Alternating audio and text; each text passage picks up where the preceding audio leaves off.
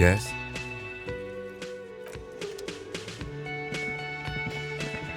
Can I help you? Got the 20 real? Then why are you... Oh, hello, dear. There you are.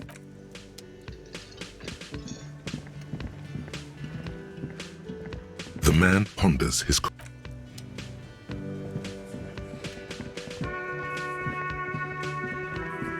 Hi, gendarme. Another rendezvous.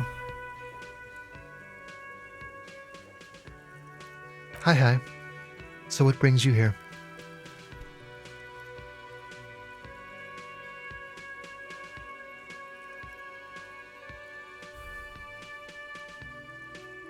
Oh yes, let's see. He knocked on my door a few days after the lynching. I think he was going through the entire building, asking questions. Oh, let me think. He had an accent. He sounded like one of those mercenaries. He sounded vaguely Oranese. No, not vaguely, scratch that. He sounded definitely Oranese. Nothing. That I didn't see anything. What friend? No, I don't think it came up. Muscular, handsome, strong, like one of those military types. Yes, but he was speaking to someone on his earpiece. Just reporting back whatever I was telling him. Sure. Anything else on your mind? Admiring the atmosphere. What about you, officer? Convenient. But what are you doing here? Talking to me. Admiring the atmosphere. What about you, officer?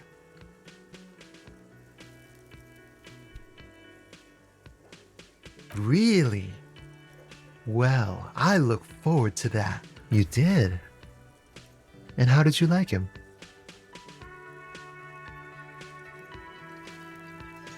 I told you, he can be very useful. I guess that's the charm of powerful people.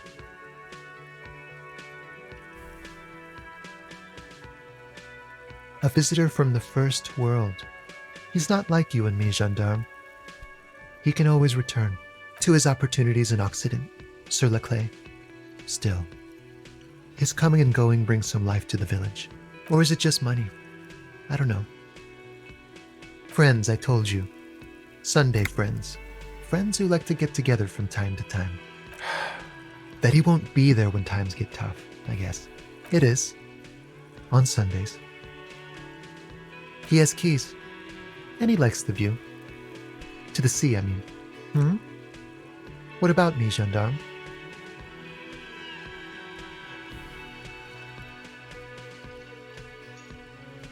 Bye-bye, gendarme.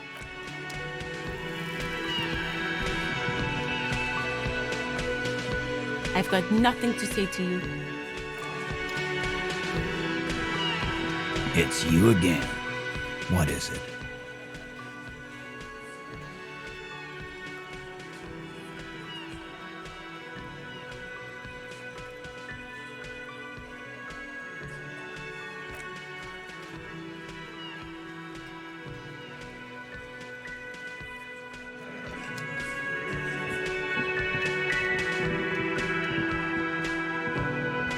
Yes?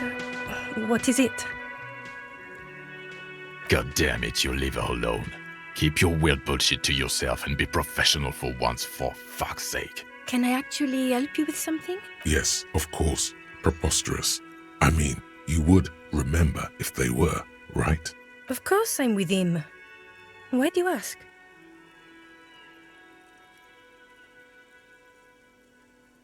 Well, he's not. He's a sack of shit barely kept together by crazy glue. But at least he tries, unlike you. Please, let's not turn this into another exchange, okay? Again? I can't believe this.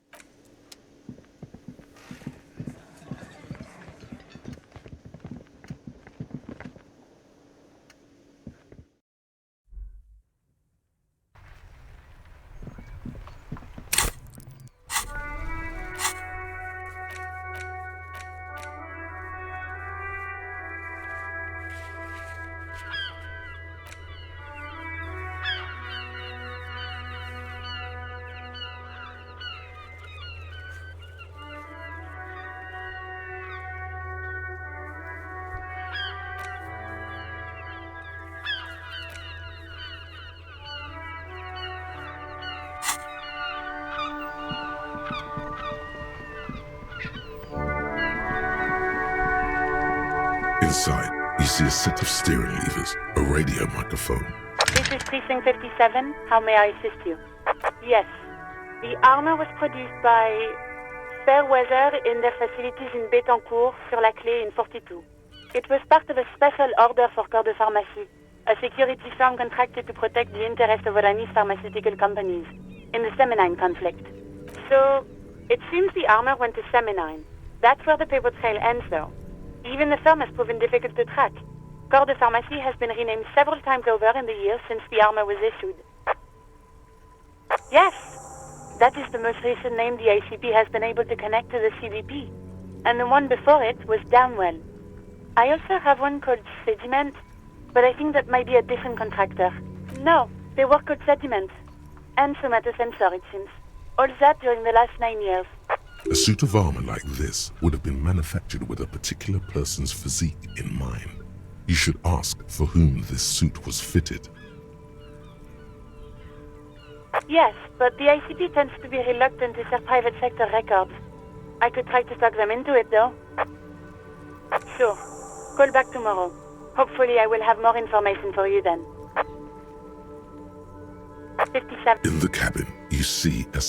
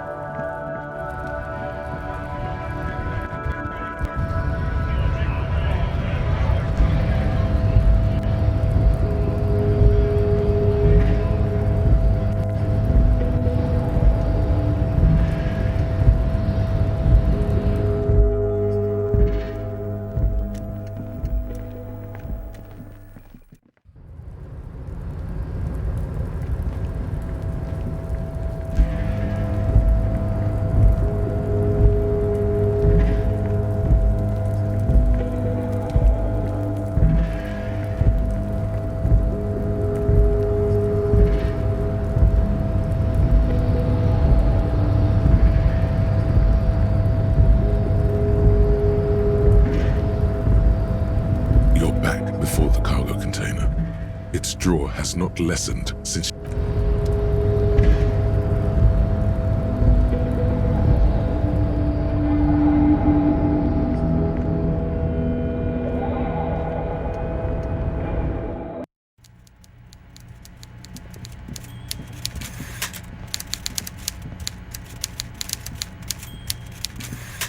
Mr. Dubois, every worker...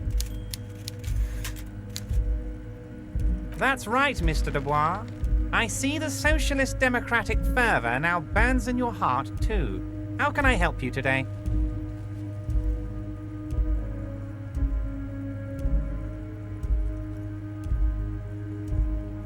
What?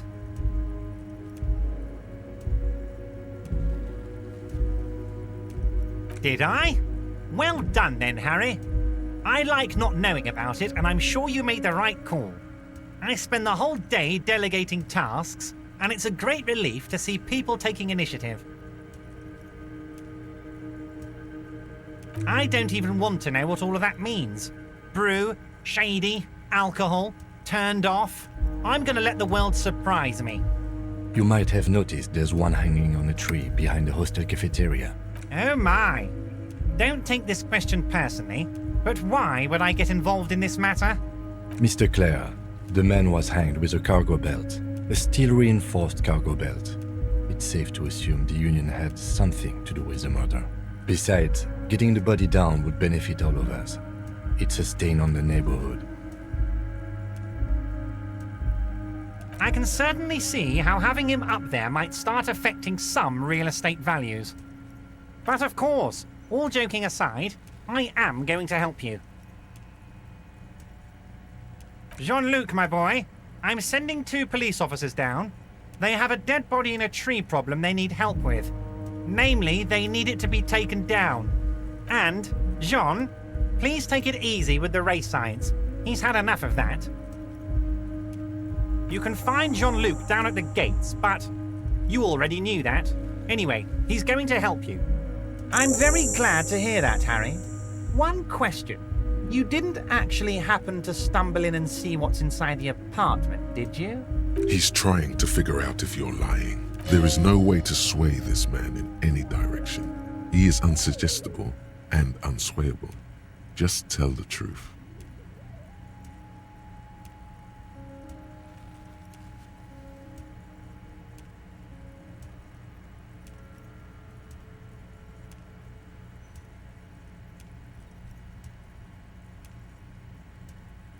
Just as I thought. Culturally antiquated mug collection. What a weasel. Pissing on Everart's Rainbow Coalition. He was testing you, and you succeeded. Now let's get down to brass tacks. It's time for men like me and you to figure out who's killed who and why. Real police work is gonna start happening now. I promise you, Harry, this is gonna be good.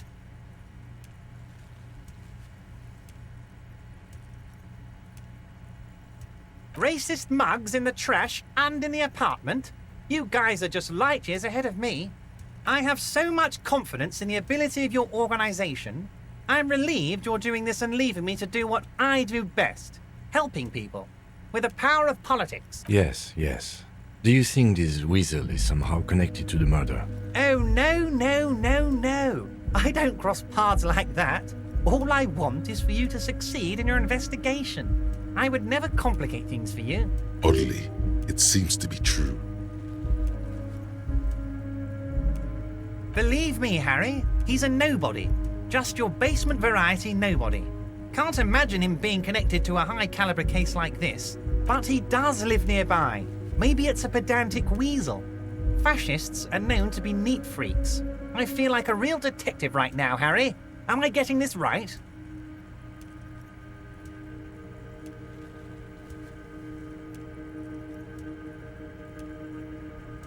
Would he? I'm not... Oh, you're too kind, Harry. Way too kind. I know I'm not a real police officer. You are. By now, I'm sure you've figured out who the dead man was working for. The bad guys. Wild Pines. Sent to scare us. Another violent measure of the top hats against us flatcaps.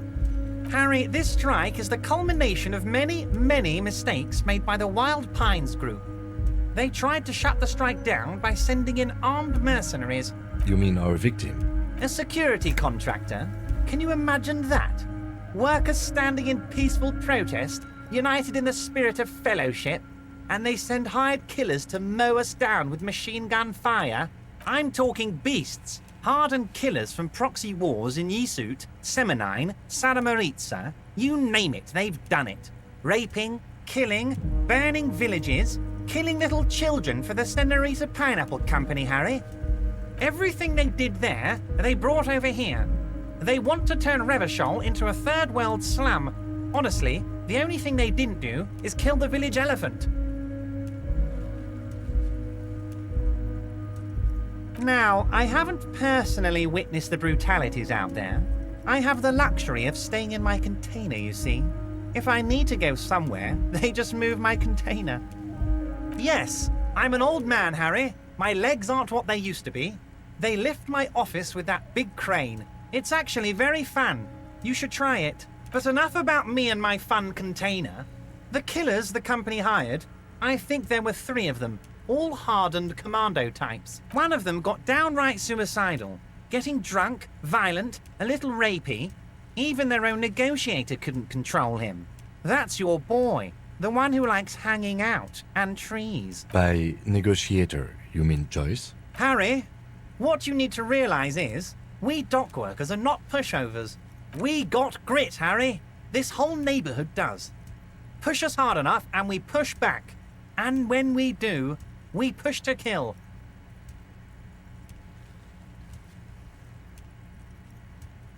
Potentially, Harry, potentially. We got arm wrestling champions, rowing club people, ex-coal miners, tough guys, all ready to spring into action for their home base. There's a militant wing inside the Union, a group of people whose duties don't involve manual labor, but peacekeeping in the neighborhood, making sure everything runs smoothly. That sounds a bit like organized crime. They're like you guys.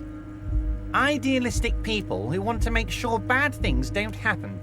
And if they already have, well, punishment must follow. Again, that sounds like organized crime. So these idealists killed our victim? One day Titus Hardy, leader of this peacekeeping faction, comes up to me and says, "Boss, socialist democratic fervor drove us to take it upon ourselves to kill this beast that was burdening the land." He probably worded it differently, but that was the idea. Sure sounded to me like they killed him. I gave them 2 weeks paid leave and told them to lay low to avoid retaliation. Aren't you worried we might arrest them for this? Oh, I'm not at all worried about that. These are not the kind of men who get arrested. They're Martinez boys, tough and gritty. I'd like to see the man who takes them in. Besides, I sent my lawyer girl to look after them. He places a lot of faith in that lawyer girl. Perhaps this is a tactical error. Anyway. How do I know? Let me tell you about these people. That's their MO. It's what they do. Last winter, some poor workers in Terminal E went on a little strike. The company sent in Sediment, a security contractor. The strike was over the workers' right to wear protective footwear, Harry. These guys turn up and start beating people. Tell you what, Harry, I wouldn't be surprised if we got the same mercenary company after a little rebranding. And I'm sure as hell not surprised to see an army of scabs under my gates. So you believe the scabs were organized by the security contractor? You said it. Hell, one of those guys looks big enough to take down that proverbial elephant. Boys like that don't just happen to show up during strikes. Of course, you're always one step ahead of me, Harry. I'm no genius. I'm in this position because people like me. Tribunal? That sounds serious, Harry. We Union men should be shitting ourselves. I wish you hadn't told me that. I'm gonna lose sleep over this. Let's change the subject. He's clearly happy about the tribunal. Oh, Harry, what do I really think about the tribunal?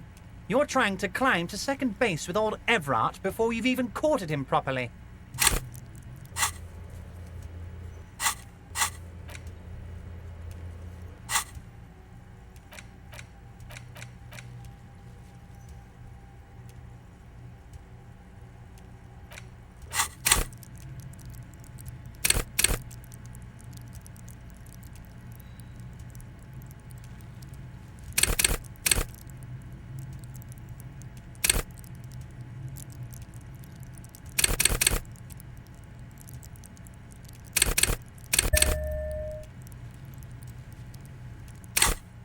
He wants you to do more things for him before. Oh, Liz is a bright one. I paid for that law degree myself, thinking it'll probably turn her all fancy.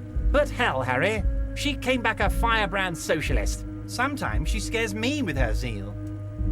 Oh, they are simply fine young men, all 7 of them. Exemplary union members, always working to advance their position in the local socialist democratic movement. Core members. Old Theo used to run them, but things really kicked into gear when Titus took the reins and named the group after himself. Gotta love his initiative. Interesting. Who's second in command? They're almost all of them great guys, born leaders. Whatever happened, I'm sure they only had the best interests of Martinez and Revachol in mind. Work with them. Hell, interview them. But don't fight them. They really are just like you. Men who like beer, women, and some order on the streets. He's betting on them being useless to you. But of course, it's the least I can do for my good friend Harry. I'll do it right after we've concluded this talk. You can now go and tell Titus about this. Also, Harry, here's 5 real. I'm not giving you anything. I'm just holding out 5 real. Oh, I wasn't offering it to you, just holding it out there. But I'm willing to share information. Was there anything else? Was it a good talk? I'm not sure we made much headway here. I was hoping we'd bust the case wide open. Heck, I even wanted to tell you what I really want to achieve with the strike. I don't know what happened, Harry. I wanted you to feel like Mr. Martinez. And of course, I also wanted you to find your gun. But it's like I can't completely trust you. Yet. Yes, Harry. It's like I can't fully trust you if you're not a man of the left. I want to, but I just can't. A man of the left. So you have to be a social democrat. He's been hurt too much in the past by men who aren't social democrats.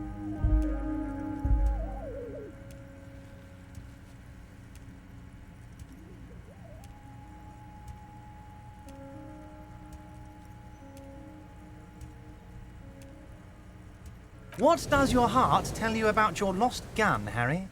Does it tell you to forget about it? Or do you think it wants to be found? I think it's lonely and cold. I think it wants to be found, and I have a proposal for you. And what would this entail? Once again, I require nothing unethical or illegal of you. You just need to get 2 little signatures on this piece of paper, and then mail it to my accountant in La Delta. I'm glad you asked, Harry. The Union is going to build a modern youth centre in Martinez. It will be righteous. We're gonna get those teenagers off drugs and on roller skates. There's a nameless little street on the coast with some old houses around it. Most people have already signed. I just need 2 more signatures to get this mission off the ground, Harry. It depends. I don't think what we just got from Mr. Clare was very useful. But, he thinks, it's your call. As I said, it weighs on me heavily. But once we get really talking, well, I'm gonna hand you the keys to Martinez, and maybe even help you figure out who's behind this killing. He's saying as little as possible, as vaguely as he can, deliberately omitting things. On the coast, Harry, across the canal. There's a cul-de-sac there, a little village they're calling it. A gloomy place. You'll find it. I trust your detective skills, Harry. They are just gonna have to deal with the construction noise for 6 months, and then they'll be living like kings. Right next to a fancy new youth centre, designed by the best architects from Stella Marie. Is he absolutely sure the tenants won't be thrown out in the street? Am I? Harry, these people, Martinez is the most important thing in my life. I would never let anything bad happen to them. We're gonna build a youth centre there. The value of their properties goes up and kids have a place to play in. I'm looking out for these people, not pulling the rug from under them, Harry. I'm looking out for all of Martinez, not just the harbour.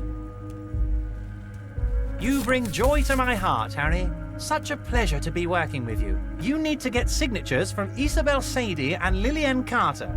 The cul-de-sac is right past the pawn shop and across the canal.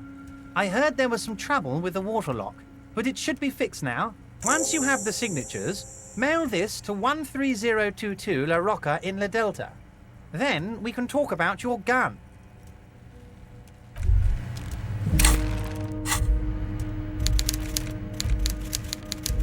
You take the legal documents out of the envelope, a 12 to 40 month construction period, and the zoning plan in the addendum.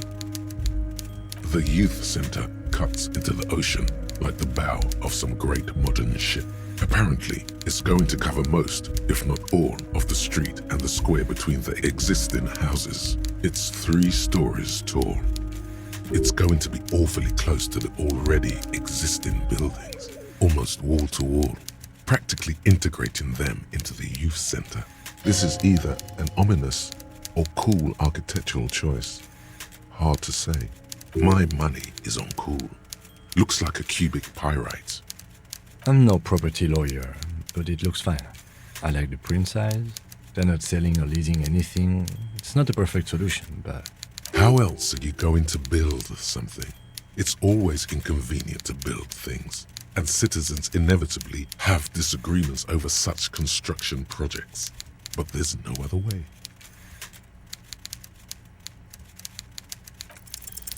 There is no loophole. The simple truth is, the current residents are going to lose their street access, and for the next 12 to 40 months, their lives will be dominated by constant construction noise right next door.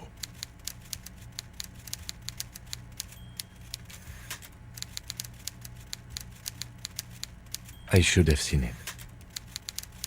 Evrard probably has eyes on us, but we could try to get other people to sign this instead of those listed.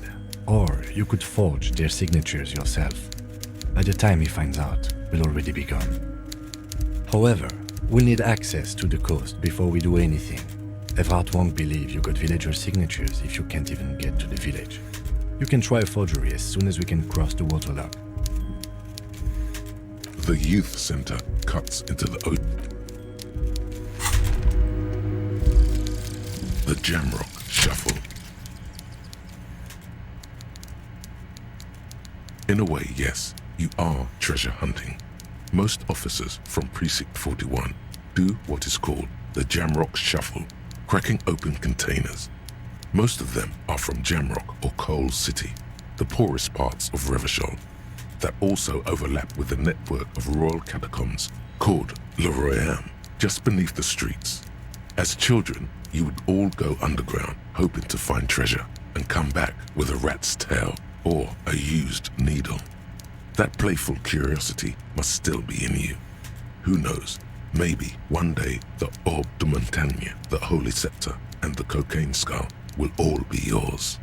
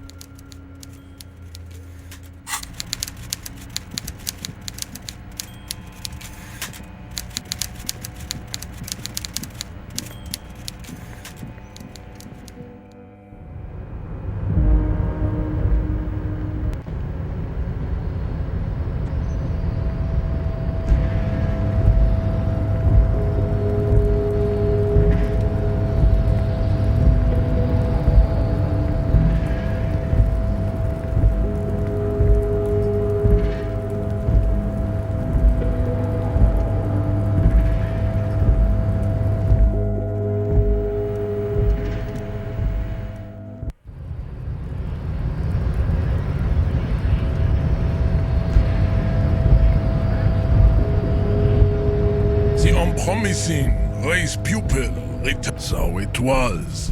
My unpromising race pupil entered the harbor and used my superior to give me orders. You're so noble, Measurehead. There's a but. But while I am gone, someone must stand guard on the bridge. That someone needs to be you. Oh. This is the uncomfortable result of not taking it down ourselves. Listen to your little friend, babe. See that they stay here the whole time.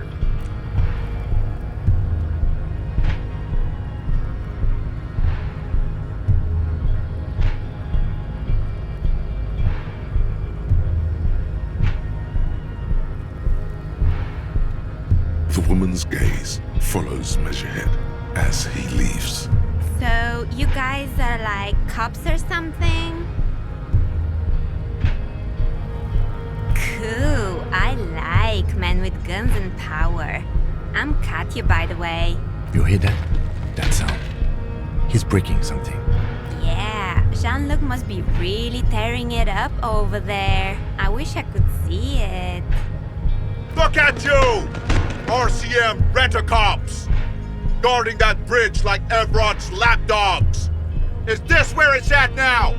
The RCM is for sale. spoken by a mercenary pretending to be a worker.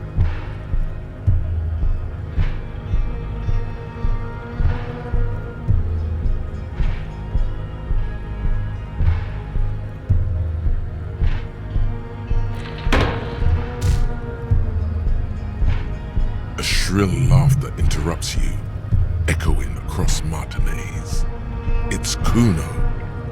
Then the man turns to look behind him at the behemoth appearing around the corner, approaching him, walking past him.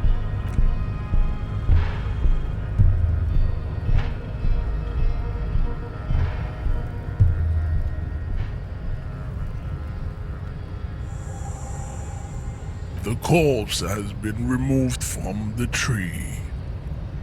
Stand down and congratulate yourself. You have sided with Ray's victory today.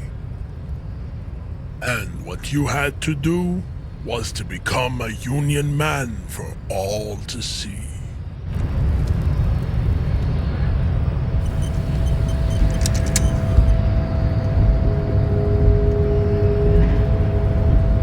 Yes?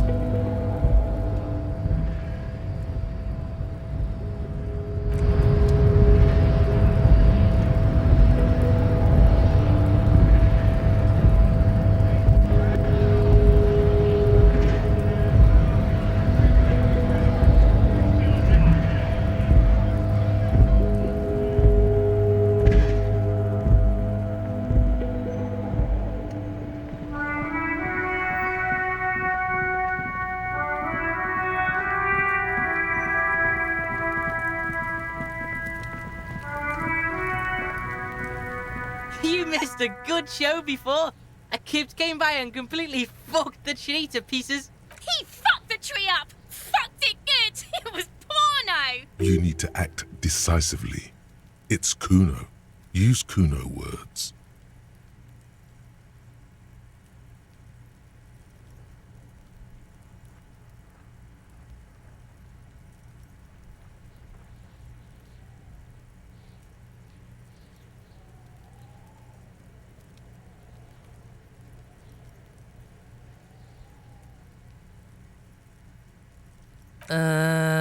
Stop choking, Kuno!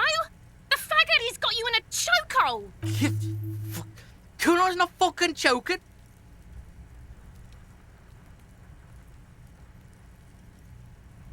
Like fuck you did. Kuno's gonna keep saying kipped forever now. Kipped. Shit.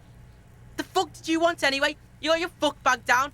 Now let's talk normal shit. Yes. Kuno wants a normal conversation. Ask normal shit, please. Kuno does... I'll die before I squeal.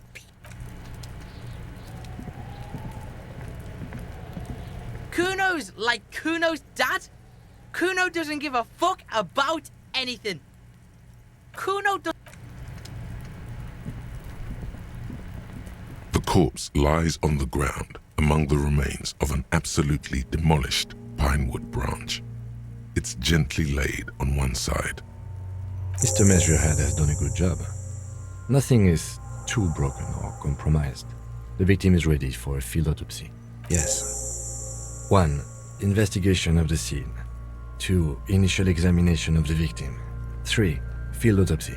4. Transportation of the body to the morgue. We are on number 3. The RCM's 4-phase murder scene processing manual. The fuck are they on about? Cop's gonna cut his shit up! It's not about cutting. And no, you and I are detectives. The honorary rank of detective signifies our ability to handle the entire incident chain, from autopsy to cleanup to social work. You are. Your station would not have assigned you on this case if you weren't. Now... The lieutenant adjusts his glasses and takes a deep breath.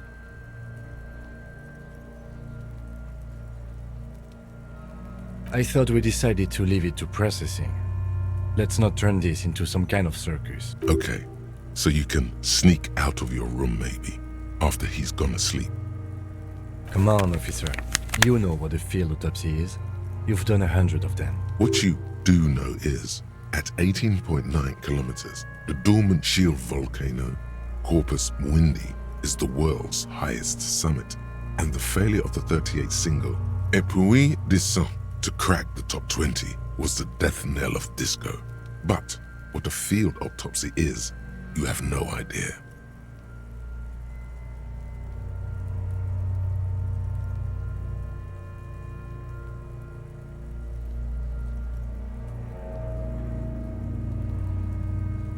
Fine. It's a 3-part form to be filled out on the scene by the detectives responsible. One takes note, the other dictates. The goal is to establish cause of death. A scalpel is not always required. I hope this is one of those cases. Latex gloves are, however. There truly is a time for everything, even for yellow gardening gloves. However, they are lacking hygienically. I suggest you get in there in limited capacity. I'll ask you when I need you to. For the most part, maybe I should handle the contact and you take notes? In your paperwork, officer, just fill out the field autopsy form.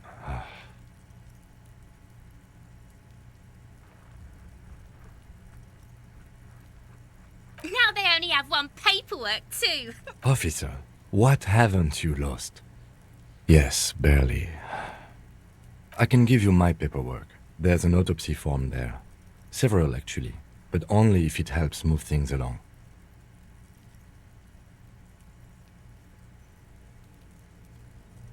Right. The autopsy form is near the end.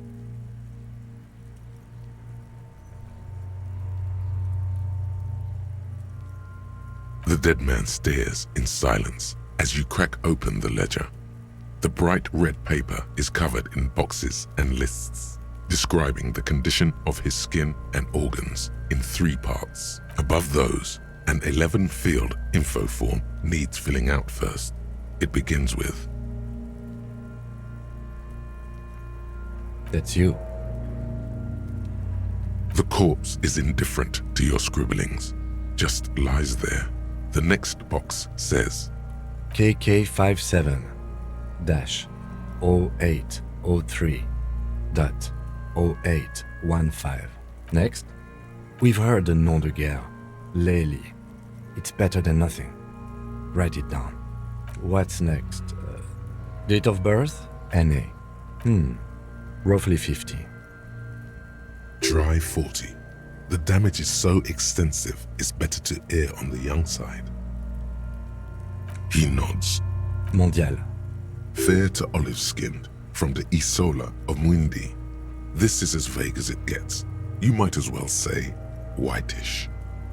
The pudgy mess of curdled meat looks neither mondial nor anything other. Fucky! Male. Pigs can have sex! Nor does he look male, with his pregnant belly and indistinguishable face. We're still going with March 4th, 51. What else? 9. Body identified by is non-applicable. 10. Case number is the same as the coroner's case. KK57 0503 0815 listens motionless, with the cargo belt still around his neck. Only one box remains. None, at least not after the initial examination.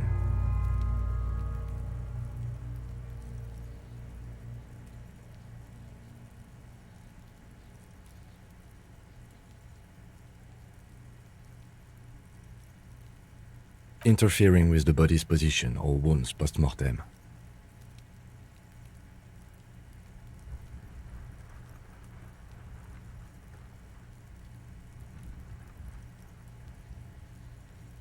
A silent nod. The lieutenant places his gloved hand on the corpse's chest, as if in preparation. Your central nervous system recognizes this gesture. It's the stations of the breath. Ecclesiastic, religious in nature, a holdout from pre-DeLorean burial rites. It takes him 2 seconds to perform. Then, somewhere in Jamrock North, a small wood shed Behind Rosenkrantz row, Lieutenant Nick Feuerbach puts his hand to the chest of a small corpse, no larger than a monkey. It's raining outside, light drizzle. There is darkness in the shed. Elsewhere yet, an obese female sits in a wicker chair, her silhouette bull-like against the window. Outside, Grand Coudon. The day is turning dim for Sergeant Mac Dawson. Hand extended, he approaches, to make sure she is dead more than anything else. And so, all across Jamrock, Coal City, GRIH, 42 deceased persons found today, 42 stations of breath. We should start the post-mortem. The corpse cannot feel Kim's hand on his chest. It no longer meaningfully interacts with its surroundings. A thicket of boxes and lists on red copier paper tries to answer why.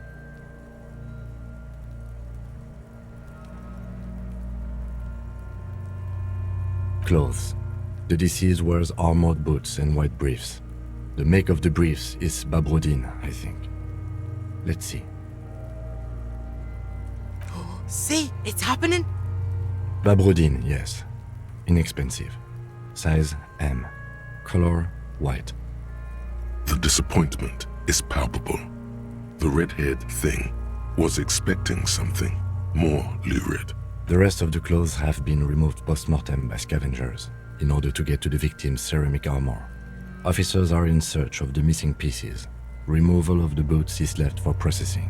It would be clever of you to omit the boots altogether, sire. If you are to keep them for yourself, as you ought to, you have deserved them more than anyone else. Patience. After the autopsy, before the body is taken away, there will be a window of opportunity. After the lieutenant has gone to sleep. I hope this has helped you, my liege. The boot has a serial number. It's E50.100.100. The lines between the plates are in the shape of the alphanumerical. The number is purposefully concealed by the design. Tattoos. The upper torso is covered in a single, continuous tattoo, resembling a national pattern. It reaches from the right shoulder to the heart. The ink is blue and white. The assistant has a color photograph of the markings, to be added to the case files as document A1. The photo is taken on the scene, using a Trigat Mini. The deceased has a belt for airlifting cargo around his neck, tied with a hangman's knot. Color yellow. Length 3 meters. There is a buckle on the other end. Well-nourished, athletically built, measuring 1.8 meters. Generally consistent with age 42. Preservation is good. Ambient temperature below freezing. Body hair is light brown. Distribution is consistent with the age. The deceased had male pattern baldness. Hair is combed back, short.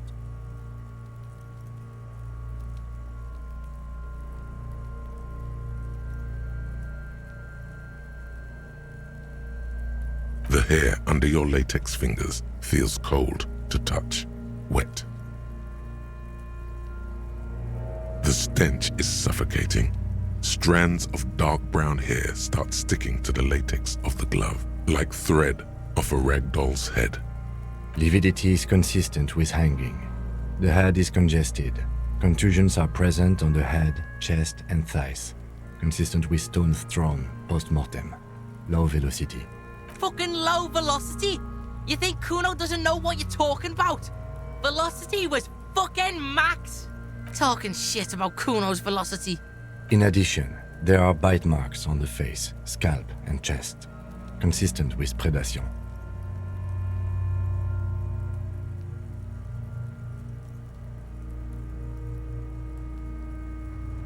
Ligature mark.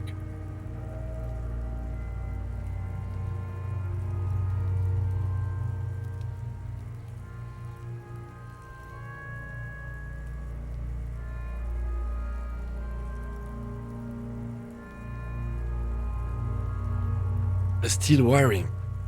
There's too much of it. We need to remove the belt so we can get to the ligature mark. You got just the right tool for that. The chain cutters.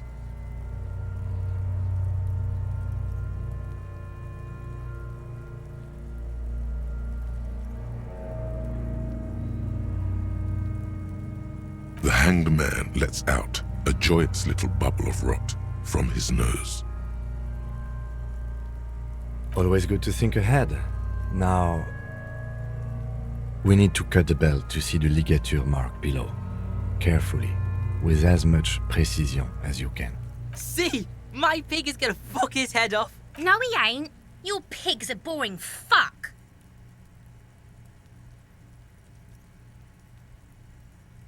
The belt is equally tight around the whole circumference of his neck, swelling over the edges like white bread rising from the east. You are? You're Kuno's pig? You are? You're Kuno's pig? The belt is equally tight around the whole circumference. You jam the cutters right under the knot. That seems like a smart idea. Yeah, somewhere there. Already they're buried deep in the man's flesh. Then you rotate them to get a better hold. Then a really, really bad smell is coming from there now, and some kind of cracking sound. Yeah, fuck him! Fuck that faggoty! Corpse fucking time! Told you my pig was hardcore. I should have a go first. I think I have a strategy. He sinks the cutters into the knot, preparing to perform the cuts, with his elbow to his knee for precision. Snap! The knot is slashed.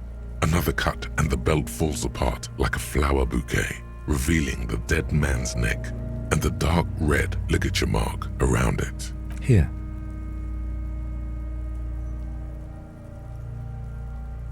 The rope rises to a point, leaving a gap in the ligature mark. The suspension point is in the back of the neck, on the nape.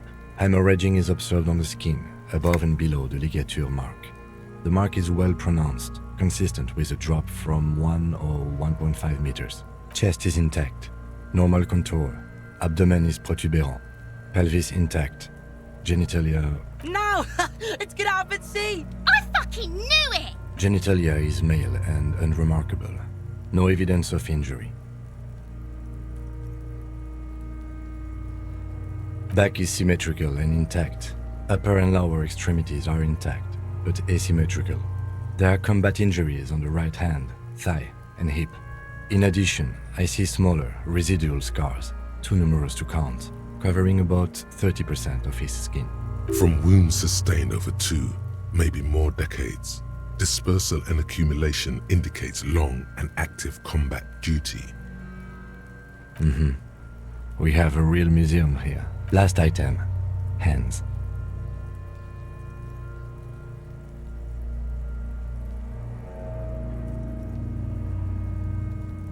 Hands are clean. No sign of a recent struggle.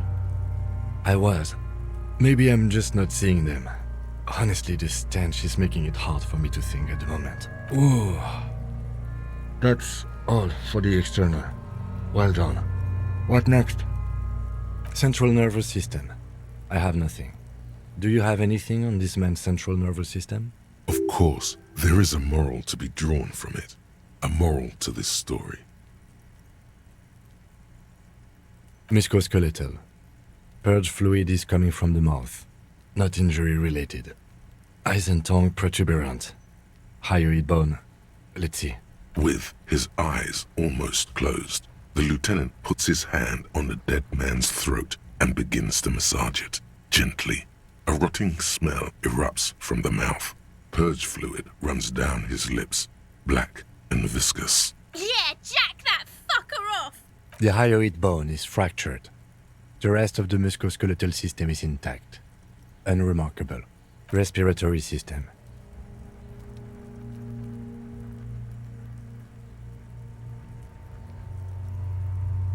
Oral cavity shows no lesions.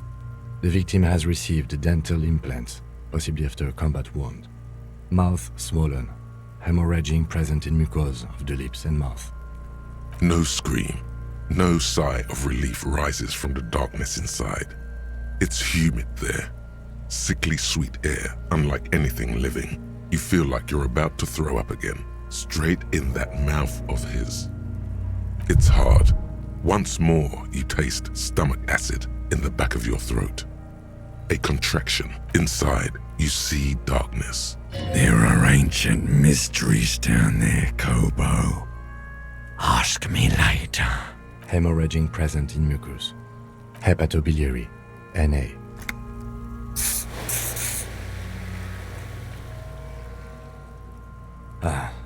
Are you a hepatobiliary expert? Hepato means liver, and biliary, the gallbladder and bile ducts. Nothing in your alcohol-soaked memory directs to having forensic expertise on either one. Neither am I. Same for toxicology and serology, NA. Unless you have untapped reservoirs of knowledge there? Reservoirs? No, but do they take obscure trivia and odd tidbits? Like a toxicology screening? At this stage, I doubt processing will find anything, even if he was brimming with cocaine. But still, you should add a request. Brimming with cocaine. Cardiovascular. The body exhibits heavy lividity. Blood has gathered in the hands, feet, and neck. Hypostasis is visually consistent with the hanging. Gastrointestinal. This will do. Digested semi-solid food in stomach. Voila.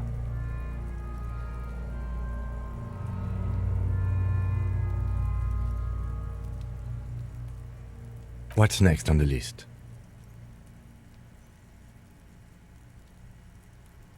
Let's see. We have bite marks, contusions on the head and chest, and a ligature mark encircling the neck. You'll need 3 fields. Leave a 4th one too. Oh, so we inflicted them? Okay, so there's a spin-stabilized munition from a Kiel A990 muzzleloader lodged in his lung, and an incision on the thorax from a chain cutter. I wouldn't mention those. Better not to muddy the waters.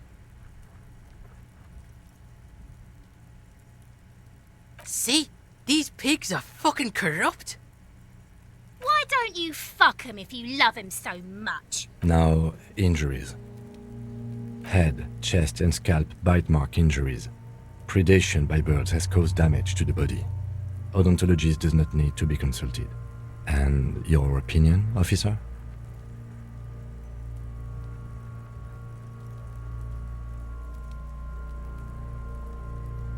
Agreed. Next injury? So, the scalp bleeds from a post-mortem head injury, a stone. The injury does not have the rim of an early inflammatory response. The perpetrator on the scene has confessed to causing it post-mortem. At maximum velocity, fucko! Has confessed to causing it at maximum velocity. Coagulated blood sticks to his scalp and chest, where the countless stones have hit the dead man. Beneath, the description of injury. 2 boxes. Right. Next? Nothing. Just in case. A dark red abraded ligature mark encircling the neck, with a gap on the nape measuring, let's say, 7 centimeters. The hyoid bone is fractured, the cervical column intact. I see hemorrhaging on the skin, above and below the ligature mark. Depth of the mark, 1 centimeter. No signs of clawing on the neck. Below the note, 2 customary boxes wait to be ticked. The man's head jerks to the side. The ring around his neck is visible. That's it. We have established cause of death. It's not much, and it leaves much to be questioned. But it's a start. Let's wrap this up. I pronounce this field autopsy over. Well, we established probable cause of death. Some would say that's the goal of an autopsy. We also requested a toxicological screening. That was thorough. The results should arrive in a couple of weeks, if we are lucky. I will not hold my breath. We were thorough with the list of injuries too. We described them all in detail. What is there to say? Given the circumstances, it was a professional field autopsy. Oh yeah, well done, Master Detective. Maybe a drink is in order?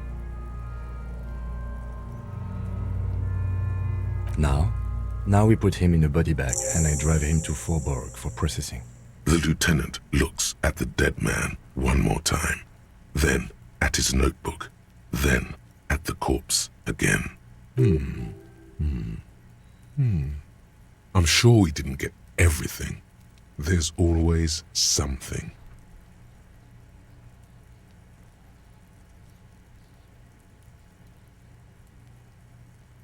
Shoot, Looney Rooney. Oh yes, Kobo me Lobo. In the gift horse's mouth. Tracts and wakes and waterways. Ancient materials buried. Just a small gulp away. My beloved Kobo. A small gulp away. Come back later, Kobo. Amuse yourself with my frank manners and my memento mori features. If possible, also, see me in your dreams.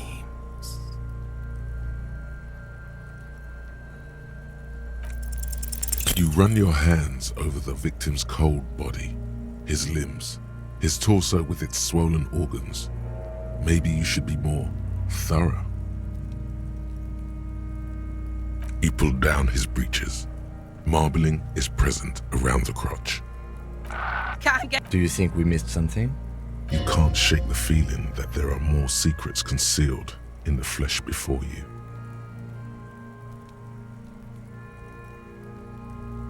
Okay, well, we are in livor mortis here. He is disintegrating. We need to refrigerate the body if we want to conduct another examination, and we need to do it fast. It would have to be industrial in size.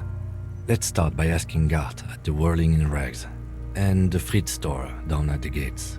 If they don't know, but only if all else fails. Fuck are you looking at, Beano man? You want a piece of the Kuno? Wanna get fucked? Only if all else fails. Kuno looks like he gets around. Knows Martinez. And its fridges too, probably. Or remember the buttons on that intercom over there, on the side of the building next to the Whirling? One was for Revachol Ice City. Perhaps it's a clue. Hurry. This is one task we cannot sideline. With every hour, whatever we are looking for will become harder to find.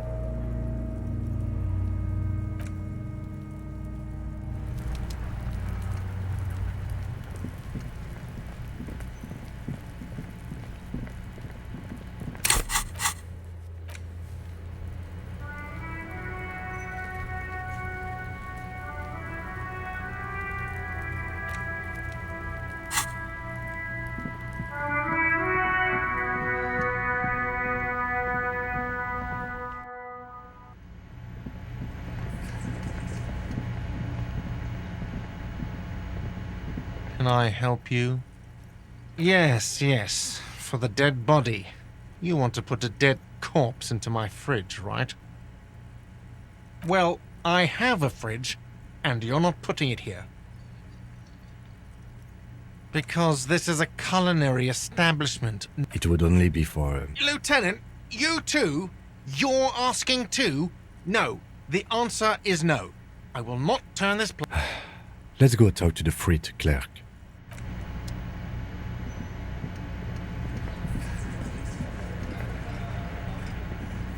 I've got nothing to say to you. It's you again. What is it?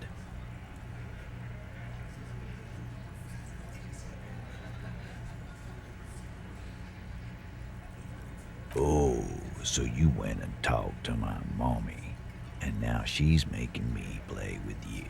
And what's gonna happen if we don't? You're gonna go and tell on us?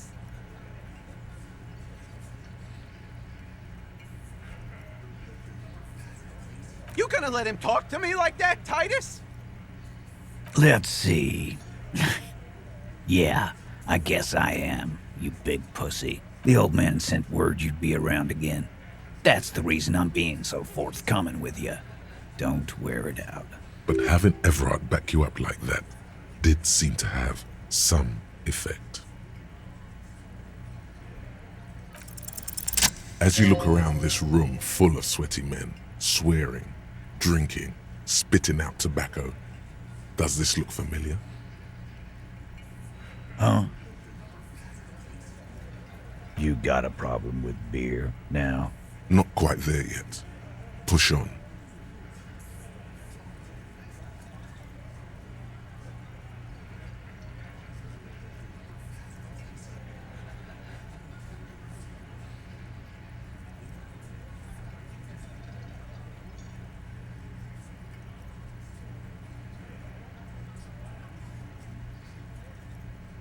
You saying we don't help people? I've been doing this job for 10 years. Martinez was a dump before we put this outfit together. They don't know, man. They weren't here. We had 3 shootings a week, kids dead, fucking graffito everywhere. You cops haven't shown up since the 30s. Congratulations on the graffiti removal. All I see is you sitting around talking about Monica's titties while there's a rape victim. So what? What do you want from me? We took care of that fuck. Don't let him drink that. One more push. Quick. Just don't antagonize him. You have this already.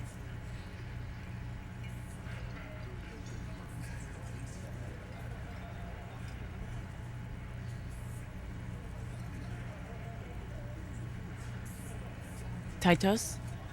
She stops mid-sentence. That's it. You got him. He's going to give it up, but on his terms. You want to talk to her, cop? Fine. I'm gonna let you talk to her, but you treat her with respect. If you don't, if you question her, harass her, a freight train of pain, buddy. What is her name? Glacia. I'm on due.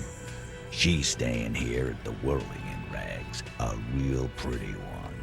Silvery jumpsuit, blonde. That's Amonju with an O-U. Shit. The girl upstairs? That can't be her. She knows you drank so hard you forgot you were a cop.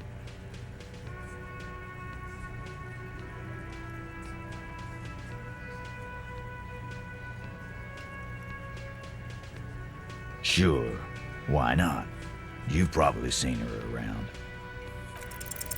You inexplicably add cool after the victim's name, but no one notices. Your spine is too damn straight. None of these people would ever suspect you've met her. Whatever you do not tell him you know her. That would sound off, calm, normal. Try to forget this little hiccup.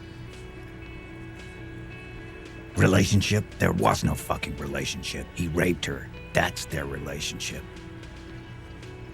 Was like that karaoke incident all over again. Or like some of the other girls he was harassing. Okay, enough. All of this is irrelevant to your stated investigation. He did it before we killed him. He's not gonna do it again. So what does it matter? It would help if we establish a timeline. All right. 2 weeks, maybe? I don't know. I need another beer. Here you go, boss. I know her. How well do you know her? Well enough, Copper. We partied. She's been here for a few months. You mean Revachol? Nah. Our Miss Aranye disco dancer is an immigrant. Or a drifter of some sort. Don't you give her any more trouble. She's just had some bad luck, that's all. Shut up, Angie. She doesn't need your help.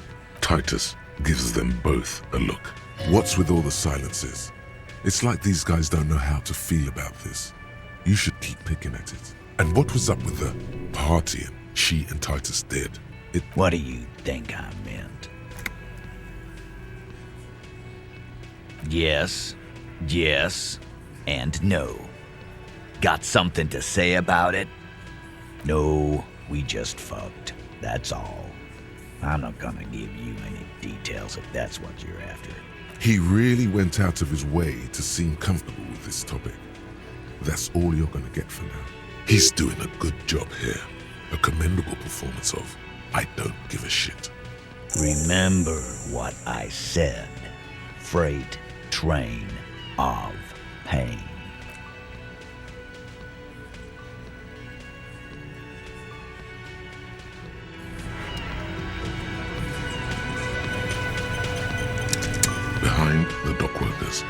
ceiling height window. The hawthorn branches scrape the glass like bony fingers.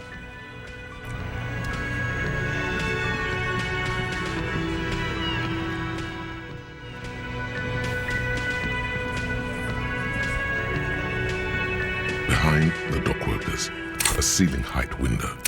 The hawthorn branches scrape the glass like bony fingers.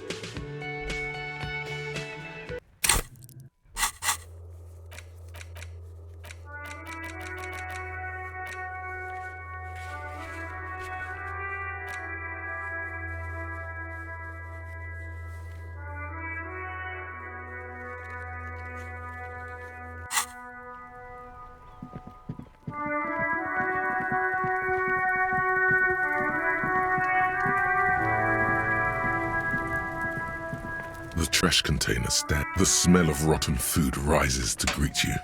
You see soggy cartons, dirty rags, and organic waste. It's just organic waste, cold and slimy on your hand. Nothing. What's this? A blue piece of plastic sticks out from the apple peels. It's shiny. Looks like the corner of something. Something larger. A clipboard. A blue plastic clipboard with moist papers hanging from it. They look... Officer, is that your paperwork? Yes, it is. Look. This plastic has the RCM street grid on it. You've even got an autopsy form. If you don't mind my asking, how could you have let your paperwork end up in the trash?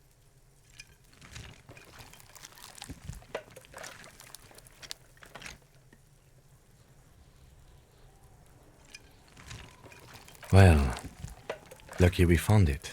You should take stock of what remains, just to be sure some has not made it into the hands of the RCM's adversaries. Organized crime and the like. There might have been police secrets in your notes. It would also not hurt to start taking notes on the case. Now, tell me what your eagle eyes see. Or are we finished? Some items, such as the ledger you found, are interactable. The container sounds a muffled gong.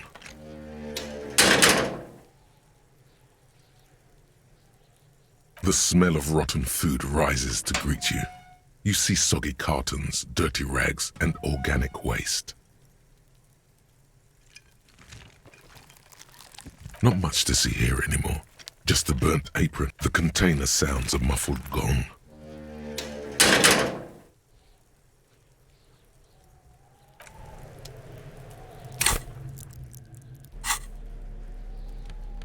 It's the ledger you found in the trash. A pitiful cabbage of white and yellow papers hanging from plastic board, barely held together by a metal clip. This sad display is made complete by the faint smell of urinal cleaner. There's a piece of toilet paper, or is it cleaning tissue? No, it's toilet paper, desperately sticking to the back of the blue plastic clipboard. It's a metaphor for you. Thank you, waterlogged ledger, for spelling it out for us. Below the pathetics, terror. Do not look into its blue heart. It's just toilet paper sticking to the back of the plastic clipboard. You can take it off if you want.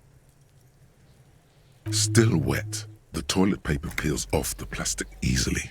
All you have to do is shake it off with your finger and voila! An aluminium block runs the width of the board, biting down on the paperwork.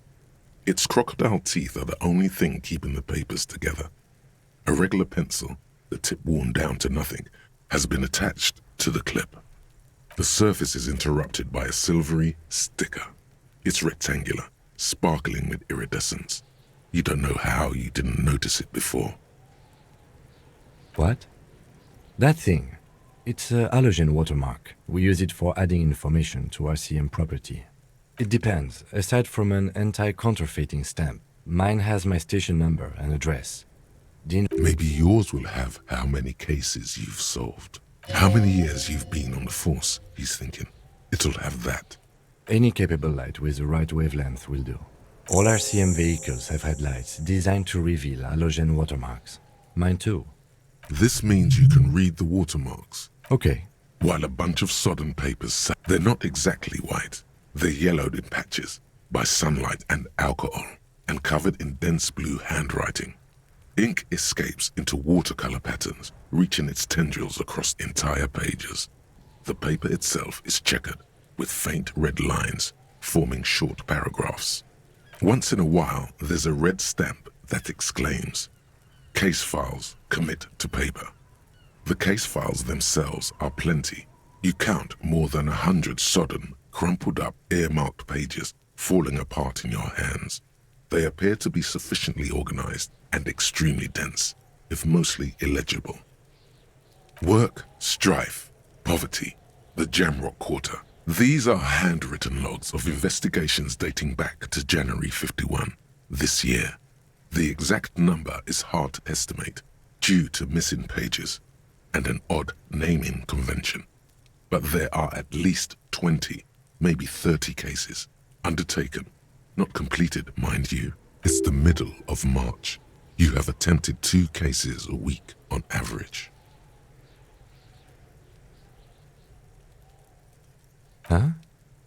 2 complex cases to undertake is a lot, yes. You really have to push yourself. I would not suggest it, lest you start making mistakes. 2? That's a lot. I didn't mean to say you are making mistakes, by the way. That was presumptuous of me. It's okay. We all make mistakes.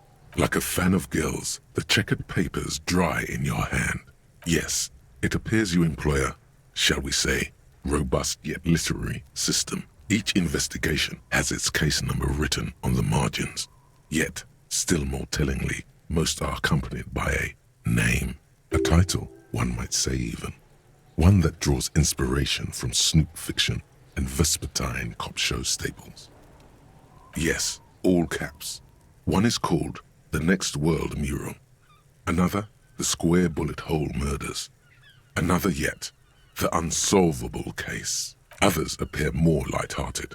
The guys on a couch in an unexpected location, and the murder at the Ukar Parlor. Even the rare article-free collapsing tenement. Murder features prominently throughout. It's going to take an effort to piece these case files together, but it can be done. You mean the alphanumeric? Officer, precinct, time of arrival at the scene? Oh, you mean the titular? Yes, well, so do I. It's a holdover from the early days of the RCM, right after the revolution, when the organization had little idea how to do things. It persists in an unofficial capacity. Officers use these titles to refer to their work among themselves.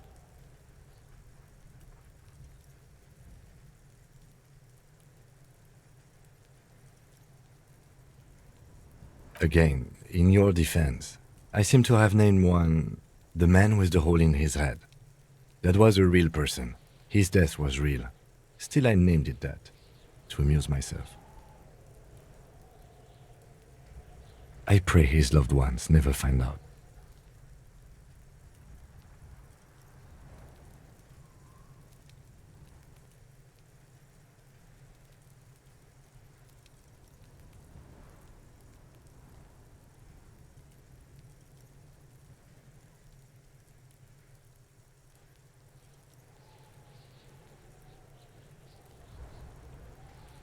There is, for precisely one more. 15 pages near the end remain untouched by the damage. The checkered grid forms a structure of passages, breaking the case into subtasks to accomplish.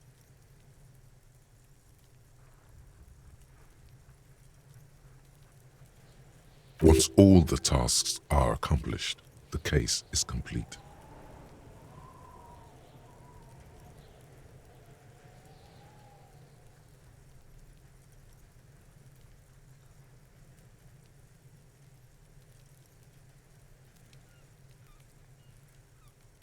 The tasks you've completed flow out of the kind green ape pen in a brash freehand similar to the rest of the letters.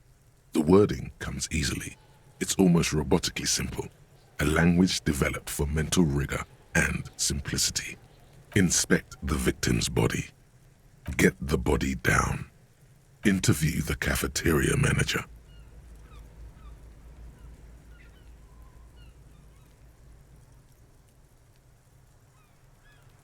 It's not exactly poetry, but poetry would be out of place. A satisfying slash sounds across the paper. You're done, it seems to say. And you, and you. Things to be done and things already done. The composition of reality. This is an extremely useful tool for a detective of the citizens' militia. Now all that remains is to name the case. No, actually. Any ideas?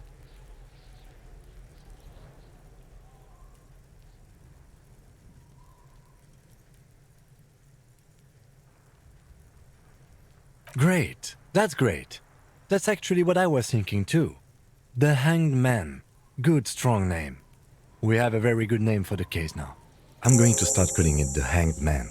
It's good we sorted this out.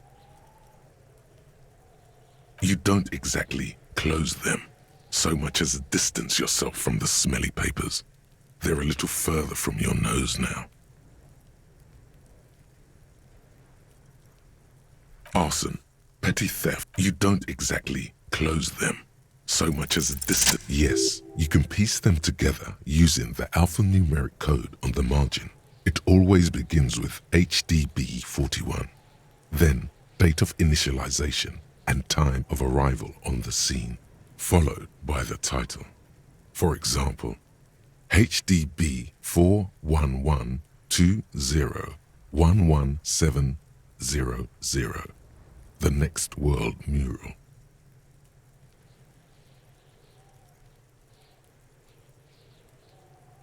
Why, yes, your precinct number is 41. Every last alphanumeric in the files begins with it. And these are your case files. It's safe to say HDB are your initials. Harry Dubois, HDB. Still feels like there's something missing from that.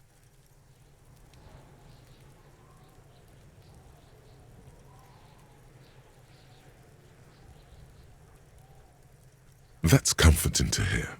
Now, detective, it takes half an hour to piece one of these together, if you still want to. Here are your options. This one is relatively easy to reconstruct. Overnight on 1202, a graffito, nay, a mural, appears on an 8-story tenement overlooking central Jamrock. The building is a sparsely inhabited ghost tower, part of a failed real estate development called Grand Couronne. Cause of failure, rent too high. The mural is enormous. 2 silhouettes, a man and a woman, are kissing. The text cut into their form reads, "True love is possible only in the next world. For new people, it is too late for us. Wreak havoc on the middle class. People call it that thing and that fucking thing. It's visible for miles. In 2 days, the station's complaints desk gets clogged with requests to remove the bummer. You and your partner are assigned to the case. The graffito crew is easy to track down. Only the belles-lettres have the literage of industrial paint to cover the surface. One of the graffito artists is rumored to be rich. They take responsibility for the execution, but not the design. The ideologue of the Next World Mural, as the crew calls it, remains an unknown. The case files do not show you finding the author of the design. The crew agrees to clean up after themselves. However, your partner, JV, is against the removal, citing public support for conservation. This leads to a debate in Precinct 41, which then spreads to the streets of Jamrock, ending in a rare plebiscite organized by you and the rest of Row 3. The 9,000 people subjected to the mural's message, all of Lakeside, Central Jamrock, and Villalobos, plus half of the eminent domain, participate in the vote. Although the case begins with what appears to be a lot of rambling on the streets as to how juvenile and stupid the mural is, given a choice between two options.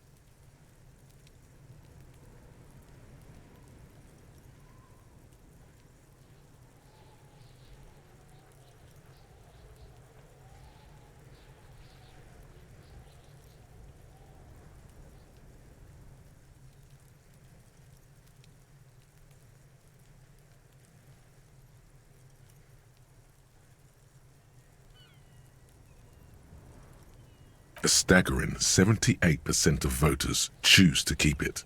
Turns out the opposition were a loud minority, and that love truly is possible in the next world for new people, and it is too late for us.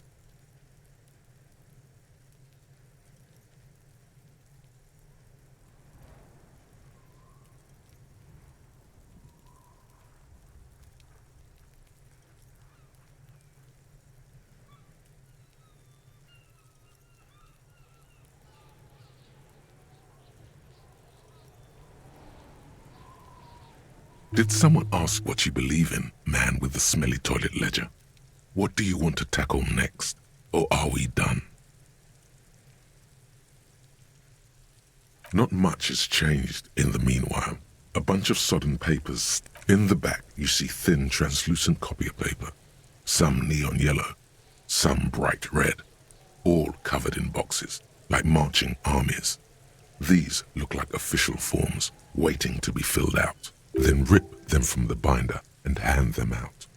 According 3, the topmost are misconduct fines, the middle ones are station calls, and the bottommost are field autopsy forms. Each is easy enough to make sense of. You don't have to be an intellectual giant to do police work. A monetary penalization ranging from 20 to 250 real. Severe cases allow for 1,000 real. But that requires special paperwork.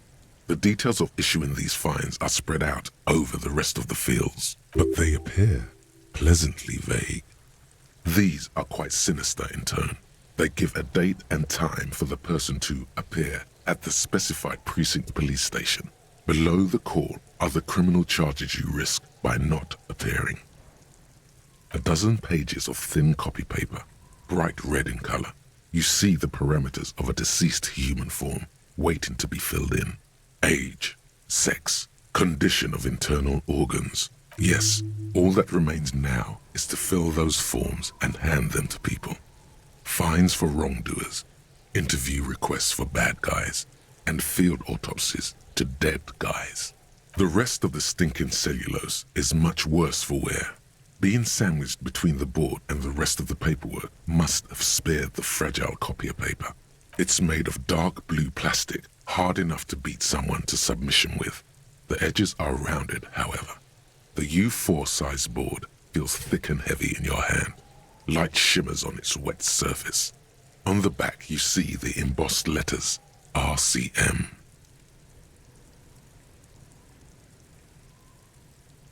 Blue. The blue heart. Don't look into it. Something rattles inside, ever so lightly. Is there a hidden compartment? Permeables. It's not hidden per se. The compartment is made for permeable materials that would get damaged if something happened to it. The plastic shimmers like lapis lazuli, but it is not see-through. You cannot see to its center. With your hands, U4-sized pages hang from the clip screwed to the top of the board.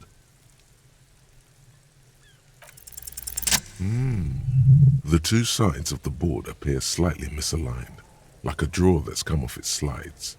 If you bend the plastic on your knee slowly, the slides snap back into place. It should be possible to just, Without resistance or sound, the two panels move against each other. The compartment is now open. 2 ticket stubs and a handmade postcard. 2 octopuses are smiling, reaching their tentacles toward each other in the colored pencil drawings. The tickets permit access to the zoo in Revachol East. The aquarium costs extra. These let you go there too. Thin wax paper has been glued to a piece of cardboard. Sounds like leaves rustling when you pick it up. You see violet flowers, floral patterns, patches of glue. It smells of chewing gum, apricot flavored, exactly like the gum wrapper you found. The same brand of chewing gum. Familiar handwriting lines the inside of the card. Looped, round letters in a woman's hand. A young woman in her 20s. There is care, effort, and a smile, you think. Although that is not something you can read from someone's handwriting. Harry, it begins. You're already reading. I wanted to write you a letter so you can read it when you wake up. Maybe it will make you happy. Throw it away, please. A merciful wind blows in from the bay of Revachol, dusting the ground at your feet and raising newspapers far away. You feel the card slipping into it.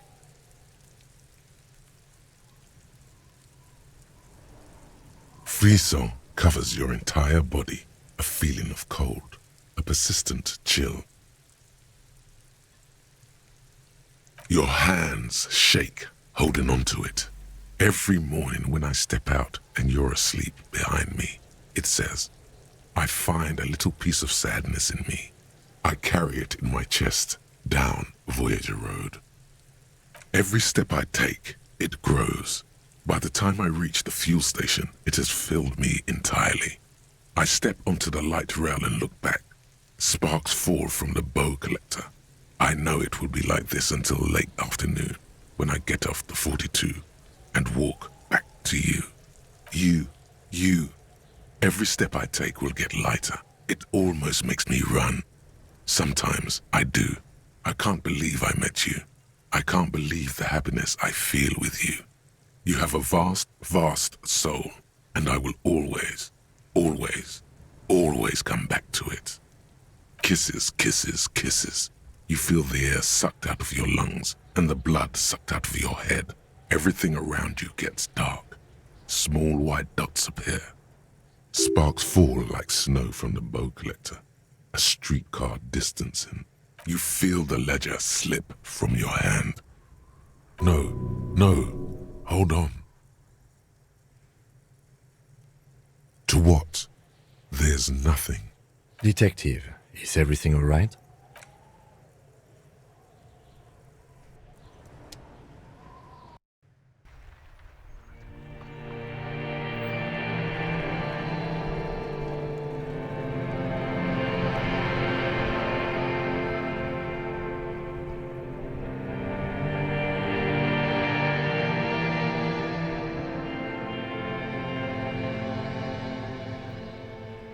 There is nothing. Again.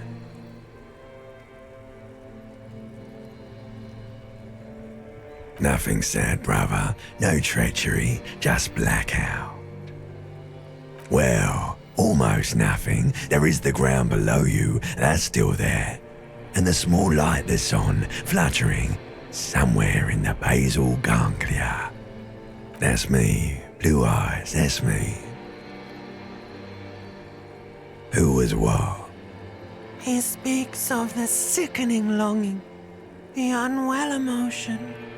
Even in the darkness, he's grasping for it. Still trying to hold on to the great sorrows slipping in the water. Slimy. Here in the paleo-mammalian cortex, we call it the shadow. Because it's always there.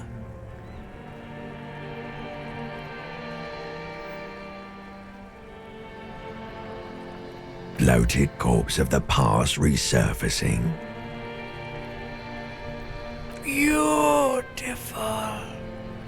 Believe me, stupid ape, its lack of beauty was not the problem. There is no Voyager Road. There are no roads, no houses, no lights in the windows. It's all on pause.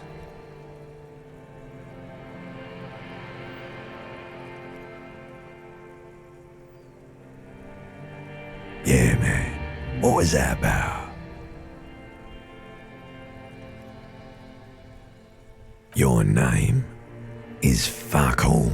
It certainly ain't Harry. Your name is passed out on the ground, dragged around by one of the other evil apes. They're taking you somewhere. You think they would let you? Until you disintegrate into biomolecules? No. Someone is breathing on your face now, inspecting your pupils, stupid idiot. Yes, they're pouring something on you. It's in you. And It's delicious. Glowing lights on a dashboard emerge out of nothingness. The upholstered cabin of Lieutenant Kitsuragi's motor carriage, seated in the driver's basket. The air is thick with leatherworks and heavy fuel oil. Cold water runs down your chin. Drink. Water. The water is cold, silvery, the stuff of life itself as it pours down your parched throat. The pounding in your head recedes. The darkness parts. Drink. You haven't drunk water in 2 days. Did you know the human body is not made to survive on alcohol alone? You need a secondary form of hydration. With greedy gulps, you down half a liter of cold water. Some of it spills on the driver's seat. The lieutenant pays no heed to it. What happened?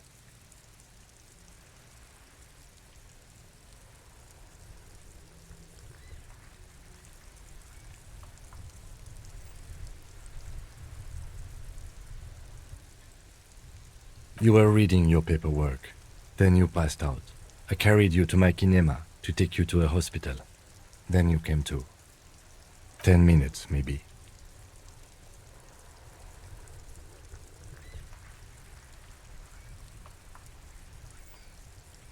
That does sometimes happen.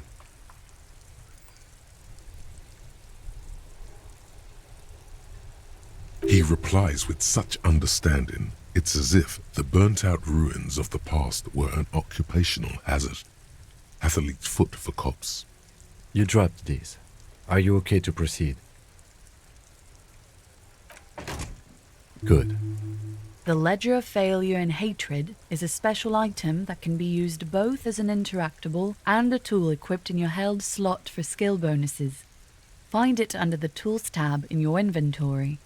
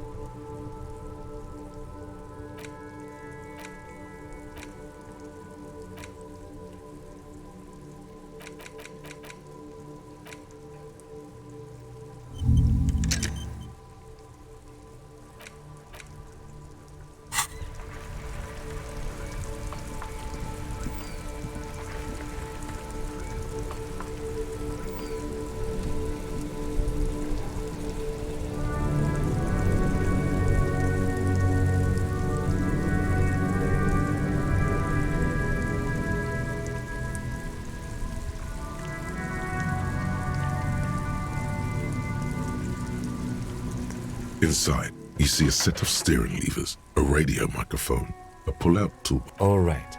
Ready? I turn, you press start. It's next to the preheater. The dashboard lights up with orange glow. The rounds per minute gauge jumps, and the engine of the Caprice Canadian comes to life with a whiny growl. The lights unfold with a little click, casting electrical light onto the ground before the vehicle. There you go. I'll turn them off from the remote once you're done. We just need to stand in front of the machine now.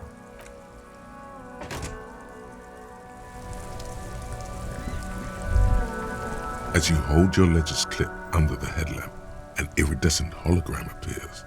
A street grid and the veins of a great river. A familiar sensation washes over you. There she is. Revachol West. Around the borders of the watermark are dozens, no, hundreds of micro-perforations. The rectangular watermark is overlaid with the logo of the RCM, and yet the major arteries of Revachol are all recognizable. They shimmer in the Kanema's headlights.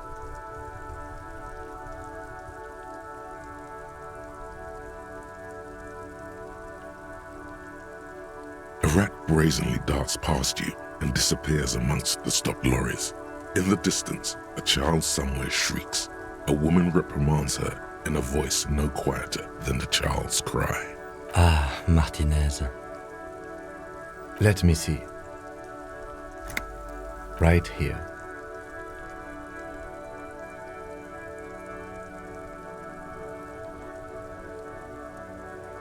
Oh yes. Coal City.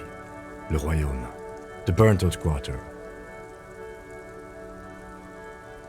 There are many of them, and they are divided into 3 separate rows.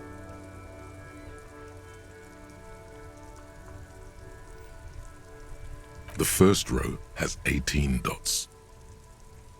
The next is the longest. It runs all the way around the border, and then some. You count 216 perforations. Considering that nice, large number, a wave of pride washes over you. Though you can't say why, precisely. The last row has 3 perforations. That's it.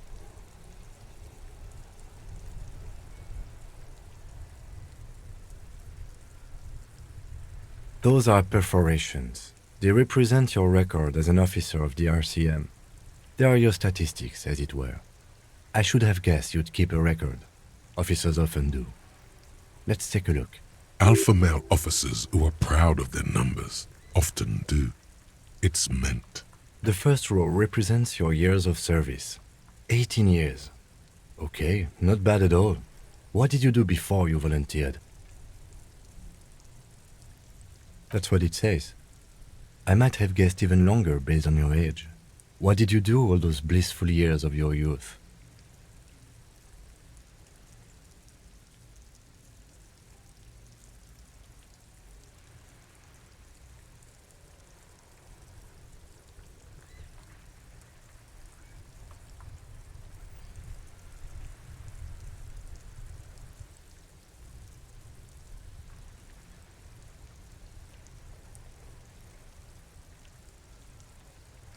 Yes, that does seem quite likely. Your youth coincided with some heady days for Revachol. But let's move on, shall we? This next row, the one that wraps all the way around, is your number of closed cases. Closed is good. It means finished. You've got, let's see...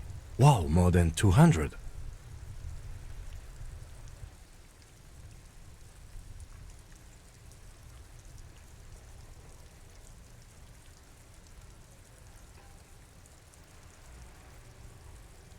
It's quite a lot, even for someone who's been on the force for nearly 2 decades.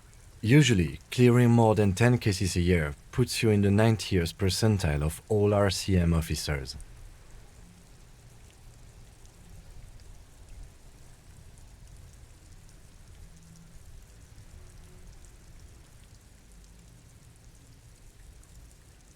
Right.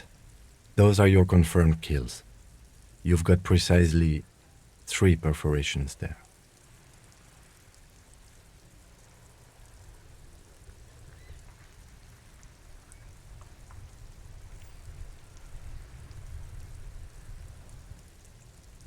For an RCM officer, especially Precinct 41, which is in the Jamrock Quarter, it's rather tame. I mean that in a good way.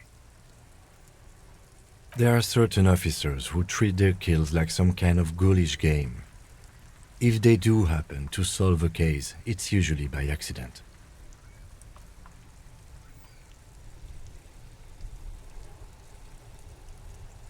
But it seems as though you are, or at least were, one of the good ones. So we have that to be thankful for.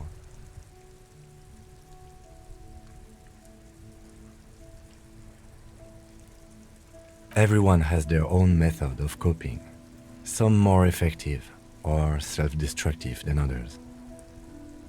Personally, I find it helps to keep up a few hobbies. Why not gardening? You've already got the gloves. It's meant in earnest. Please don't mistake it for a jab.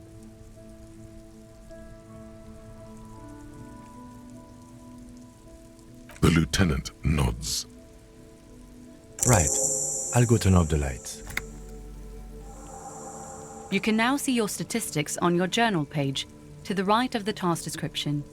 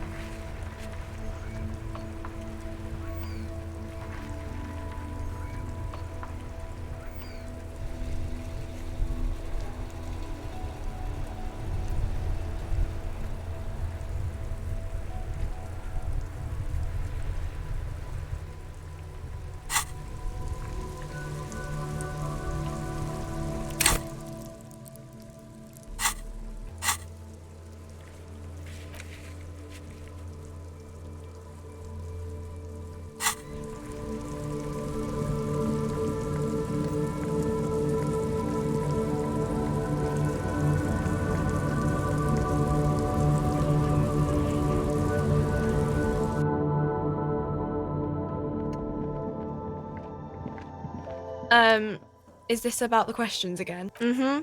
Right behind you. You're joking, right?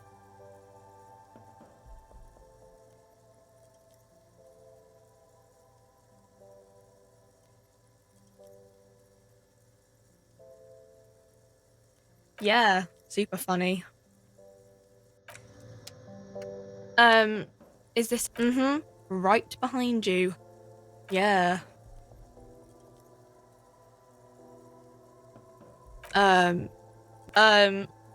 Okay.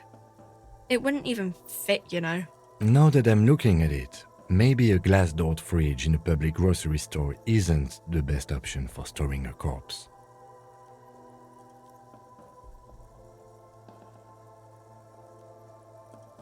Okay. Yes?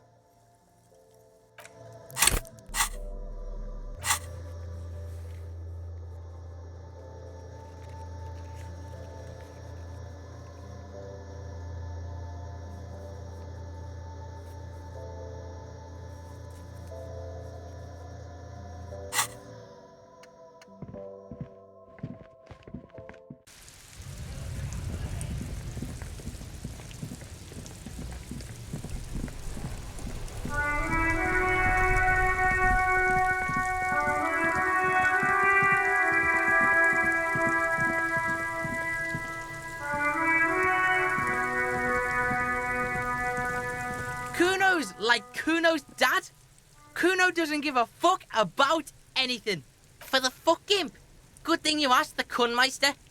Kuno knows a fridge. Perfect for freezing.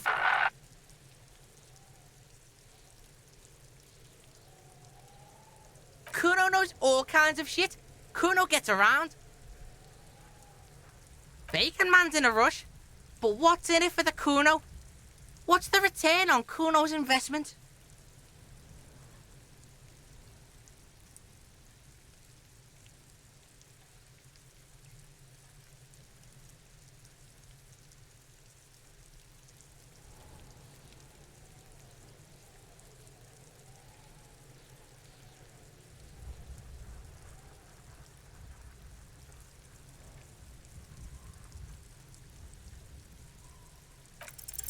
By killing in his territory, someone has openly challenged Kuno. It's in his best interest to put them in their place.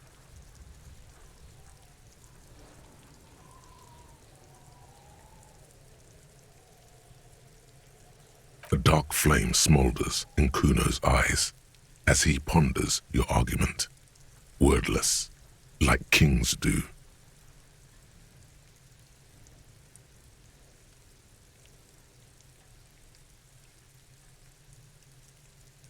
Alright, Kuno hears you. See that shit house over there? A cold comes over you as you glance behind him at the crumbling colossus there, casting a shadow on you. You gotta get in that shit.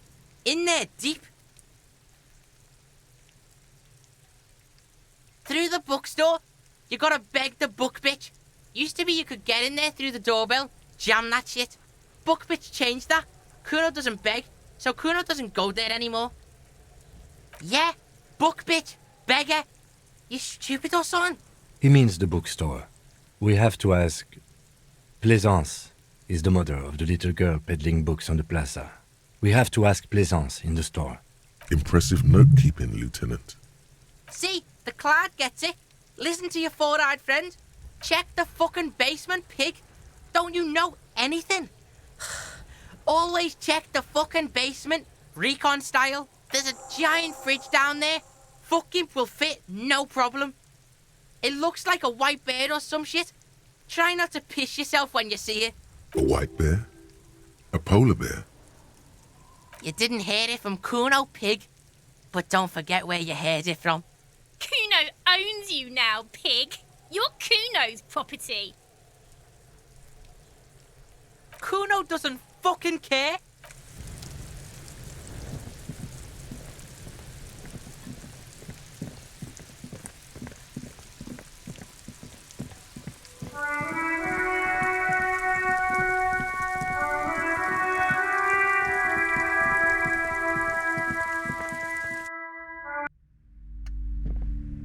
Hello again, esteemed officer, and welcome to Crime, Romance, the Fridge. No, I don't know anything about a fridge. Aren't you interested in books? For whatever reason, she's lying to you about the fridge. Seems like you have to find your own way to the cellar.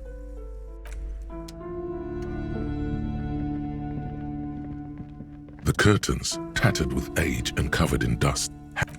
Just as you're about to pull apart the curtains, the petrified voice of the shop owner cries out once more. Sir, don't touch that. I told you it's off limits for the customers. Parapsychologically speaking, we're done if you decide to open them. I won't be held responsible for the consequences. It's too dangerous. She looks away, mumbling. Why is everyone always messing with the curtains? Why can't they just buy books like normal people?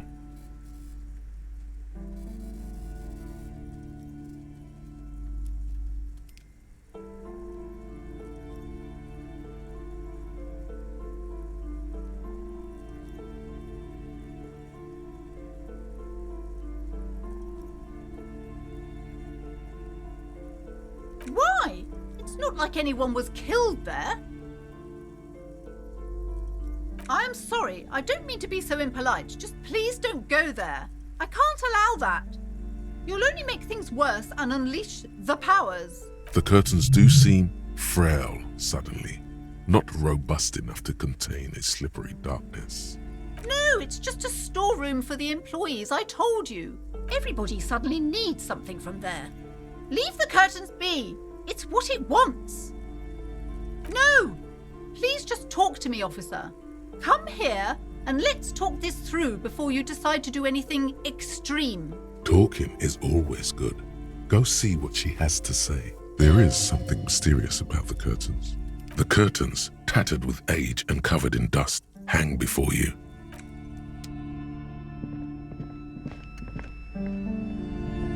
Hello again, esteemed officer, and welcome to... I already told you, it's just a storage room for employees. I don't understand why it's so important to you. Just let it go, officer. Go buy some goddamn books. You're supposed to be drawn to the books. She recites it like it's a poem, or like she's playing a role she's grown tired of.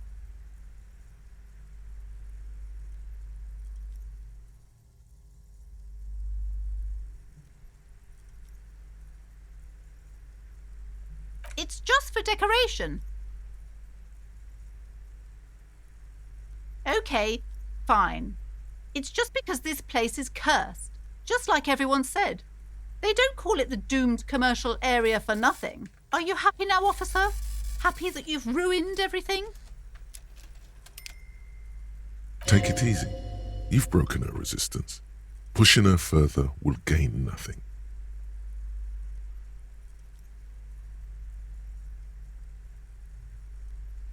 The curse is so much worse than you could imagine. It's a disease, eating at the very foundation.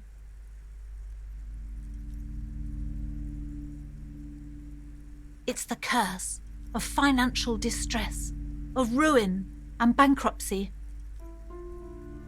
Didn't that curtain just move?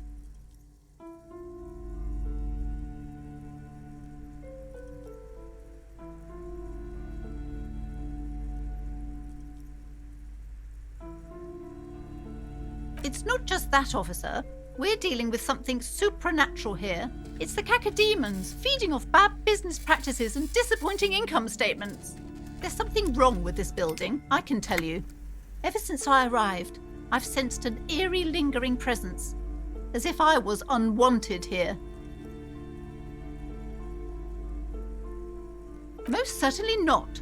I don't want anyone who's not familiar with the psychic arts to get involved in this mess. Stay away.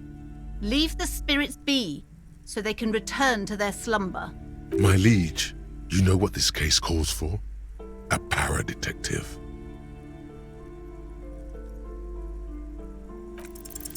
Slither up to her, you silver-tongued fiend. Show her what world-class perfidy looks like.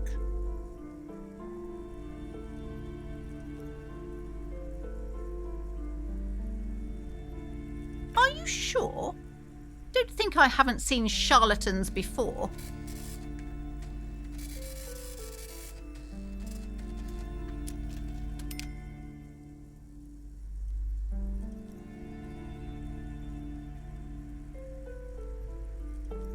I'm not sure I can trust your claims. Honestly, you look like a bit of a drinker. I'm sorry for being so blunt, but... Hey now, hey. You need the booze to focus, all right? The lieutenant keeps his usual stony calm. He silently picks out his notebook. Go ahead then, rock her world, he thinks. I'll compose some notes.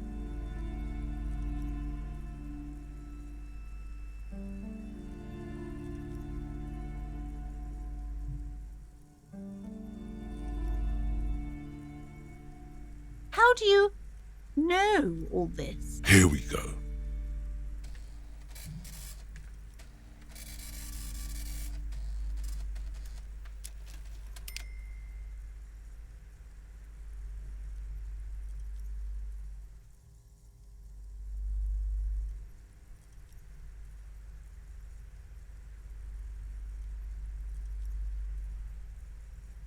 You're part Simonese.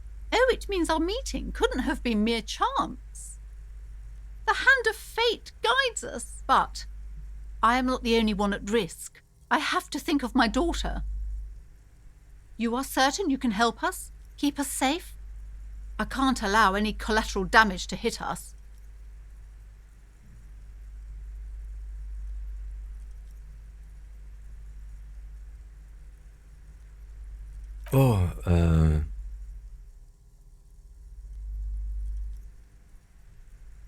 Certainly so, ma'am.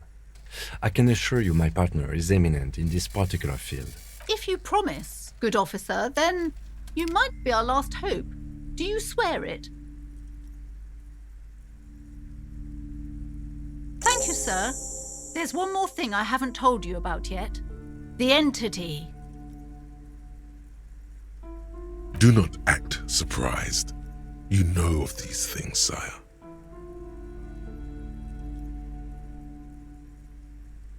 You have? The entity takes the form of a woman, a witch probably. I've suspected that she must be connected to the curse ever since I first saw her. Did you know that she lives inside the chimney?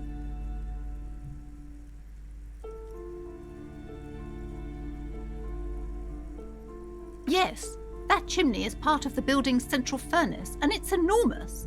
She has barricaded herself behind some metal security curtains. God knows what she's doing there. Some unnatural magic, I assume.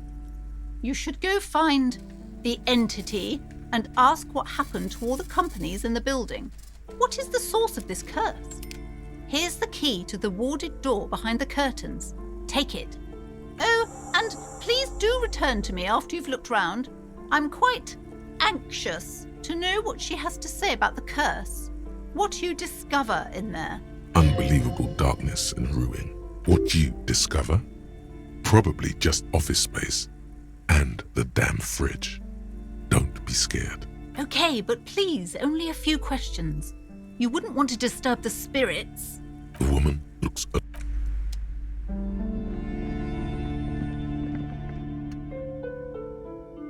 You see a set of tattered...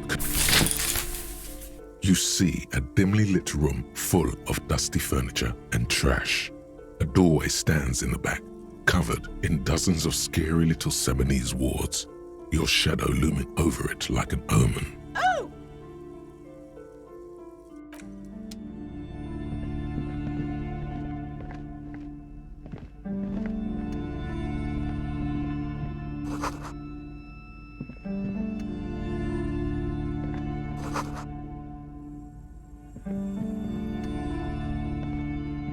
A heavy door with a missing handle stands before you, covered in dozens, if not hundreds, of Seminese trinkets and charms. It appears to be locked. Only an echo. No one is there. After exerting some force, you manage to turn the key. It's eerily silent. The door slides slightly open, letting a draft of cold air into the room. Detective, you're the one in charge.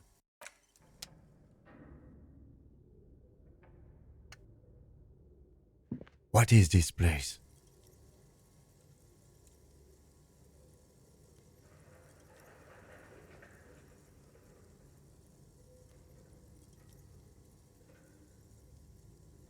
I think you're right, though it looks like no one's been here in ages. I doubt the electricity still works. Good thing we have a flashlight on us.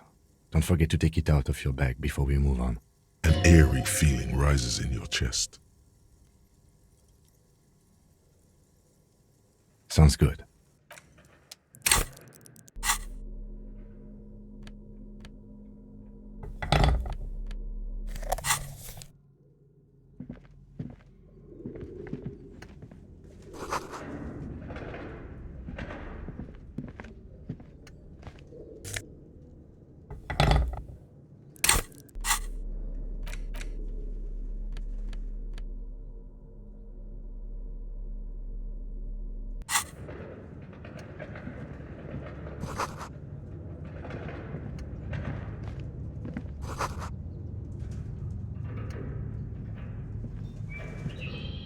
A barbell lies on the floor. The color has worn off its weight plates. It's 60 kilograms. Your triceps hum at the sight of these weights. Show the world what kind of beast it's dealing with. Lift them. There are no collars on the barbell. This is a safety hazard. Why does it feel so familiar?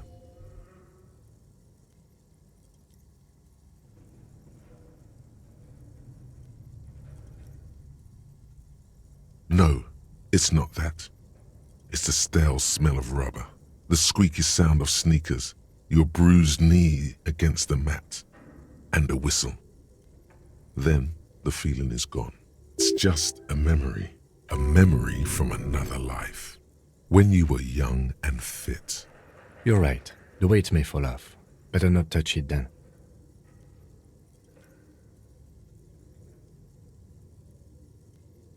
It would be a violation of EPIS safety regulations if the gym was still operating, but it isn't. No one's supposed to come here anymore.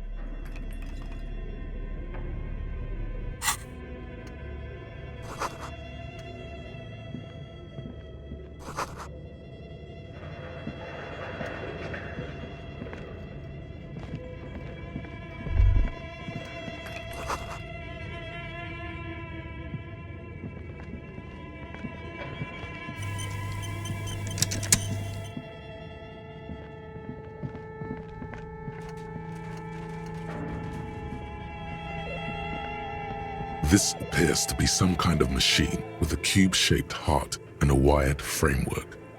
The keyboard has a rectangular on-off button. A piece of paper still hangs from the printer. A radio computer. Just sitting here without anyone inside. But we are looking for a fridge, and we are pressed for time, so... On the other hand, it's not that I'm not interested in abandoned radio computers. Maybe the body has stopped decomposing somehow. I don't know. You're in charge of this expedition, officer.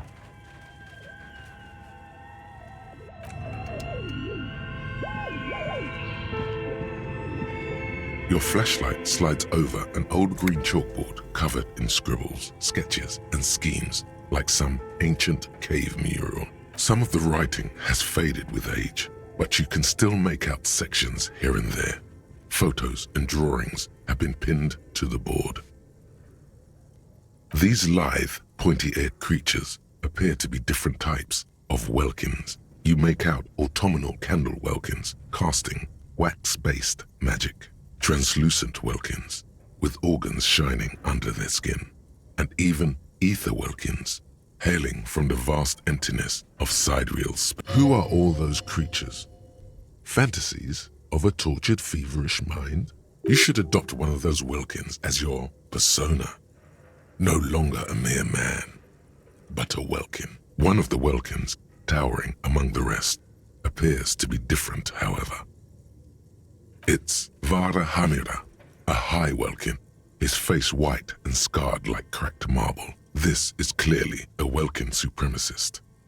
The note says, all non-welkin races will be purged. The Haldor, the Twarg, the humans, and even headless men, all of them, purged.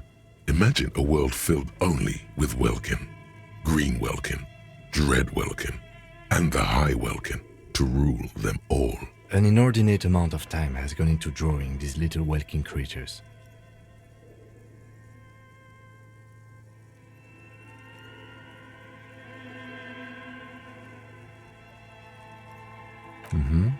political commentary. That one has a great beard, too. Some people really like building a world, I think, even if it's just for a game. This looks like concept art for a project. It's not really real. Just look at those details. So much effort. The photo collage depicts barren, icy landscapes wrapped in perpetual night. You see permafrost and glacial landforms, dead trees grown in under the snow. Entire oceans have been frozen from shore to shore. There are pictures of settlements on dried up riverbeds, abandoned in a storm. Animal corpses in the dark, carcasses and bones. You see primitive oil rigs built into glaciers, boreal dvorg, yurts under the snow, great mammoth-like beasts of burden. Albeit dark and cold, this vision also feels cozy in its own way, like eggnog or morphine, a much-needed respite from our own world. A pinned postcard reads, "The heat death scenario, a desperate fight for geothermal energy engulfs the world as Wirral becomes untethered from its sun, drifting through the universe." This is a monthly calendar from the year 50.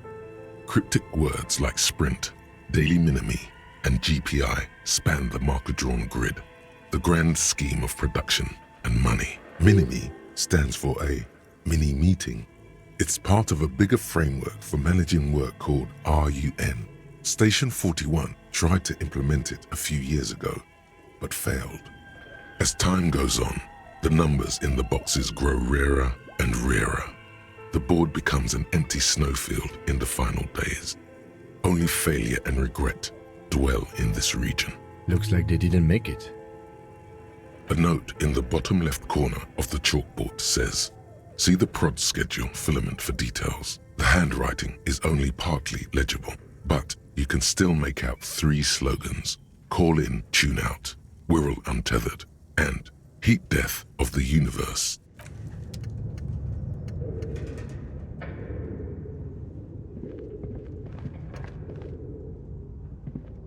This old fireplace is covered in lines drawn in blue and red marker, the mesh spreading over the stone like blood vessels on alabaster skin.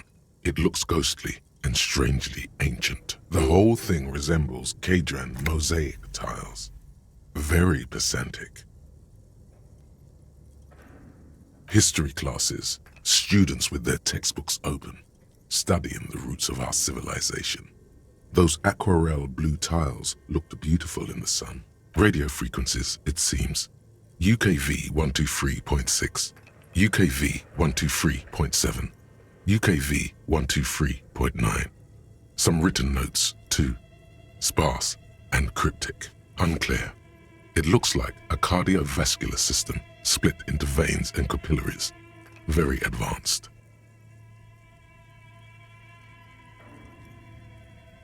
Perhaps the web is comprised of radio stations, all lead back to one red heart titled the Game Master Frequency. A note says, this one can listen in on any station it wants. Someone very important, the leader of a massive on-air game built by these people. A conductor for the hundreds of story threads that pass through the Game Master's frequency.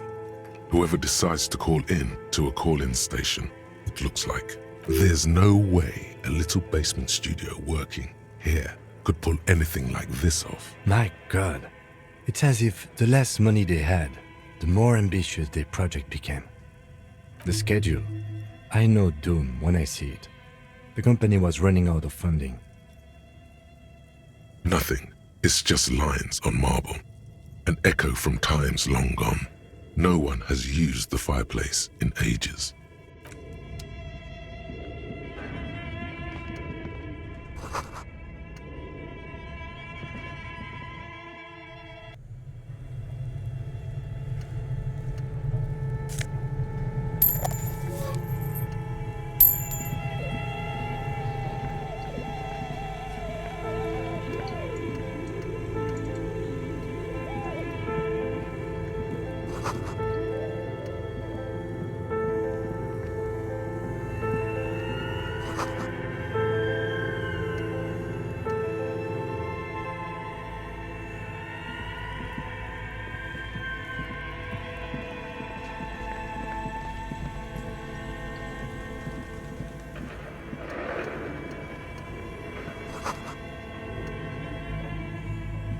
thick layer of coal dust covers the furnace, coloring it pitch black.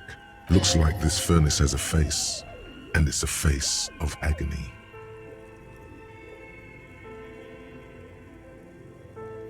It's dark and grimy here.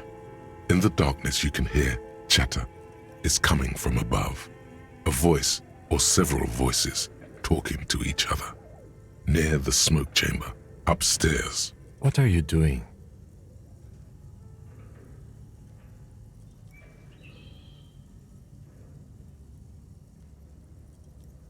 Wait, really?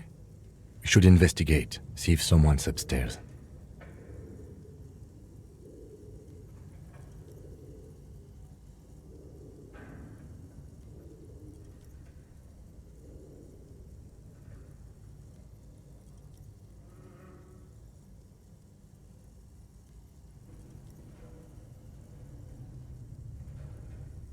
You're right. The rooms do look like they're connected. But malignant entities don't exist. At least not the supernatural kind. Always has to be the skeptic, this man. Something breaks loose in you. A mighty bellow echoes throughout the chimney's depths. The chatter of tiny voices above suddenly cease. Hello? You've awakened the entity. Hello? Did you say anything? I can't hear you. Please come upstairs. There's a safety curtain on the second floor. I'll open it. You hear a low rumble upstairs. The sound of a curtain being pulled aside. After you, officer.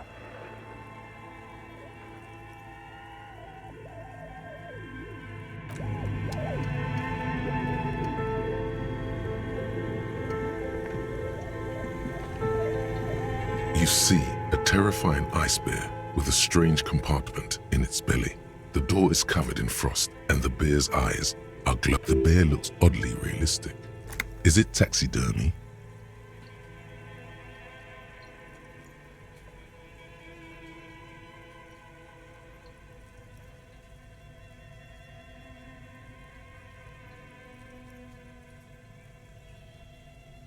A gust of freezing cold air rushes to greet you. You hear a low grumble as the bear regulates itself. This is the inside of a refrigerator. The lieutenant takes a peek inside. His hand has found the holster of his gun. Of course, a giant ice bear-shaped fridge. Just what we were looking for. Let's see what's inside. The shelves are empty. All you see are crumpled ice cream wrappers with the brand name, Revachol Ice City. A handwritten note has been attached to the door. The fridge is huge. You pocket the note and the little fridge magnets keeping it on the door.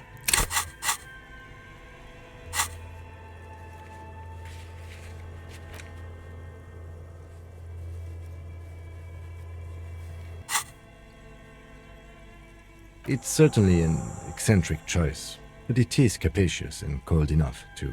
But the optics on this are awful, he thinks. We need to be as silent as we can. Your visual confirms you could fit 2 more bodies in the ice bear fridge. Shall we go and get the body then? I'll take the head, you take the feet. The stairs won't be easy, but we'll manage. The body is heavier than you expected and stinkier. It takes half an hour to get down to the basement. Then 10 more minutes to stuff it into the fridge. The lieutenant takes a step back to admire your handiwork. Beautiful. A dead body in an ice bear fridge. This is some of the best police work I've ever done. You have created an ice bear sarcophagus. Talk of the ice bear sarcophagus must not leave this room.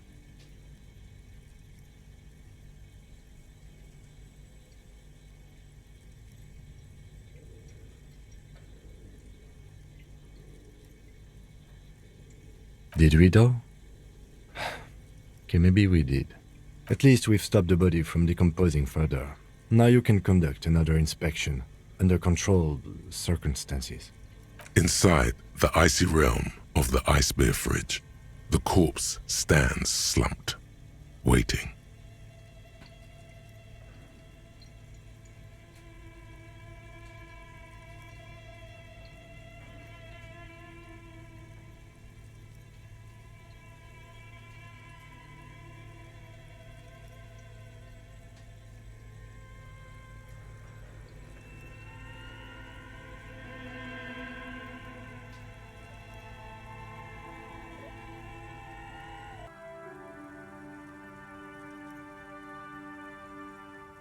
She's heard of the murder, but did not see it, sire. But I never saw anyone during that fateful Sunday night, I'm afraid.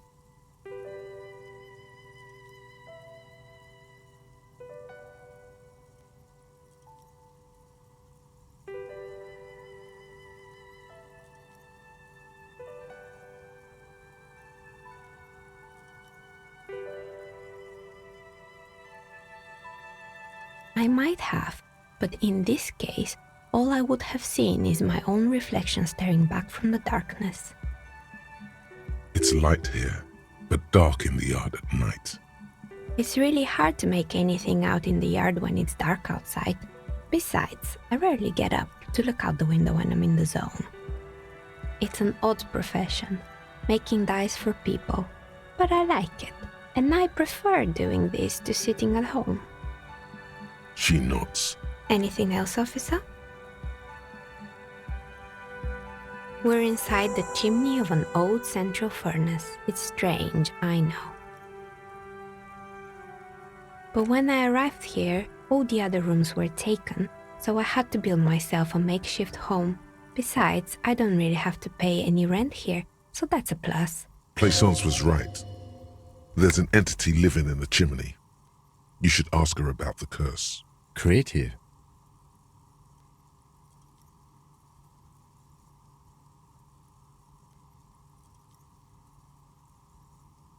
I've heard the stories, but I don't think those stories are true.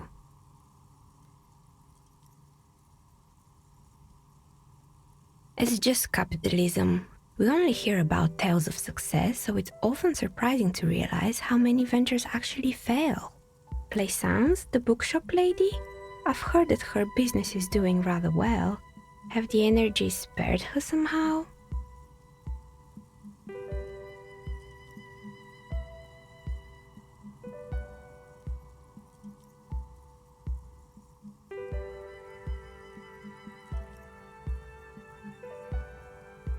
Oh, right. But it's not just the bookstore that's still up and running. What about the whirling in rags? Some people say it's part of the building complex. You could say so. Both houses were built at the same time and under the east of the Commerce Central project.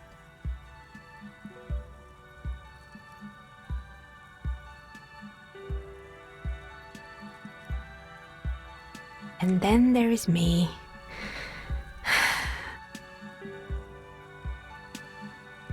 I've been here for 14 years, selling novelty dice to role-playing enthusiasts.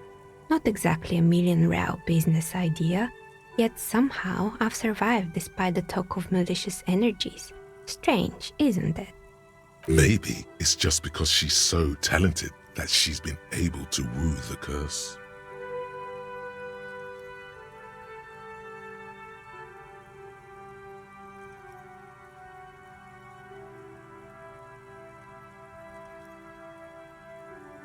I was just about to ask, what do you think?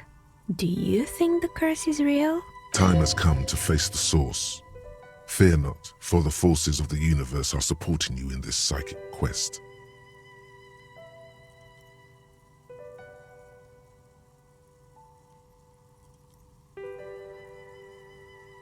So I'm the grand dragon in the cave. Might I ask what supports this claim?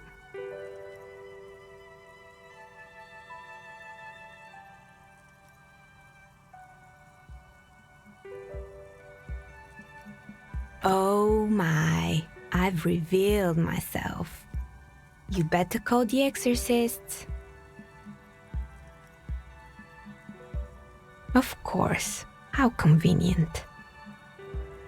Well, if you ever find a way to explain all those inconsistencies in the curse, then let me know.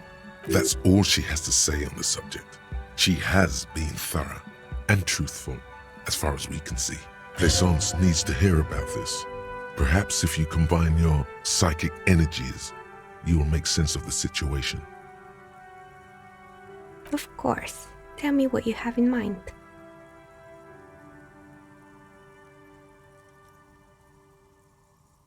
Ah, yes, Fortress accident.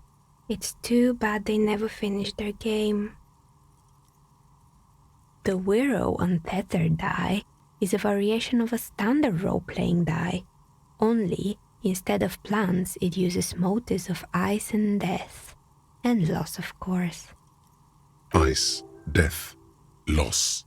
Sounds like you. I'm thinking something made from alligator jawbone, cast in black resin. The reptile bone is as white as ice and dead as, well, death. For 7 real, I could have it ready in 8 hours.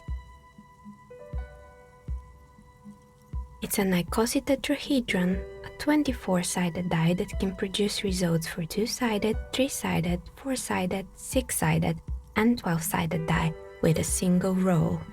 Technically, you can also use it for many other sizes, but you may need to reroll results.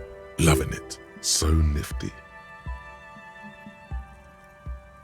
Untreated bone is porous and prone to chipping. Cast it in something hard like resin though, and voila, it's perfect. Great, see you in 8 hours then. Was there anything else?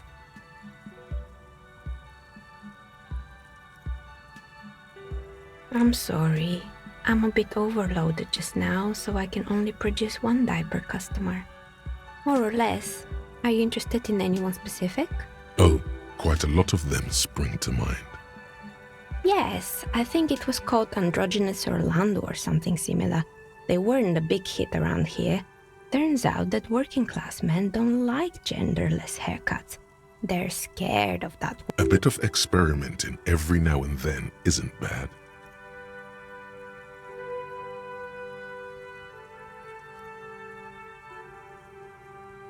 I guess it just wasn't the time yet.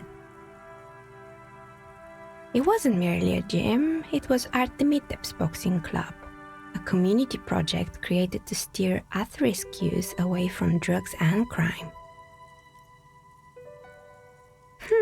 Kuno. Who's Kuno?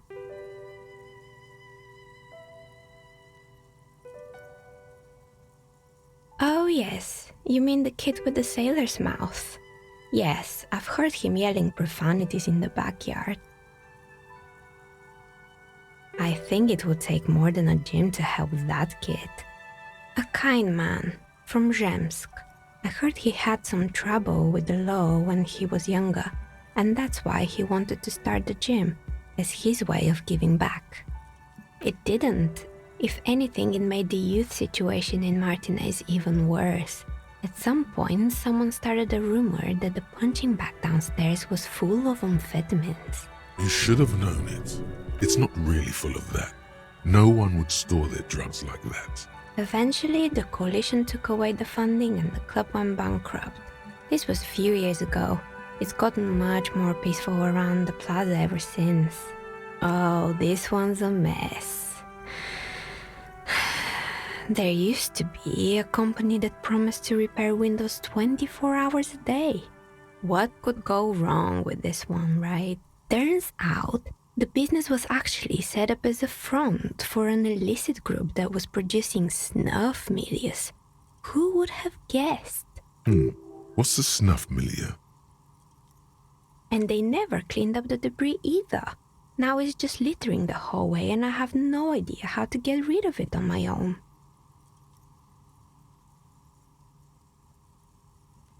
It's a sub-Rosa radio station that broadcasts real murders with real victims. Some people pay good money to get off on it. Nothing changes in her tone as she says that, as if it's just another piece of information to lay out for the world. What does she mean to get off on it? Don't worry, the ICP has a separate division that deals exclusively with unlicensed sub-roses. This isn't our problem. Good luck with that. It's not easy catching those perpetrators. You mean Mr. Fabron, the taxidermist? No, he mostly just did drugs. But what drugs exactly?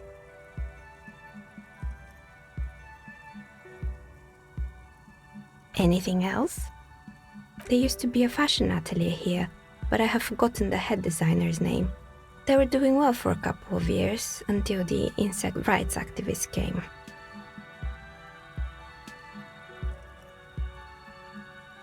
The atelier produced a certain collection that used chitin among the materials.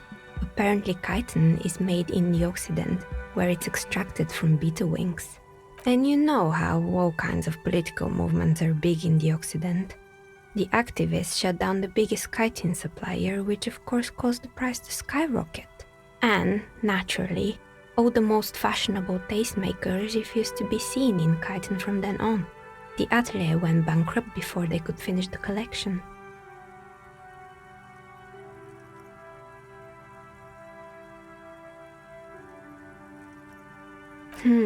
Really? Anyway.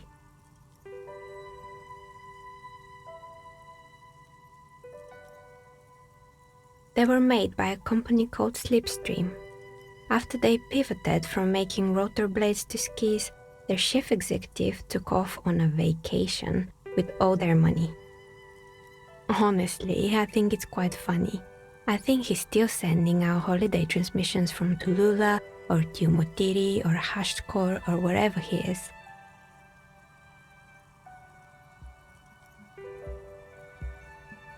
The usual, I imagine. That he's been thinking up all kinds of new business plans and can't wait to get started on them just as soon as he returns. Men like that are a curse. Sure, but Slipstream is history now. All their remaining assets got seized by the bailiffs in 47. I have no idea why those skis and blades are still lying around in the house. Not much use now, I guess. They were just props. Why return them? Fortress Accident, the radio game studio. They were an interesting bunch. We talked about role-playing systems every now and then. Once, I even saw two of them get into fisticuffs over Wirral. That's understandable. Fantasies are serious things. The mind is the drawing board of history. They certainly took their work very seriously, even if they seemed to be chronically liberal with their schedules. The usual, they ran out of money and couldn't get the project done on time. Well, I did hear them talking at times. They seemed to believe they were historical individuals on some grand quest. She sounds almost mocking when she says that. That's what I thought. Because when the money started to run out, they just began to complain a lot about capitalism. You know, how the markets are rigged to keep up new businesses and so on. In the end, they just didn't get it done. They didn't have enough willpower to produce something truly historic, and to show up to work on time. Showing up to work on time is hard. No, scratch that. Showing up to work at all is difficult. Especially if you've been drinking.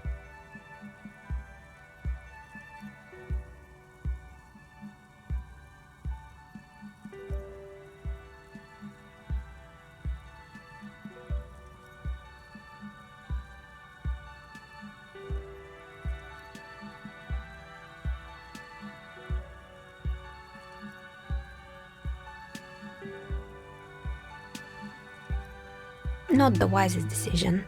You would have lost all your savings. The result is 1 on a 20-sided die.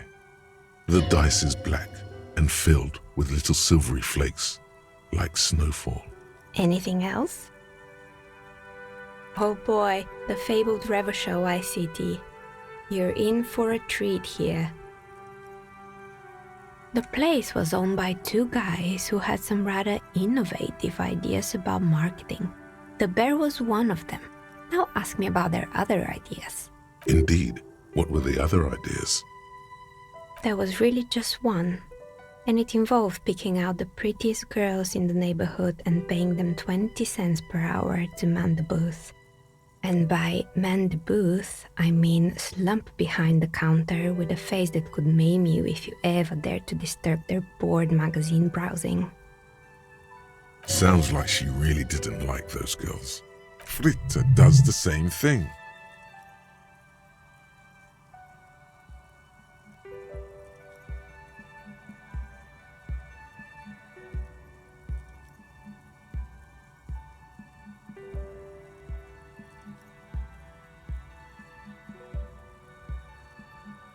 Employing silky teenage girls is a widespread practice, yes.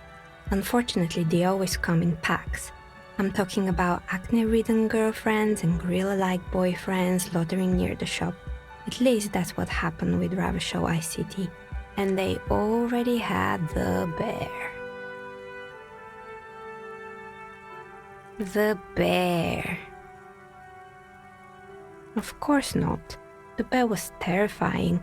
No one wants ice cream guarded by a hostile apex predator. To make matters worse, the fridge didn't work too well either, and half the ice cream came out malformed and partially melted. Eventually, Ravenshaw ICT lost the price war to its rival, Glace 5000. Glace 5000 sold caramel sundaes for only 5 cents a piece, out of regular fridges.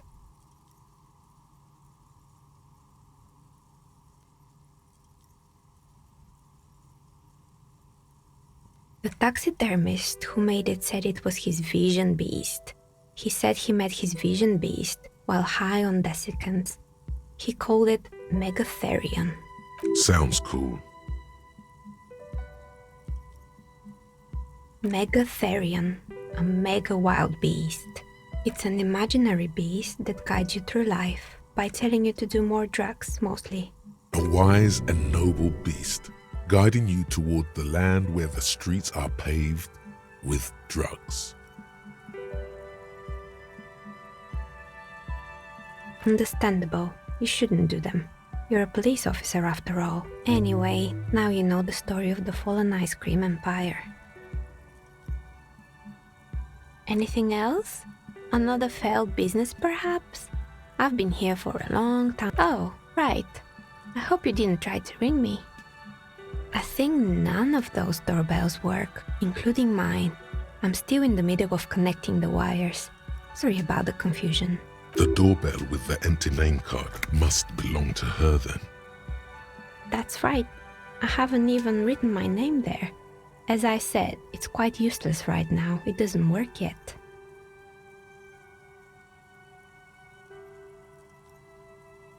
Right, it used to be a gaming arcade. This is an ancient failure, before my time. I'm not surprised, however. My advice? Don't base your business on a fad. Hypnotism, floriography, trick-track, especially pinball. Agreed. Pinball is the worst. You could say so. Both houses were built at the same time and under the East Delta Commerce Enterprise. If the whirling is part of the same building, then it's part of the doomed commercial area. The darkness of this place... It can't be true. They don't work here anymore. They've been gone for years. Are you sure it was Slipstream SEA? Was it a woman? Maybe it was Plaisance from the bookstore. Tricentennial Electrics? It used to be a major electric company 100 years ago. Are you sure it wasn't just some kids playing a prank on you? No, it was something else.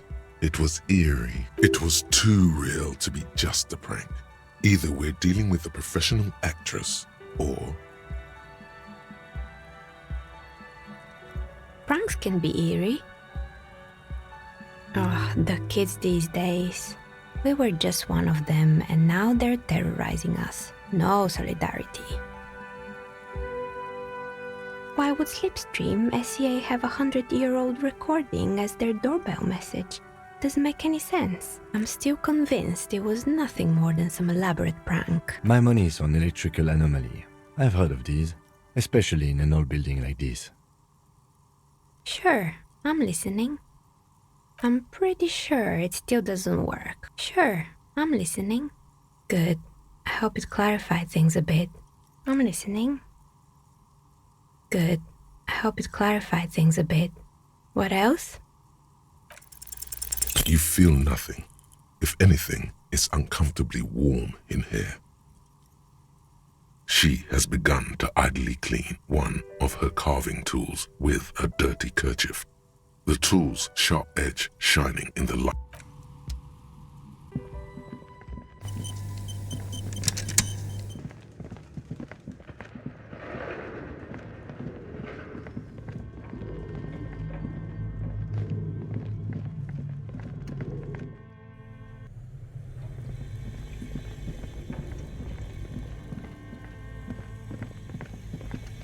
The bear's eyes are still glowing red. It's guarding over the freezing corpse hidden inside it.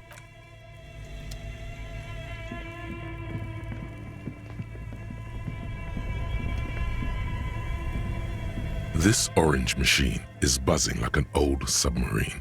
It has 2 cables are plugged into the breaker box. The red one leads to the ice bear fridge and the black one to the ice cream maker nearby.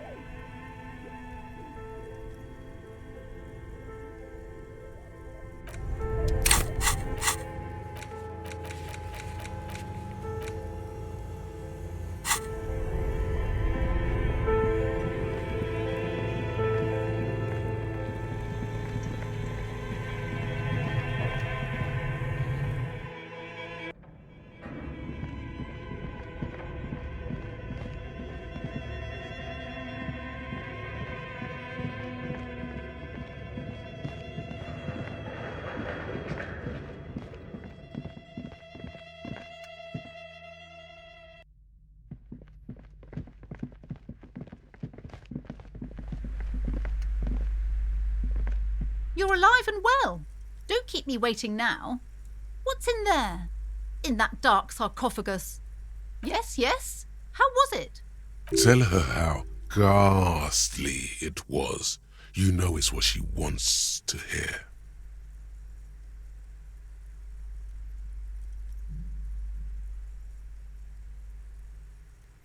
I knew it. Oh, such horrors that have been thrust upon us. But what else did you find? Did anything survive? No, of course not. Have you located the entity? A novelty dice maker? Well, spit it out. Why does she need the dice? For some kind of sorcery? Sometimes they use the ankle bones of sheep.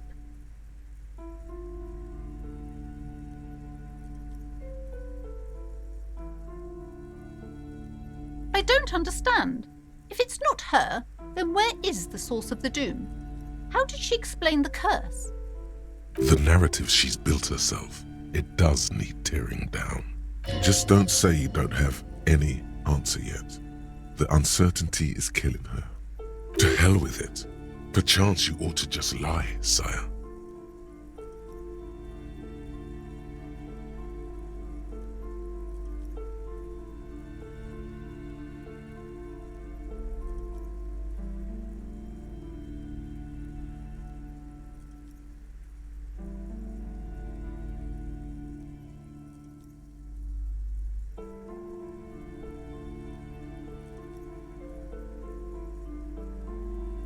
Oh, how horrid! I knew something wasn't right about that place. Tell me, did you find a way to break the curse?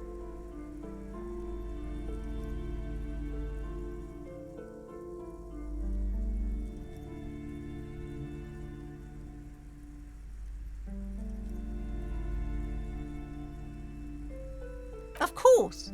I trust my Seminole's wards and charms kept you safe while you perform the ancient rites. All that matters is that the energies are retreating. I can already feel the curse lifting. It will be a long time until we're fully free of it, of course. But still, thank you, officer. Truly, you've brought a better psycho-emanation to this humble bookstore And that's no small achievement. She so badly wants this to be over. She would have believed anything. It will only last a day or two, a week tops. Then her mood will sour and she will feel the curse again.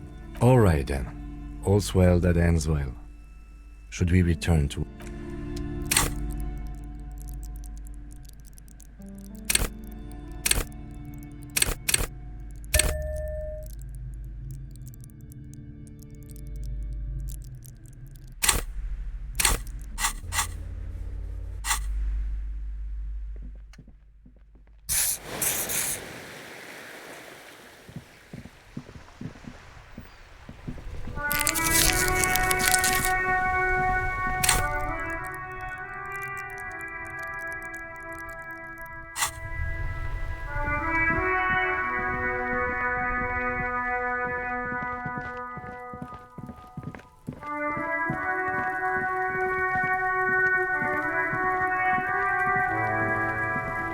Kuno's like Kuno's dad?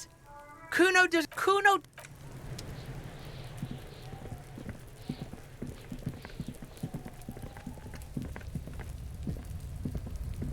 An inconspicuous pile of the roofing material, Eternite. Because there's a secret door hidden behind the panels of Eternite. There it is. You see a shabby little door.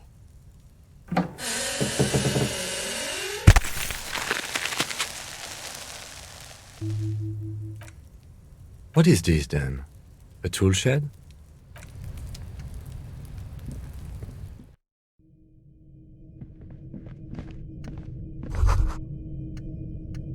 Be still, my beating heart. It's amphetamine. Sweet amphetamine. The lieutenant isn't studying the powder in the mirror. He's studying you. There's a good vague way to ask where he stands on drug use. Professionally, I mean.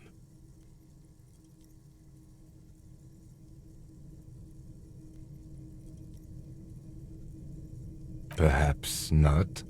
This is below our pay grade, detective. However, see that ladder there? It's probably another way into the industrial harbor, no? A secret path the local kids use.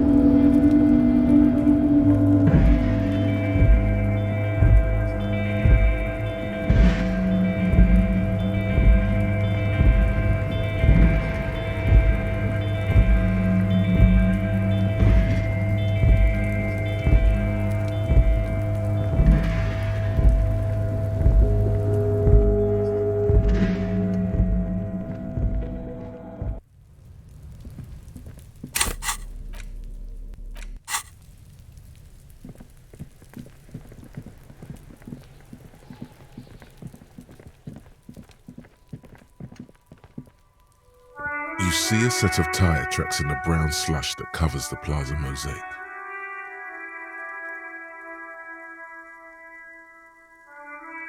Cop habit. You look at everything. This isn't case-related, you think. Hard to say.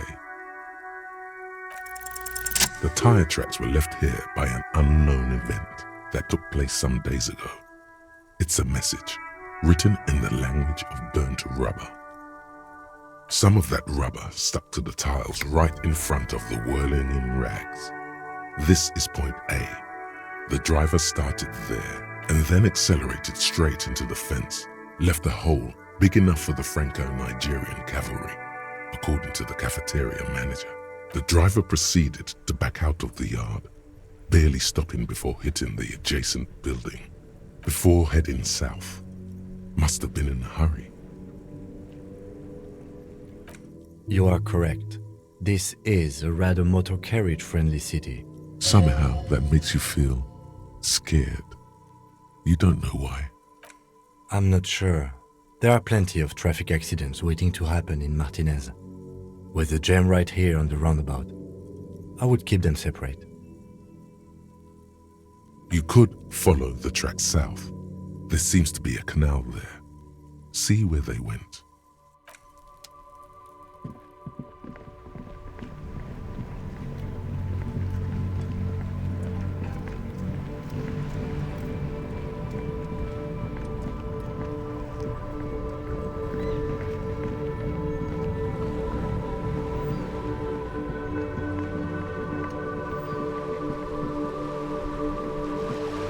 Officer!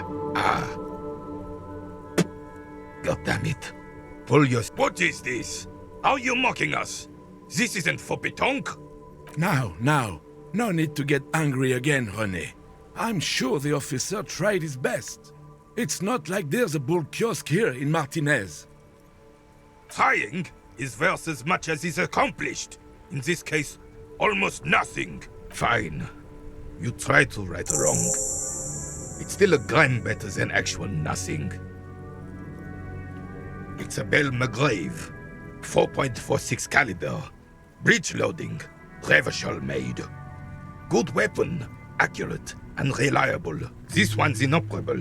The bolt spring is missing and the mechanism is jammed shut. Still a beauty. Where did you find her?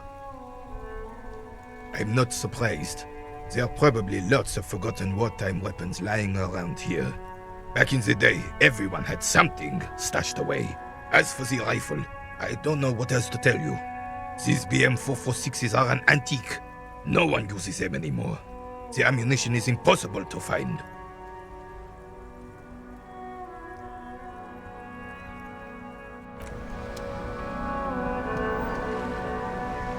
It is such a pleasure to see you again, officer. How may I head the citizens' militia on the... Oh, sweet Jenny. She was the finest woman in all of Revachol. Do not defile her memory, Gaston. Let her rest in peace. She died of pneumonia 2 winters ago. It was a quiet passage, peaceful. René and I were both by her bedside when she... died. No use sugarcoating it. Won't bring her back, will it now? Departed. Until the very end she couldn't decide between us. The most indecisive woman I've ever met. We knew her, all right. Lived on the same street our entire lives, just 2 houses apart. The 3 of us have been best friends since we were 4. She was René's first girl back when the prick was 16. They were courting till he decided he'd rather die for some great ideal than just be happy. And then you stole her from me.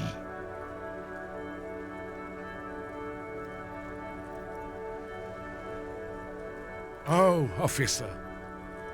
It already got ugly nearly 80 years ago when the 3 of us were just learning to walk and talk. You stole her from me. Well, technically, you stole her from me, because we'd been pretty close ever since you two had that falling out over the ink you spilled over her pretty yellow dress. We were just boys then. This was different. You... No point starting this all over again. For the 1000th and the first time. Especially when we have company. Officer. She could never make up her mind about anything. What to have for breakfast, favorite color, or which one of us to marry. She was always leaving one of us for the other, but never long enough to actually get married.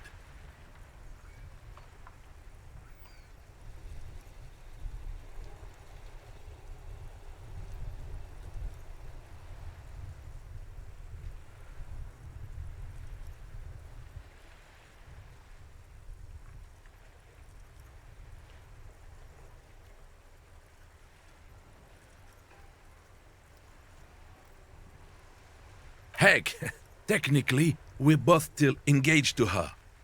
You always confused her. Couldn't let us be happy. Seduced her with your fancy words and pastries. He suddenly remembers you are still there. Falls silent. Of course, officer. Memories are all we have left. Sweet, sweet Jen. Of course, officer. Memories are... A man so principled about his sandwich calls for a principled approach. Time to get political. Too late. Daddy's already fighting the bad fight. Make it stick.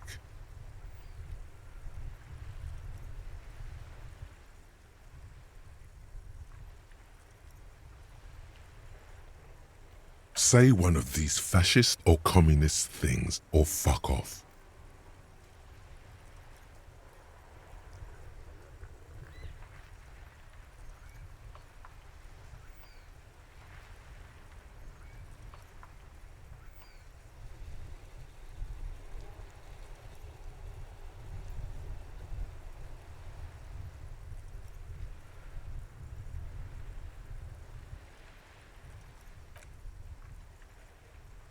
Whoa, easy there, Goldmouth. He doesn't have to say anything. Re-engage cop mode and bail out, if you like. All right. Let's hear them.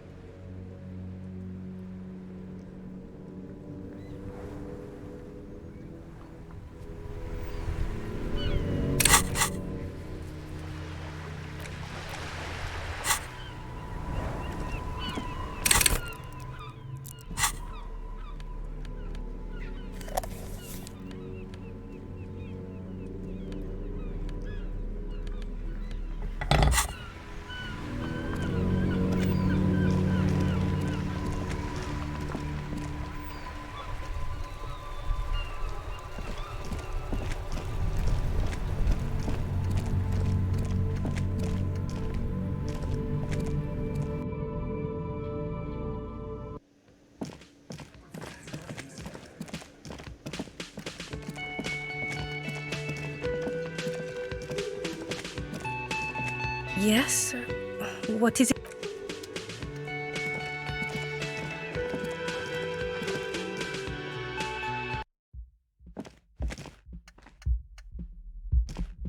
The door is closed.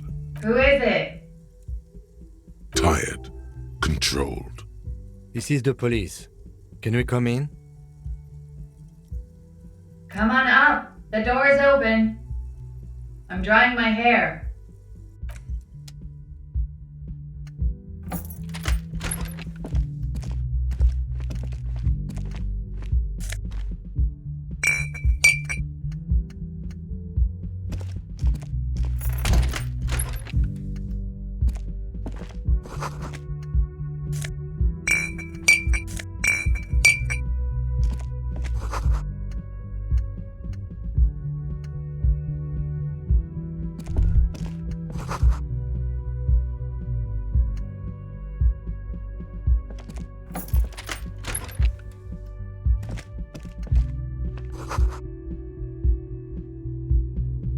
This medicine cabinet is full of wares. Sheets of pills, haphazardly stacked, one on top of the other.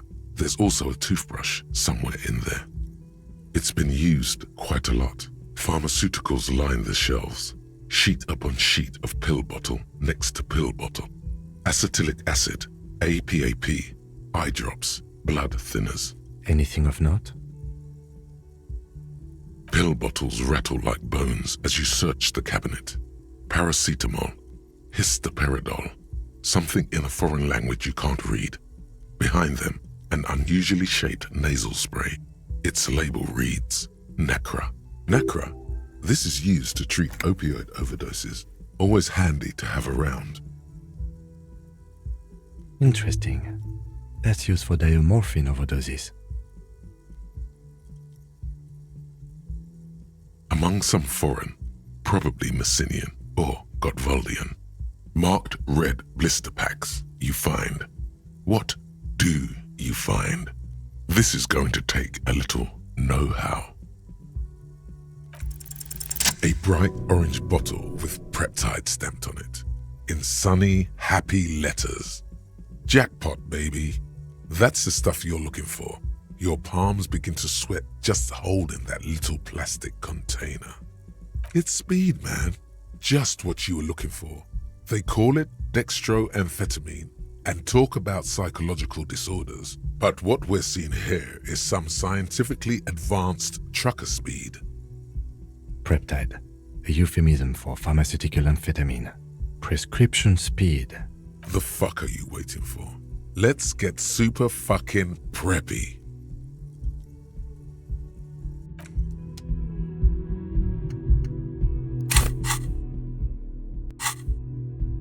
This medicine cabinet is stocked with, there it is, the orange sun wearing blister pack.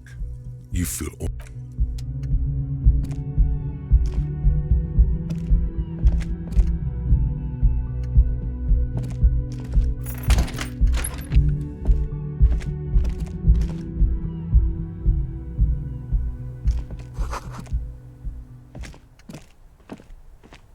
This window is pristine on the inside, unlike the one next to it. Light from the desk lamp reflects off the glass in an untarnished golden halo. Smooth as ice. There are spots of mud and rain on the outside, even smudges. But the surface of the window is clear from the inside. No chips, no hairline fractures.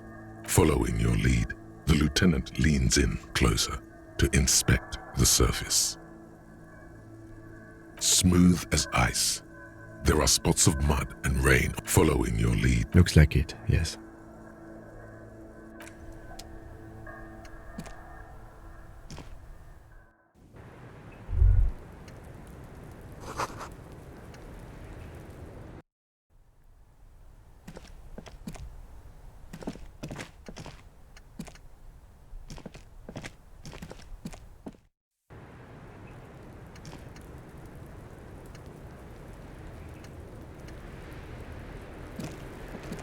The same small, heavy door. No lock in sight. It's barred from the inside. I don't know.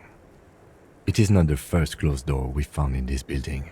There is also your mysterious blue kitchen door. I don't know.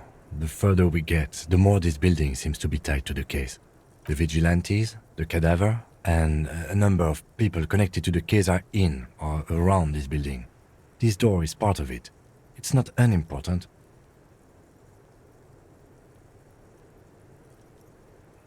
I hate it when that happens.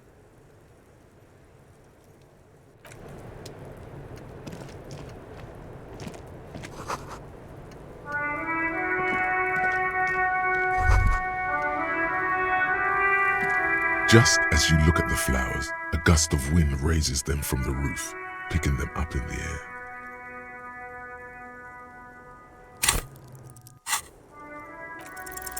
You catch a single white flower between your fingers. The rest fly off into the wind. It's a Maybell. The young woman looks at the Maybell in your hand. Just a glance, then takes a drag of her cigarette. The lieutenant gives you an acknowledging little nod. 6 crumbling petals rest on your palm. They're white, a bell-shaped crown. This is the Insulindian lily, called Maybells or Lucille's tears during the Revolution. Girls used to pin these on soldiers before sending them off to battle. This flower is a spring flower, but it's a bit early for that, isn't it? The revolutionaries, so the communers and the anarchists. White's their color, but the custom started in the suzerain's army, so it held meaning for the king's men too.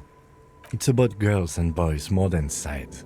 Girls sending off boys who are going to their deaths, then also dying themselves in the ruins from dysentery and consumption. It's a symbol of the Civil War. Yes, but not this early, not to my knowledge. It looks dried, preserved. Maybe, maybe not. We'll see. The petals feel dry and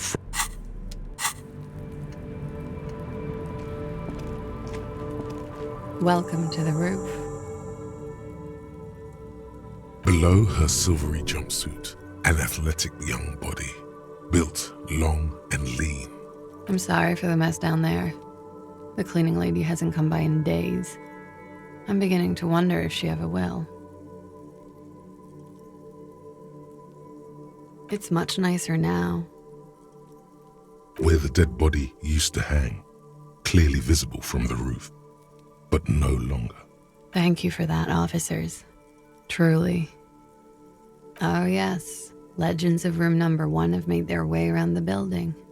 They say a portal to hell has opened in there.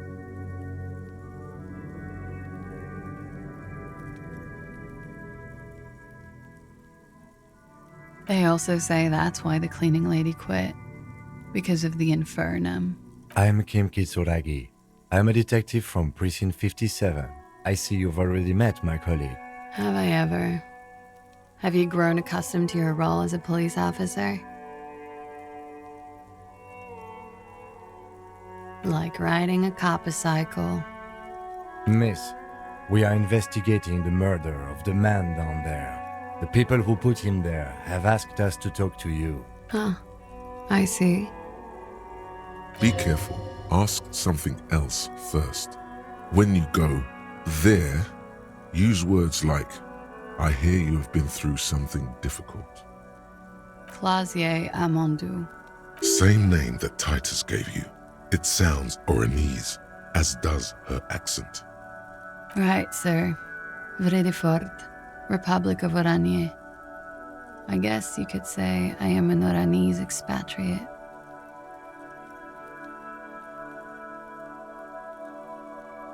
I'm 28.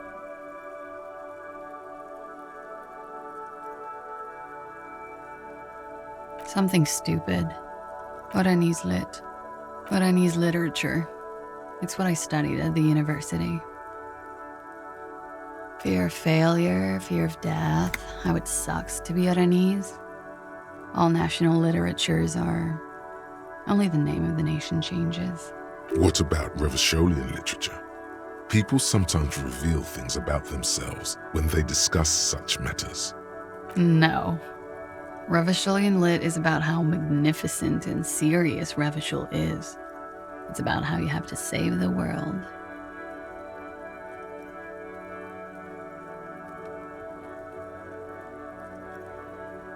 That's just a phase the Revacholian hero goes through.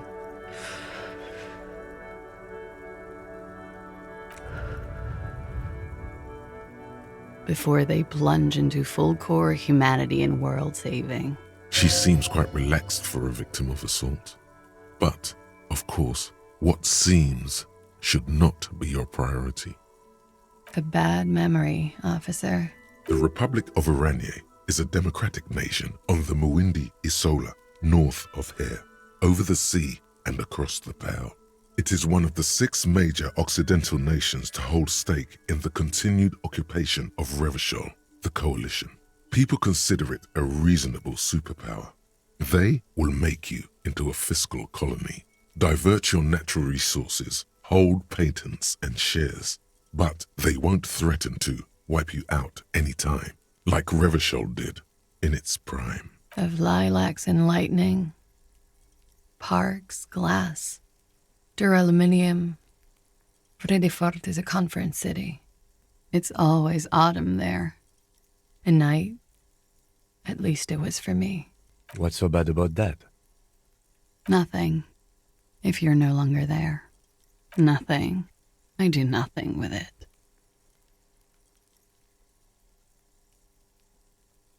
Cool. I've made more money by just being than I have with Ranislet. Many things. A roller skating instructor, a secretary, Miss Oranje 37. Miss Oranje, now there is something you should linger on.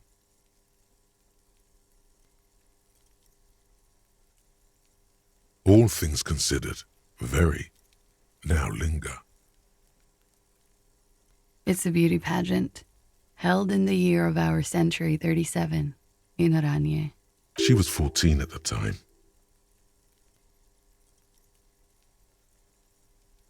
Indeed. Her voice is indifferent to the number.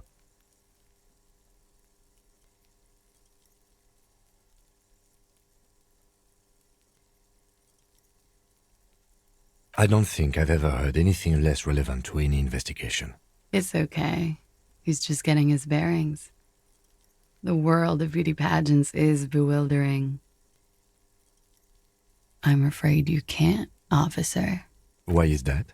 Because it's buried in a sealed plastic bag at an undisclosed location on the coast, along with cash and airline tickets. Thank you for your candor. Why? They say so in your tourist brochure. Keep travel documents away from your person when west of the river.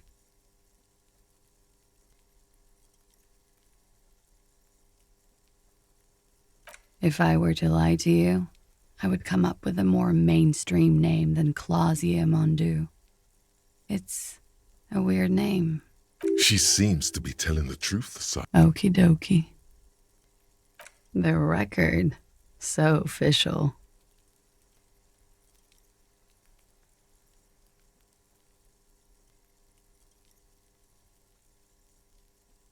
Yeah, it's pretty deluxe. I'm wintering.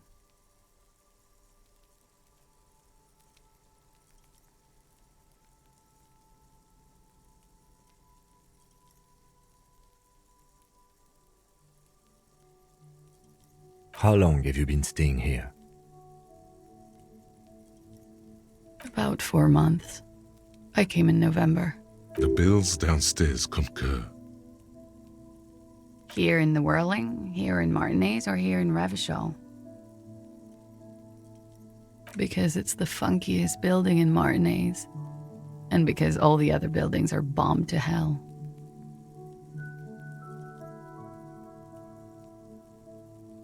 I have no idea, officer.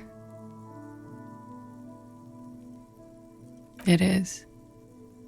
The lieutenant makes a note in his notebook. Thank you. I've put a lot of time and effort into it.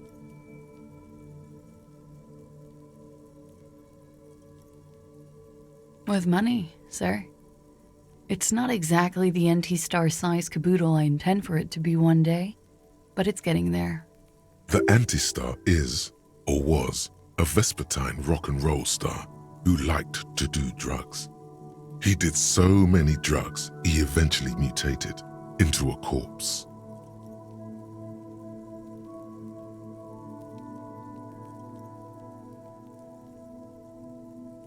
Comes in handy when you've done too many opioids. Is that something that happens to you often, miss? Better safe than sorry. Oh, yes. One of my favorites. It cures many ailments, like not being able to stay up for 36 hours, not being happy. It cures those ailments. It's just a merit speed molecule, basically. Very funky. Okay.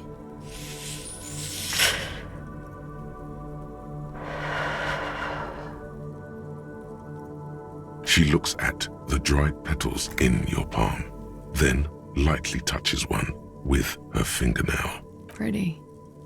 Looks like a dried maybell. Is that the one you caught? Sambo style?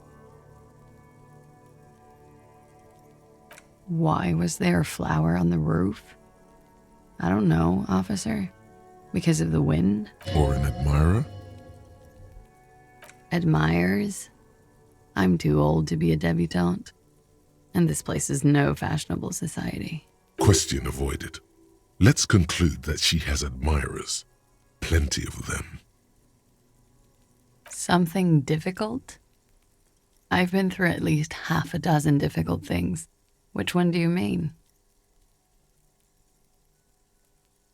By sexually assaulted, you mean raped? Yes. It's a bit early in the morning for raped, isn't it? Is it? It is afternoon. Time flies, man.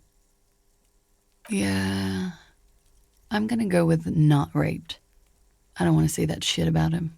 By him, she must mean the victim. Tell them it's not my style. They'll have to, if they want to jazz up the charges, they'll have to get someone more, rapeable. By they, she means the Hardy Boys. Are you saying that you were asked to tell us you were assaulted? Not explicitly, but I understood what they meant. It wouldn't hurt to spice things up a bit. Some assault and battery. Sexual assault, maybe. It was clear the latter would be spicier.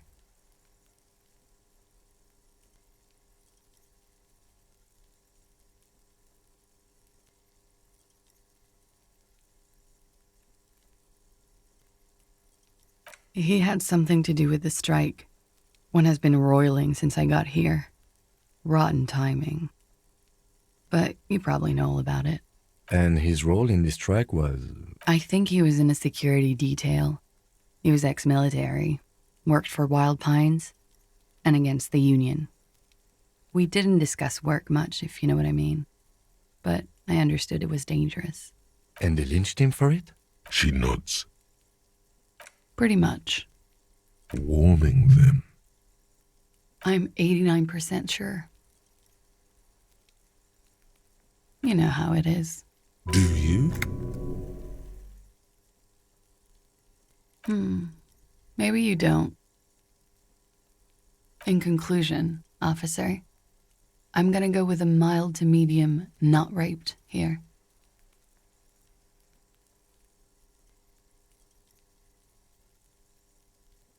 I'm sorry, miss, but we need a definite statement.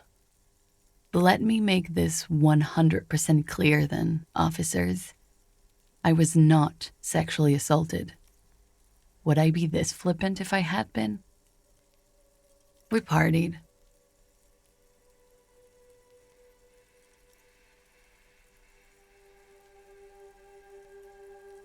A lot of partying going on.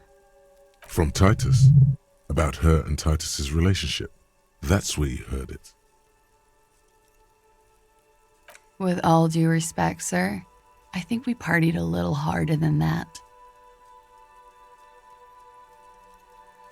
Oh, it is. You're still alive. What did you do when you partied?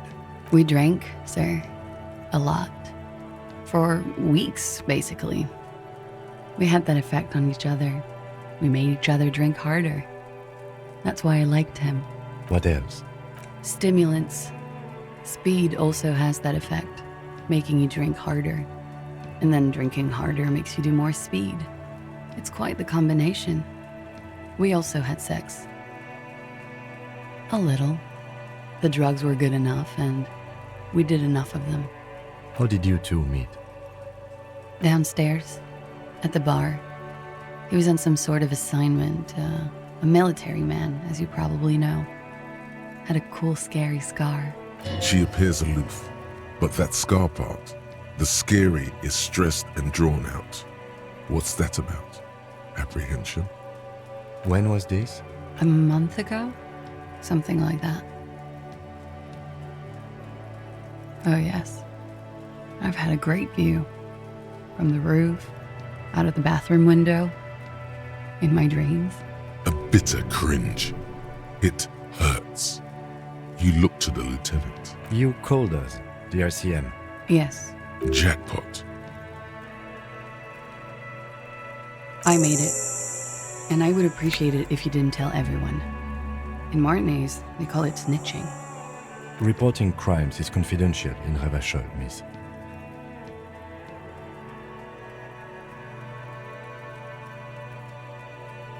I didn't exactly disguise it. I just muffled the mic and nicked the landline a little. With nail clippers. And I diverted some radio fuzz into it, into the cold wire. So, she's God's mystery phone cutter. Did I? Fuck. I didn't mean to. I had no idea what I was doing. Jigsaw falling into place. This is satisfying. Good catch. I appreciate the symmetry. I don't know, sir. It was stupid. I was drunk, too. I was probably afraid the Union was listening in. Locals say they have ears in the wires.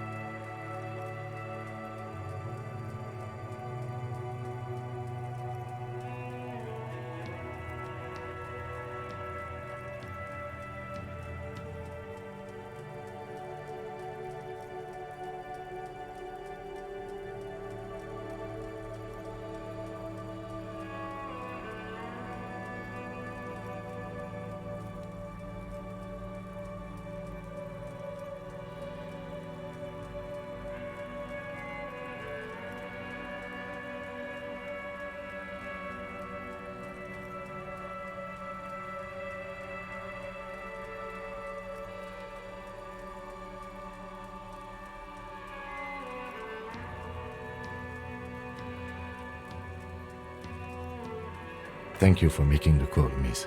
It was the right thing to do. I didn't want to, sir. But if I hadn't, he'd still be hanging there. I'm sorry, I can't do it. Not right now. Later, maybe. I keep seeing him. Like he is now. I can't talk about his... I don't know. Hair.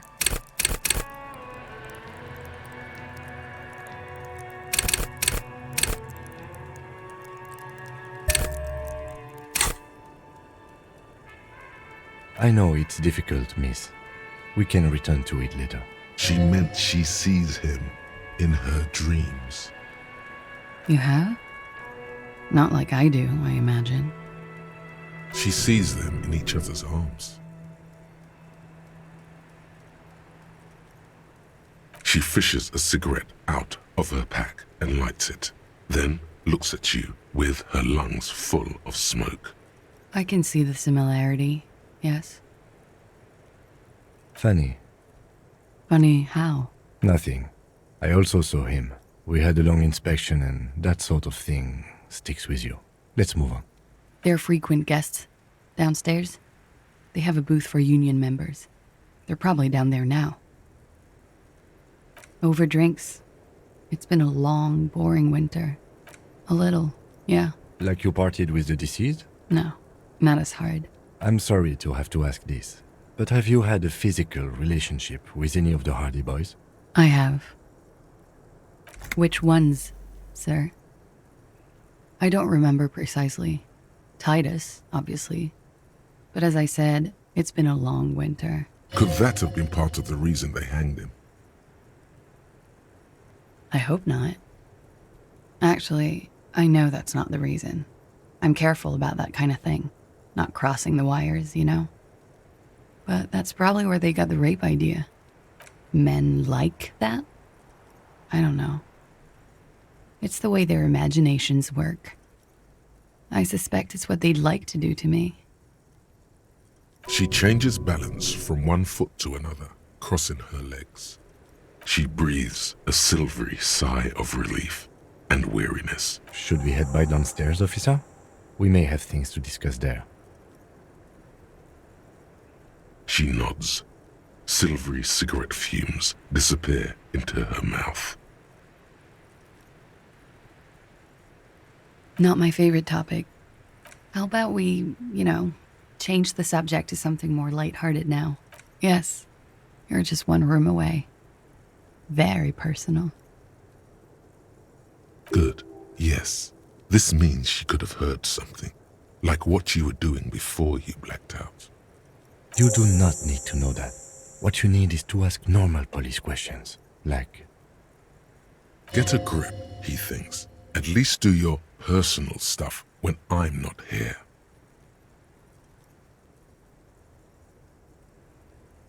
Why not? As you turn, a bright light catches your eye, making you squint. From a distant sunset, a stage light, flash photography, nowhere in particular. It's just what superstar law officers do. They squint at lights and they solve shit.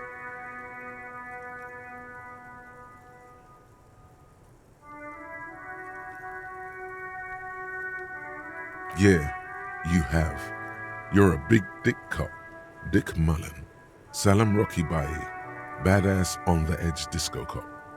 Time to recede into a ludicrous fantasy world. Here we go. Camera, lights. Yeah, you know. Beneath it is just heartbreak, a pulmonary tract infection, atherosclerotic disease. This is where you say action and reconceptualize all that. Reinvent it as the world's first celebrity police officer. This is the beginning of your legend. With a sudden flash, the world freezes around you, and you along with it. In an iconic monochrome solution, a black silhouette against a rasterized orange world. It's on.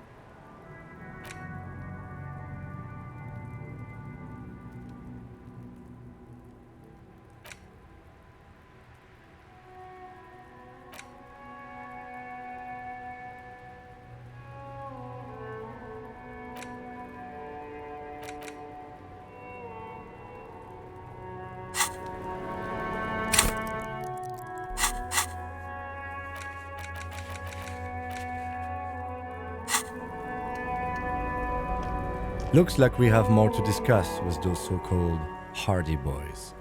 Half their reasoning just went out the window. Nothing will make them respect the RCM, but it will disrupt the game they prepared for us. We just stripped off one layer of whatever it is. Her decision to not corroborate their story was definitely not part of the plan.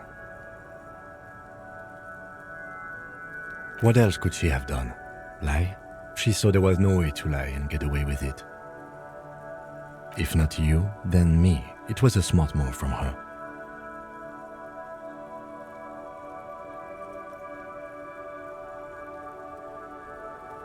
You think so? She seemed forthcoming. Unusually so. Being forthcoming about some things is a good way to obscure other things. The best liars are always forthcoming. Anyway, we should move. I suspect our investigation will bring us back here soon enough. The same small, heavy door. No lock in sight.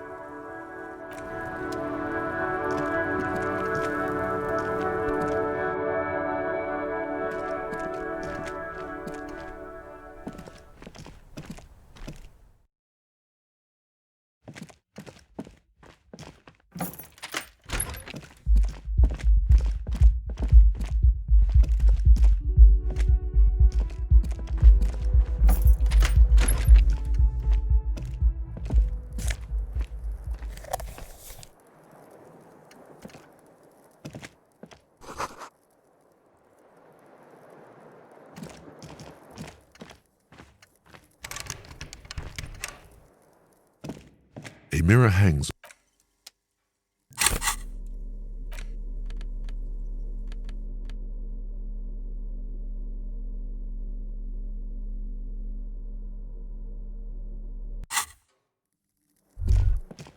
Kim also tries not to look at the pile of taped viscera on the carpet, or the weird suitcase on the hat rack, or the potted plant dying in the corner. But it's all just too morbid to ignore. The man is finding it hard not to trip on the tape and not to send any of the bottles rolling across the floor, where unidentifiable sludge makes it hard for him to breathe. Smells of vomit in here.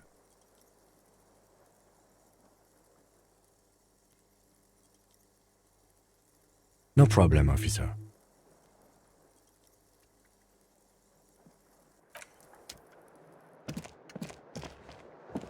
Yes?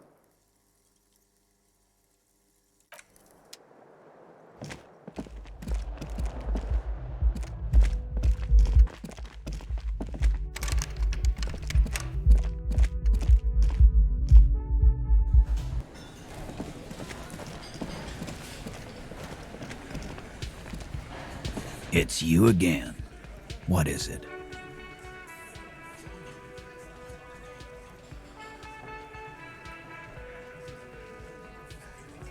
Fuck! I knew that fucking whore couldn't be trusted. You've hit a nerve. Titus is furious. No, more than that. The loyal Titus feels betrayed. For the record, Titus Hardy did not explicitly specify the victim as a whore, nor did he say anything about trusting her. Oh, shut up and stay out of this, Liz. He raped her. He was out of his fucking mind. You have no idea. She's just in denial, asshole. You don't understand the traumatic experience. She's shutting down, and she doesn't fucking trust you. Yeah, she's crazy, you know. A crazy bitch. You know the type. She's fucked up. This is a diversion. Stay on track. Lawman, I'm at the end of my goddamn rope with you. I fucking told you not to push her. And you went and pushed her. I am gonna fucking... Titus Hardy! Everett personally sent me to take care of this. If this goes south, we'll all be in the shit. But you, Titus Hardy, are going to be buried. Am I understood? When she's angry, she emphasizes the S. It gives her voice a strangely hypnotic quality. Her lips barely move as she speaks. Frankly, it's a bit terrifying. Someone has to rush in to break the tension. The second in command. Look, Copper. We know that that fuck was a rapist and a killer. We got him confessing to it on tape. Show it to him, T. What's the harm, right? Here, jerkwad, listen to this shit. And then come back and tell me the soldier of the apocalypse was an innocent man. This is their last play, this tape. Their story is in tatters, a mess. It might be nice to listen to, but at this point, You don't need to.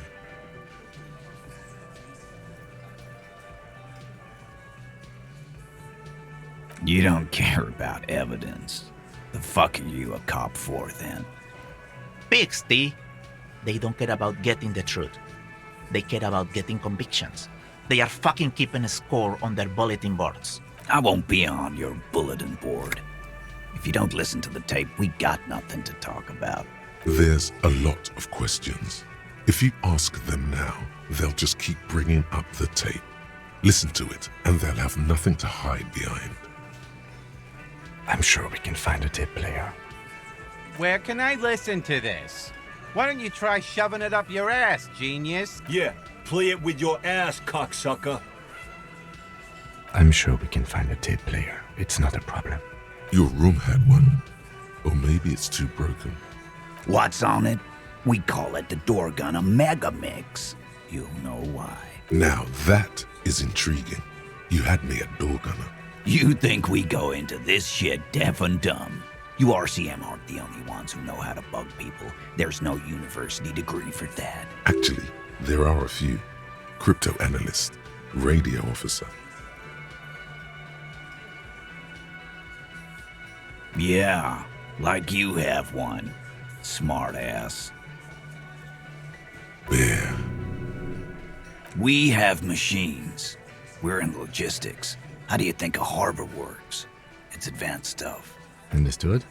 You've listened in on their communications. Since way before their chief started taking swing lessons.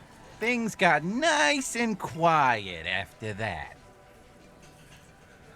It's not advanced. You just hold up in a coop all day, writing down what they say. It gets hot as hell in there. Don't put yourself down, Angus. It's important work. Yeah, man. You're like a radio genius or something. Those notes are some in-depth stuff. Indexes and shit. Don't forget your tape, lawman. Compliments of Titus Hardy. You do that. Oh, and keep it. Maybe you'll need a reminder of human ugliness someday.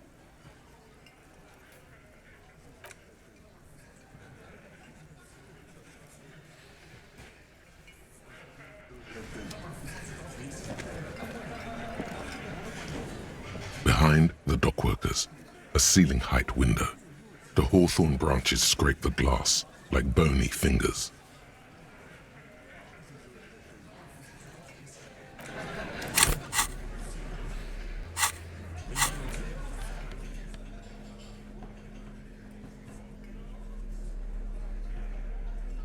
You stare at the great Door Gunner Megamix.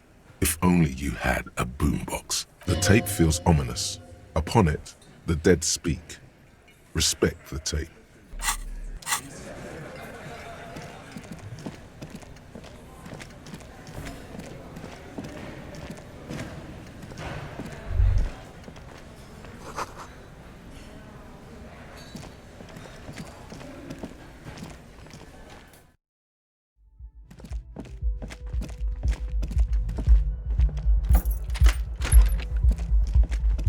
Compact tape player is still and silent.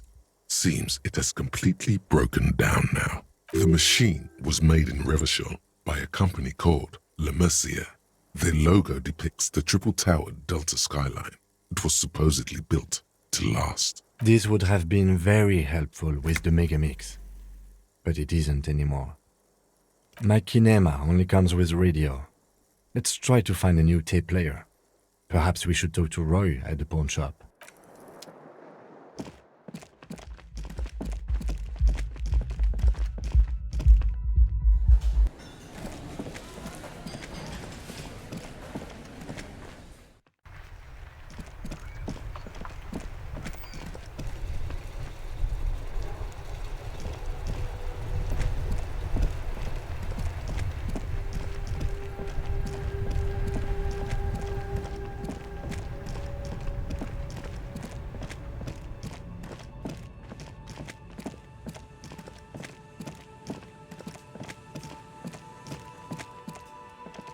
A rusting control panel with you.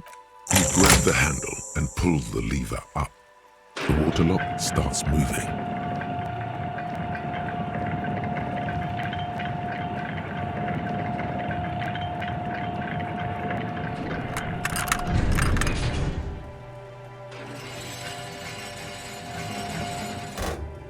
All right, we can go to the coast now. Expect rugged terrain and drunks. And if you wanted to forge that document for Evrard, now you can.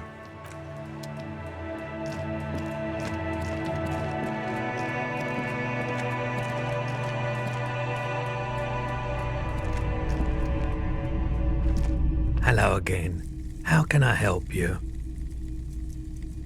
Yeah, we still have those boomboxes on the shelves. The boomboxes wait on the shelves, and your boombox, that gold and amber Harmon Waushi, stares at you longingly with its tape reel eyes. Sorry, man, I can't be giving out freebies. Never have, won't now. And here you are, quality sound reproduction on the go. It'll play anything, wherever, turn any tape into a conversation of sounds and shapes. Hello again. How can I help you? Of course. It's in work. A typical Martinez streetlight sits among. You see rows of toy soldiers guarding the rest of the trinket.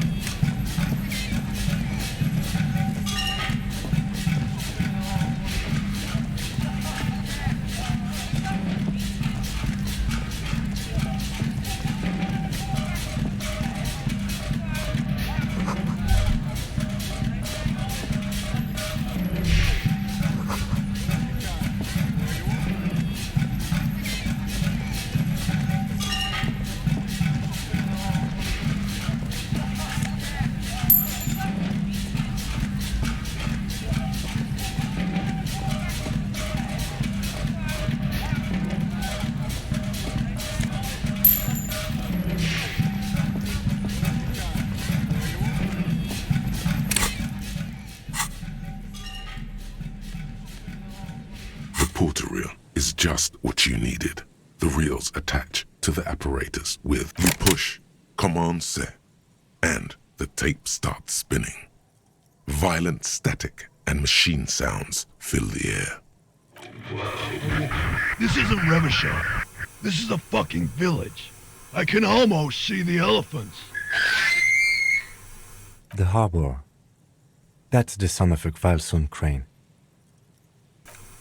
When this shit is done, I'm gonna tear that place up. Soldier of the apocalypse style. Kill shit. Dogs and chickens too. Gonna run a room, Cordy. A real nice.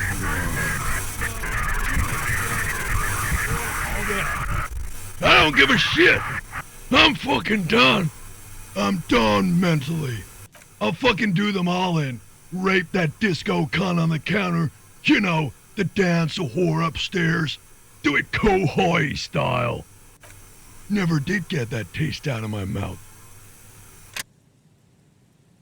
The lieutenant presses the button marked Arrete on your portal-reel. The tape stops spinning. End of recording. It seemed authentic enough. Probably recorded off the shortwave, then edited to seem more incriminating. He sounded like he was on patrol around the harbor walls.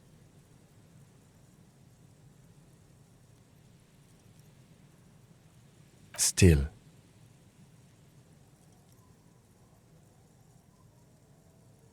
there's more going on here than we know. Corty could be short for Cortenard, one of the other mercenaries, the one he was talking to. Probably the mountain at the harbor gates. Mr. Right to Work. It seemed authentic enough. Probably indeed, but... There's more going on here than we know. A village on the Samaran Isola, in South Safre. Grad committed war crimes there, the kind of thing he talks about. The South Safre conflict is an ongoing proxy war between Grad and Safre. It has been hot for 12 years, with the atrocities piling on, mostly committed by the Grad. Who knows? Maybe the tattoos would have an answer. We would need to know the story of this man's service. A symbol of soldier of the apocalypse style conduct in a civil environment. I think we've got a few more questions for class here, don't you? This seems to contradict her testimony, at least to some degree. As you take out the tape, the boombox tunes itself back to the cheery radio again. The contrast feels chilly, inappropriate even.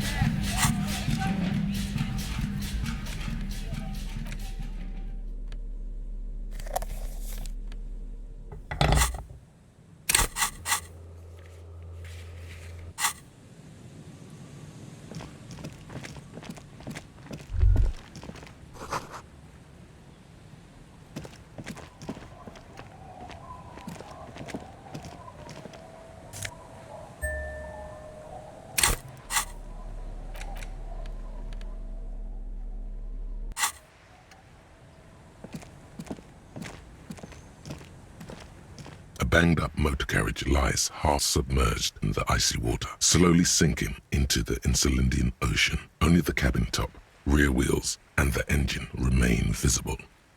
It must be cold and lonely down there, in the icy water. Remember the tire tracks in Martinez? This is where they were leading. It appears to be so. I agree. We should definitely investigate. You get a sudden, sinking feeling. Stomach acid comes up as you look at the motor carriage in the deep, dark, cold water. Why the doom and gloom? It's just a sunken motor carriage.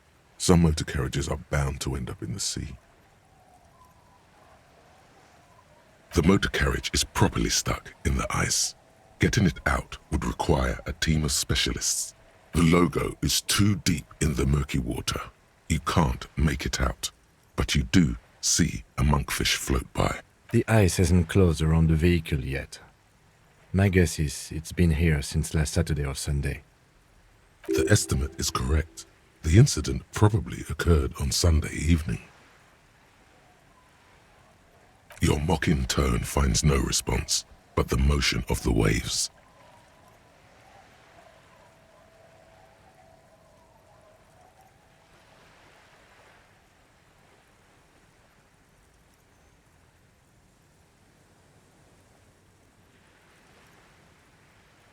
Yes, quite.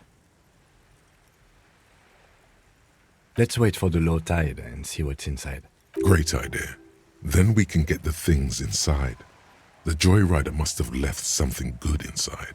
Guns, papers, maybe a cool jacket. A joyrider jacket. A joyrider jacket.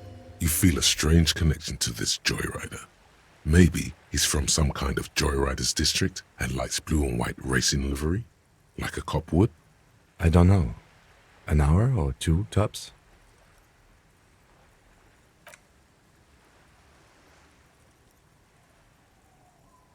As you sit down in the old, rusty playground, the world around you becomes very silent. Nothing but the sound of seagulls high above in the sky, echoing like distant laughter. Ice cracks around the blue motor carriage in the sea.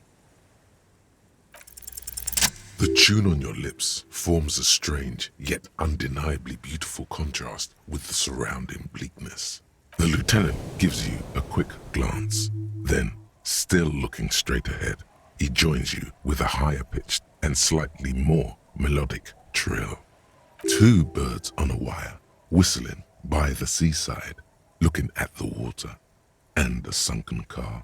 The clouds pass in the sky, and the shadow of the swing moves like the hour hand on a timepiece.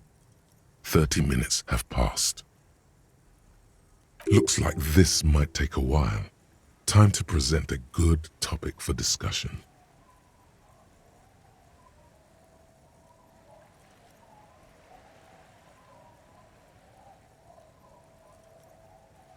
Well, historically, leeches have been used to prevent and even cure many ailments. Okay, he's thinking.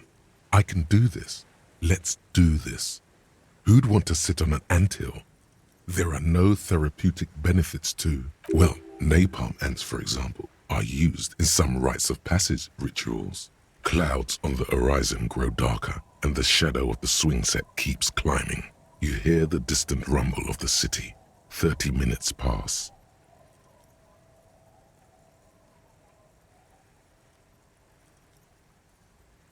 Luckily, I am already a member of an independent organization, and therefore do not have to choose between a rock and a hard place.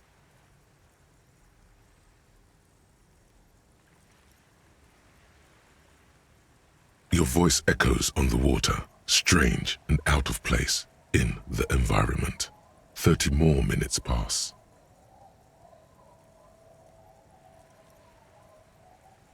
Yes, 41. What do you think it stands for? It's as if he knows what it stands for, but wants you to say it. It's pedagogical. Does he know something about the driver of this vehicle?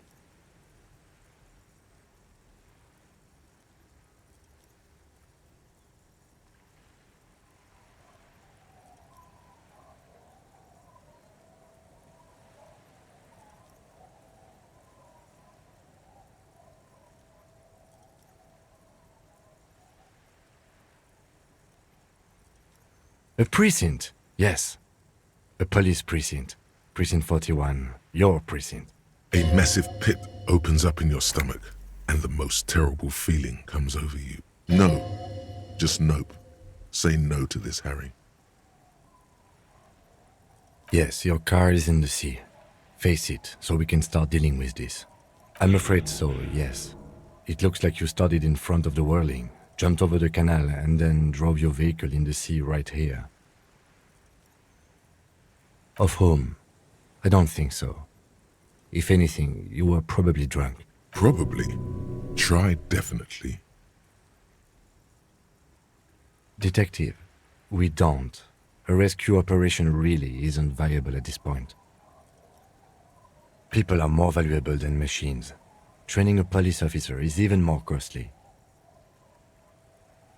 I'm afraid it will have to be there like that for many years. Look at it. Parts of it might be salvageable, but overall, this machine is a write-off. The lieutenant adjusts his glasses. There is also a fourth thing more precious than the gun, the badge, and the motor carriage combined. Lost forever. You can still whistle. Besides, the night is always darkest before the dawn. That is very unlikely. You'd be lucky to find one undamaged component in there. Well, not cheaper. This motor carriage costs 40,000 real. But in the long run, it still makes more sense to buy a new machine than try to refurbish this.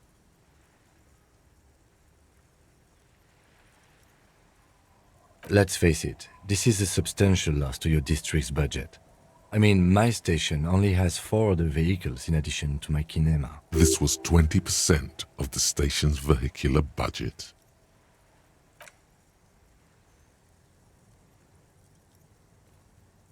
Yes, let's go take a look.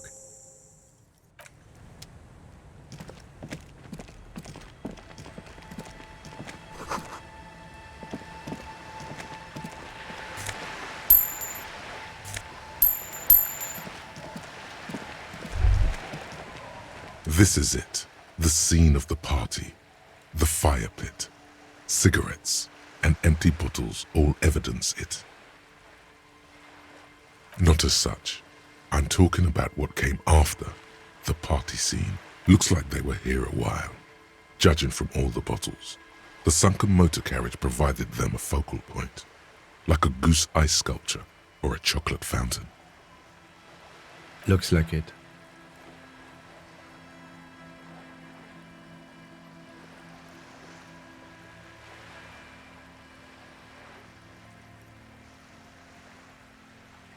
Hey, let's keep moving, detective.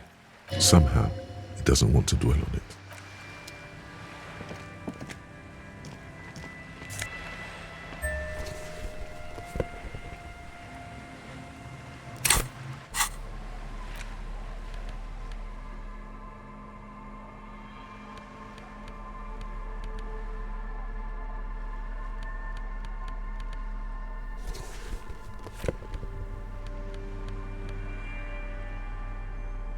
Police badge on which you see the photo of a man. You. Some seaweed is stuck to the back. At least something good came out of all this. Encased between 2 durable plastic sheets is a bluish card with lines of information and a watermark in the shape of the street grid of Revachol West. You see a photo, a name, a rank, a document number, the date of issue, and in the lower right corner, your precinct. The man keeps winking at you with his green-grey eyes. The photo is old, no doubt about that, but the badge is new. You used an old photo for a new badge. Good choice. A newer photo would look different. 8, maybe 10 years. The guy in the picture is rather good-looking. He's got a nice haircut and is distinctly lacking in massive sideburns. What do you think? His face is already contorted by the expression, although it looks less grotesque on him than it did on you. It looks like you had quite the charming face way back then. Your hair is brown and slightly curly. Your eyes seem more clear somehow. The lack of alcohol swelling is a bonus, though there's a pinch of that in your cheeks already. Don't be fooled. The bad times have already begun. The badge in your hand shines as you rotate it. Harrier, that's long for Harry. So you are Harry. Evrard was half right. Probably not a lot of people know your full name. Whoever told him you're Harry Dubois didn't.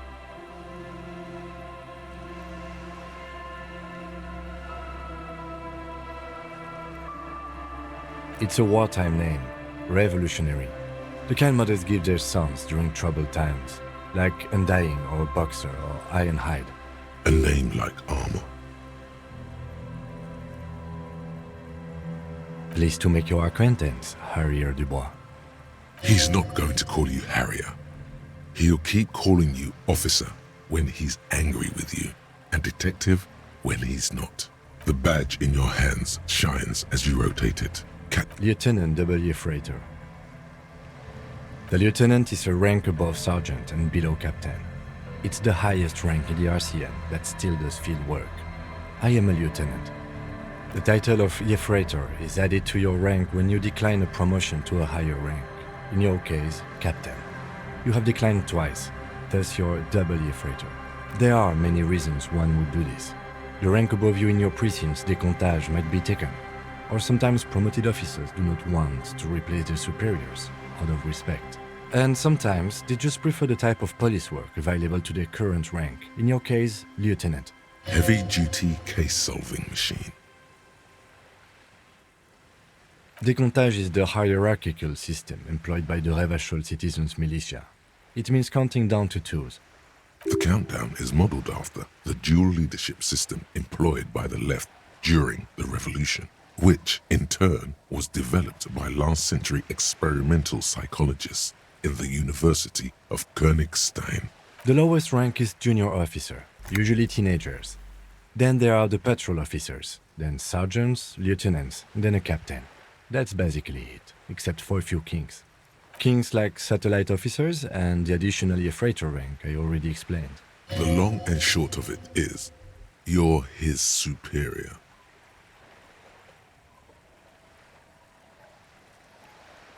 You are given the title of satellite officer if your partner is quickly promoted through the ranks and you rise with him. You don't seem to be a satellite.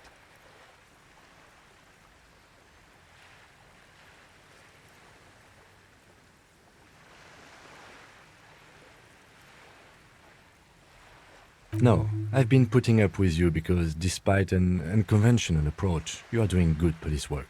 It matters more than driving your motor carriage into the sea. And now we've even found your badge. He trusts you, for now. Try not to spoil it. Yes, apparently you've had a rather successful career in the past, and this leads me to believe maybe your current situation is only temporary. Good. Such a small yet precious thing. Expensive. That's just the serial number. Revachol, Jamrock, Precinct 41, with some numbers thrown in there for good measure. The numbers are not there for good measure. They have an administrative purpose. One that's unfortunately... 4 months ago. I'm guessing that's when you were promoted to the rank of Lieutenant W. Freighter. A new badge usually comes with a new rank. You seem to have been doing well then. The case created a lot of edge you have to take off. The death march really gets us going. You're pretty sure you weren't doing well. But better? Probably yes. A lot can happen in 4 months. Especially in winter. The winters are never easy on you. Yes, it's the designation of your precinct. 41, like mine says 57. The 57th is mostly industrial harbor. A lot of asphalt. The 41st it's a tough station to work in. You have all of Jamrock to cover. That district should have 3 precincts, but money is what it is. It's no wonder you are like you are, he thinks. But then again, it's a legendary district, and a hell of a station too. It must be an honor and a curse to work with people like Price, McCoy, Berdiaeva. Roberts, Feuerbach, Dimitri. Suddenly, names from your decomptage flash. The badge in your hand shines as you rotate it, catching light. You see lines.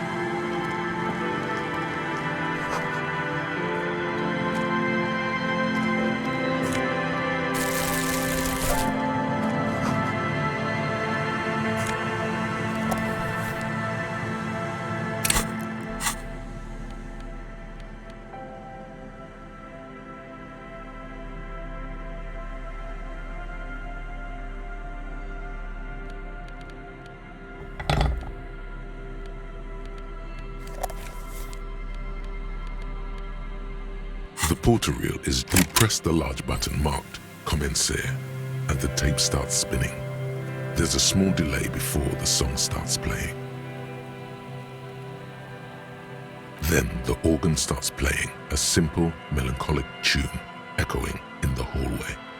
A lone singing voice joins in, telling you about the tiniest church in Cessons, surrounded by even tinier yard.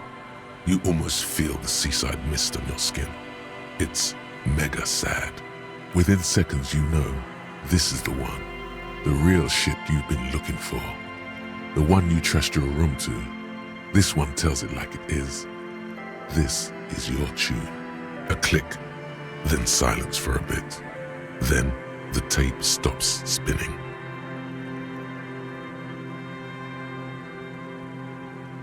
Of course you could sing this. You could take sad to a whole new level with this. And you already know the lyrics since you've listened to it like a million times. Yup, they're all here. All 3 verses. And the B-side of the tape contains the instrumental version. It's like the world itself is telling you to do it. Only one obstacle stands on your way. Gart. You have to convince Gart to let you sing karaoke in the whirling. After you've won him over, you can express yourself. Let the pain out. The lieutenant looks at you as you remove the tape from the boombox.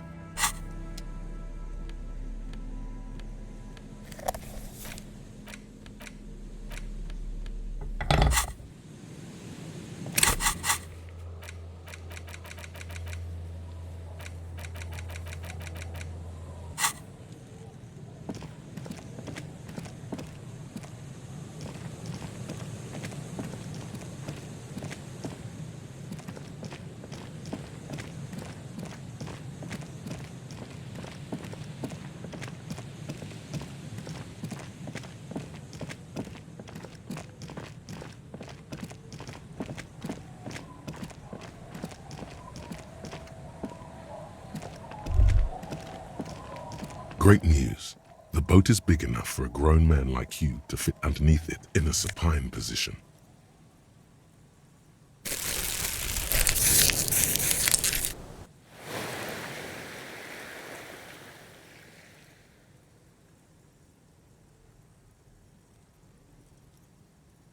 Sleeping. Was it not decided that you're a hobo cop? More hobo than cop? Or was that fine irony that your visual cortex somehow misunderstood?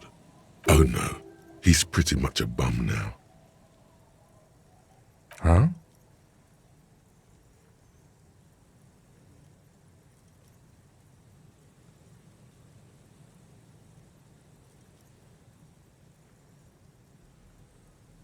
Sarcastic self-pity is not what we need at this moment, officer. I understand the situation looks grim, but we must continue with our investigation. Think of it as a salvation. You have a home somewhere. All cops do.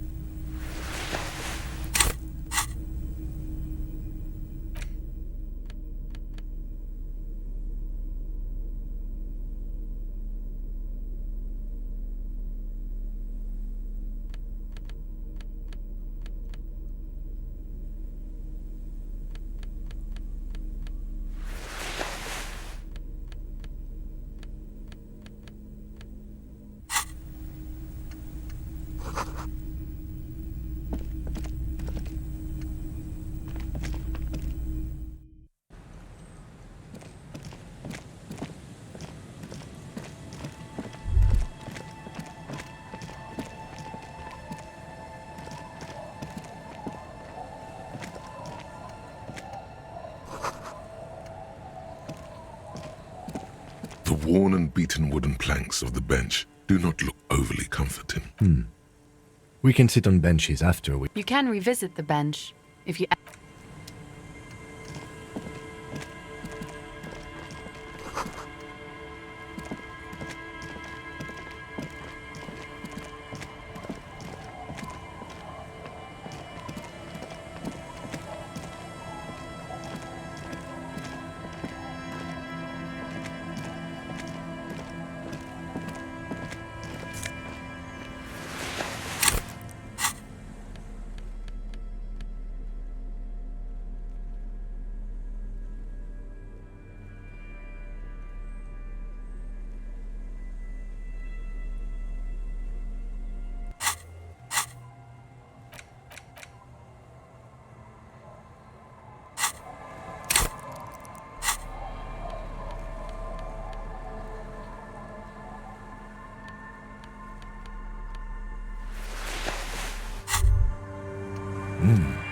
These are some wonderfully regular pants.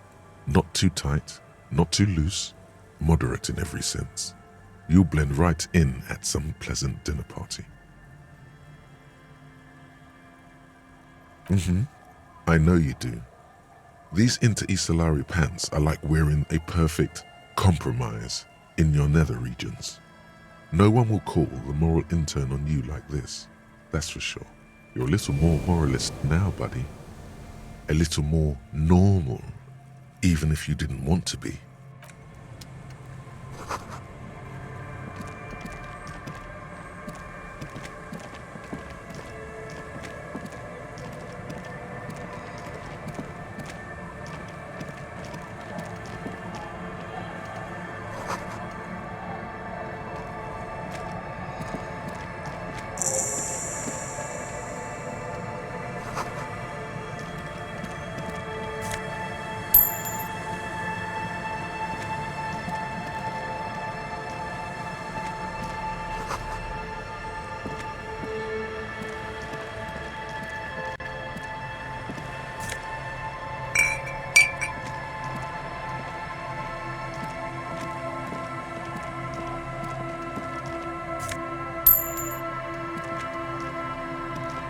Hey, tequila!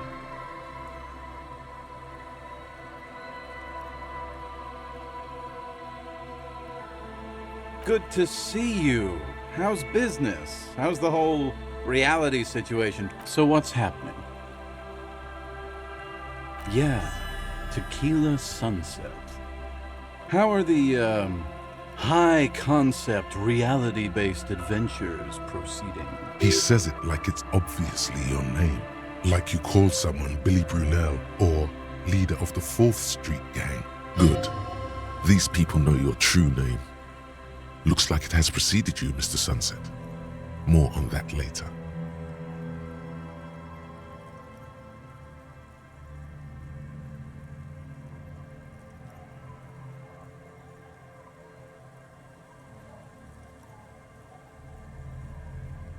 It's good to hear that you're on top of things.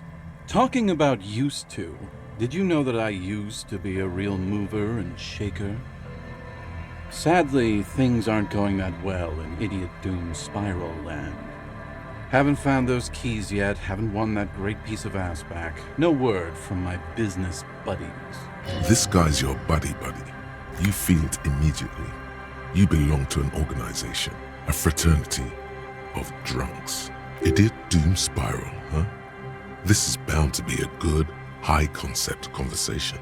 At last. We are saving the world. Please! Please don't go! Don't go! Okay, we're drinking. We're drinking alcohol. That's what we're doing. I tried to save the world once, a long time ago, with enterprise, creativity, and willpower.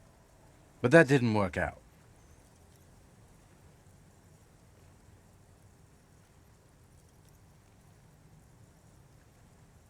So now, it's a pirate's life for me.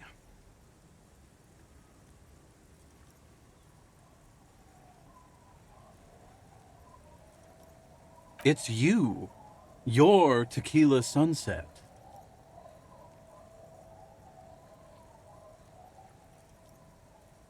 We've met before. Don't you remember? No, you sure don't. Maybe. You look like you want to know how Tequila Sunset came to be. You look like you want to hear the tale.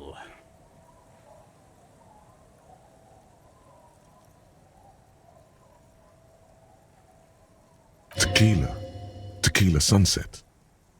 Something ominous there.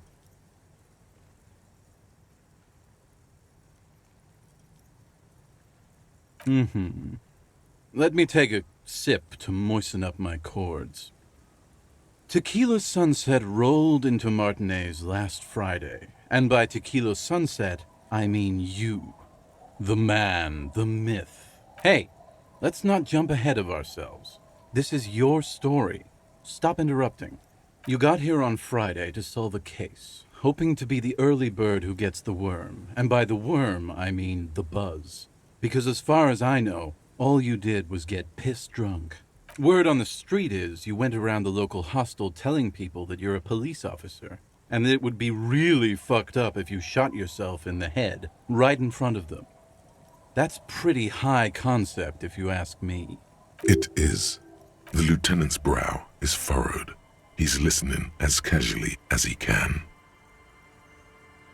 It was a late Saturday night when we, the Union of Moribund Alcoholics, were getting our drink on.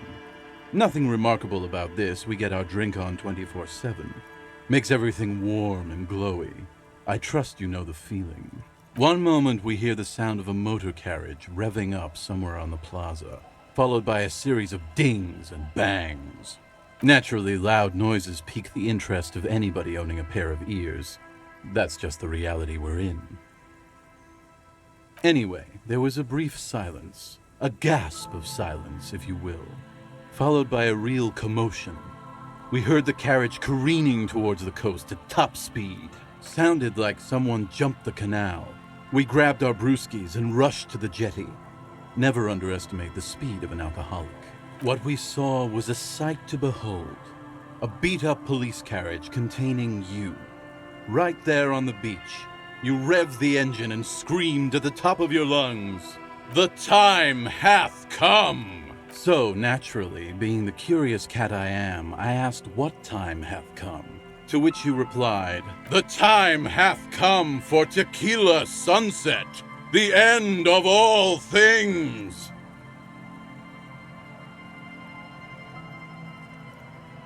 After which, your reality contracted. You jammed the pedal, plowed right off the jetty, and through the ice. We ran towards the ice, whilst you crawled your way out, miraculously unhurt, covered in seaweed and shit, like some kind of sea monster.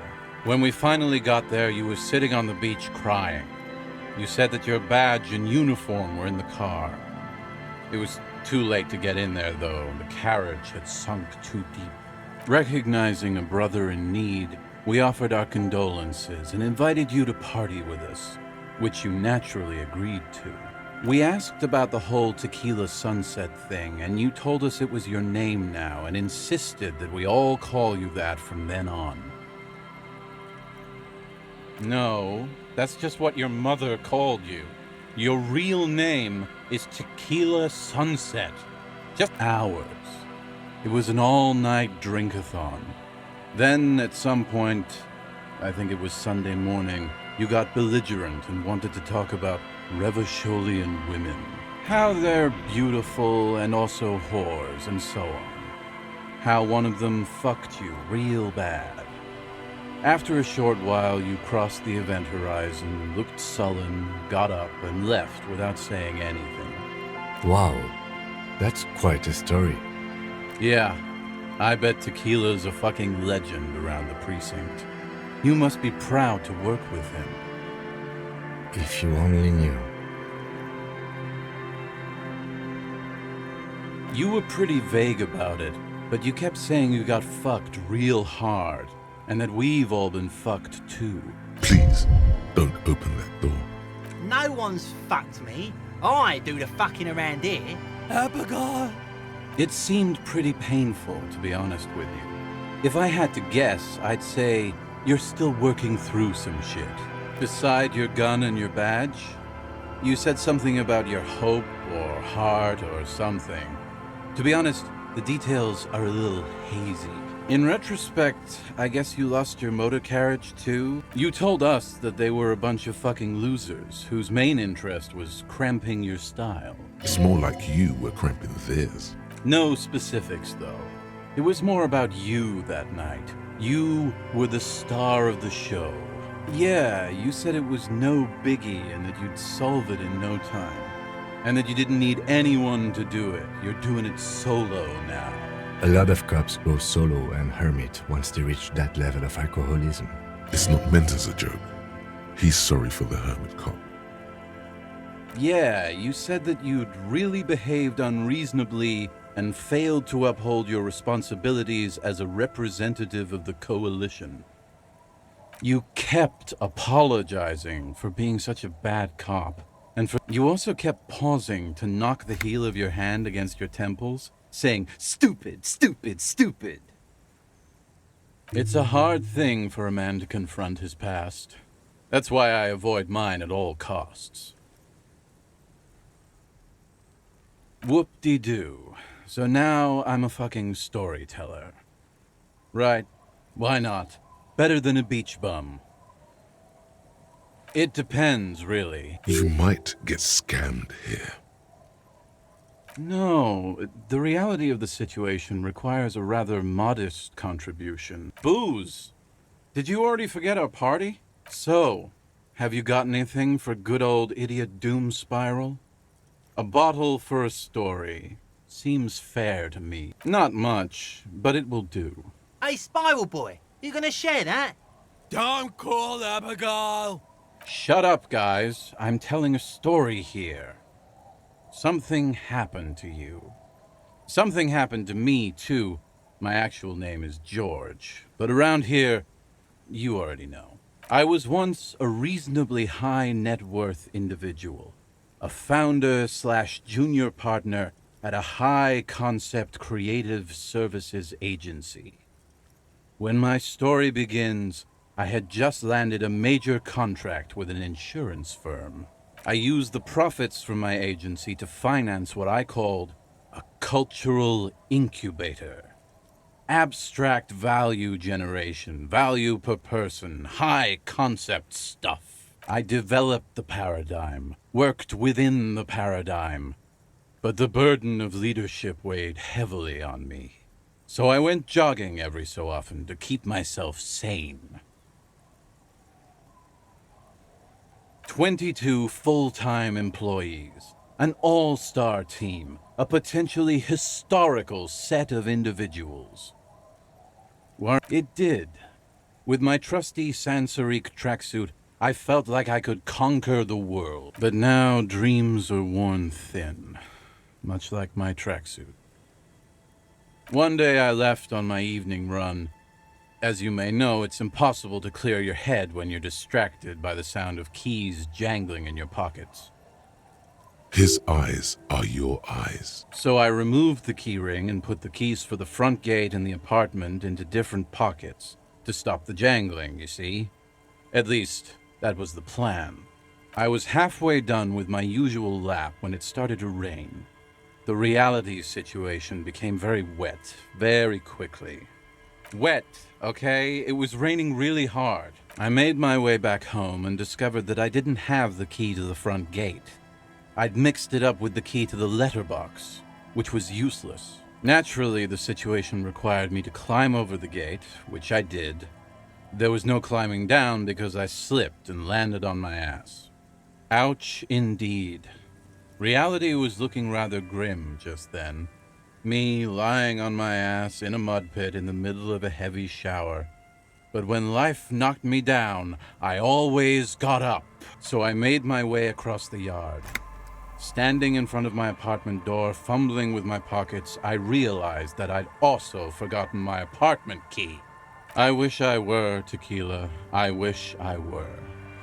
Instead of my apartment key, I'd taken the key to the office. I rang my neighbor's buzzers. It was late, and most of them didn't even answer. Those who did assumed I was trying to sell them something and hung up before I could even explain the situation. People are naturally wary of ad men, you see. One moment someone chats you up, 5 minutes later you've bought a box of edible lingerie and a strap-on. I don't begrudge them, especially since I was known to be one of the best. Heavy is the head that wears the crown. Just then, I experienced a moment of clarity. I still had the key to my office. I could wait out the storm there. But when I reached my office, I remembered that I'd asked one of my producers to change the locks that day. And since I hired only the best, he'd already done it, and I couldn't get in. Anyway, long story short, life spiraled out of control. I haven't gotten into my apartment for years, and my girlfriend left me because she didn't want to date a homeless man. The company, well, you see where I'm going with this. So, now you've heard my tragic tale. What do you think? Like nothing you've ever heard, huh? Tequila, I've thought about this series of events for a long time. If there was anything else to it, I would have thought of it by now. Why didn't you go to the authorities? Well, at one point they came to me, but, you know, I didn't have any ID on me, so they tossed me in jail for 2 days. I can't say it increased my faith in the RCM. No offense, gentlemen. The hobo lifestyle definitely has some perks. Not having to pay rent, first and foremost. Not being responsible for 20 other people is nice, too. But that charm wears off pretty quickly. Good fucking question, Tequila.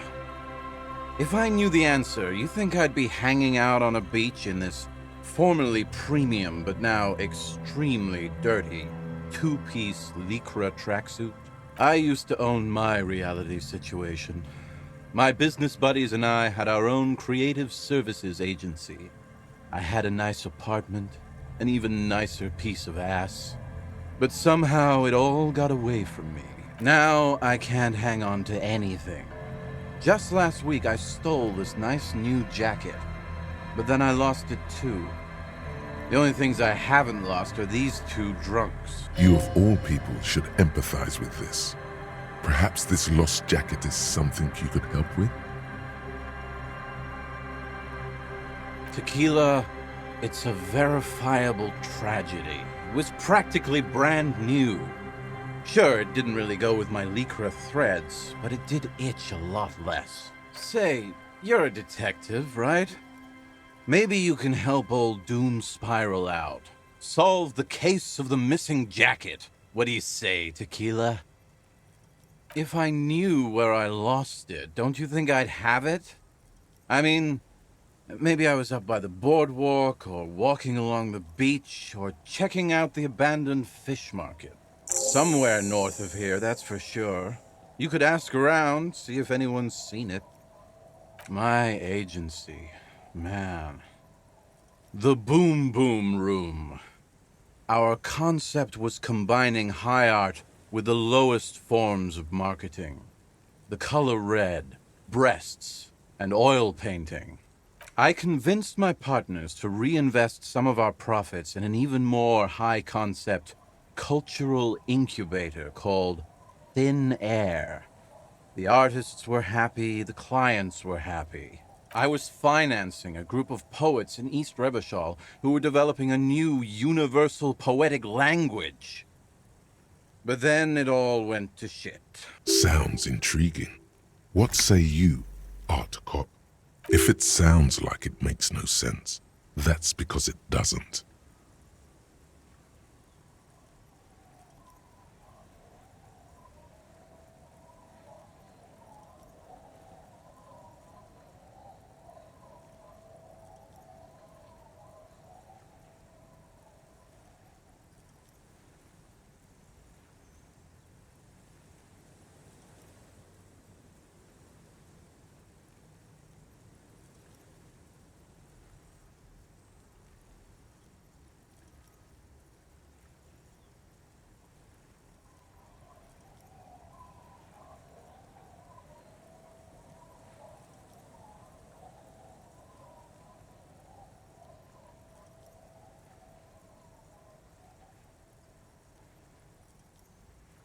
Well, you know, sex sells.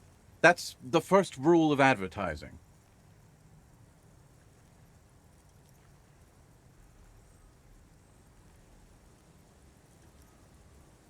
That's what's so cool about advertising. It's kind of like art, except you can also get fucking rich doing it. What? You've never seen 100% Lycra before? Go on. Feel that primo material. Pretty nice, huh? This might be one of the last of its kind. Should probably be in a museum, honestly. Good God. It's nearly impossible to describe how dirty this texture is. It's like rubbing two jellyfish skins together. you feel about 15% less human for having touched it. Randomized trials have also found Lycra, TM, to be associated with a number of exotic, highly malignant cancers, so you also have that to look forward to. And then there's the smell, but you don't even want to think about that. Wow, you're lucky. That's because your paws are fucking filthy, Rosie. My fellow members of the Union of Moribund Alcoholics? They're exactly what they look like. Hey, tequila! You want to buy some speed? Shut the fuck up, Rosemary. I thought he was a cool cop. Don't call Abigail. And this is Abs. So yeah, that's basically us. We drink together. I'm all ears, tequila. What's it about? I'll let my hand address the situation. Maybe you've heard. I used to be a very successful businessman. I've signed more than a few lease forms or whatever the fuck they were. All right.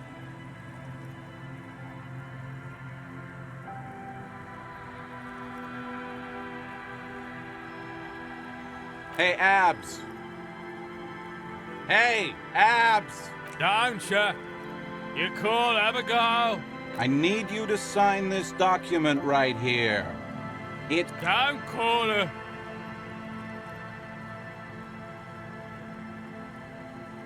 Don't call Abigail. Great job, Abs. Nailed it. Don't know if I've mentioned it, but I used to be a businessman. And as a businessman, I'm going to keep the pen. For my trouble. Hey, guys. We're heroes. About fucking time, man. Don't call Abigail. Thank you for your services, gentlemen. Should we go and mail these? I think I saw a mailbox on the plaza. Okay, what's on your mind? I do. But as you can see, my fuel tank is running quite low. If you catch my drift. Cottonmouth is keeping my tongue. You too.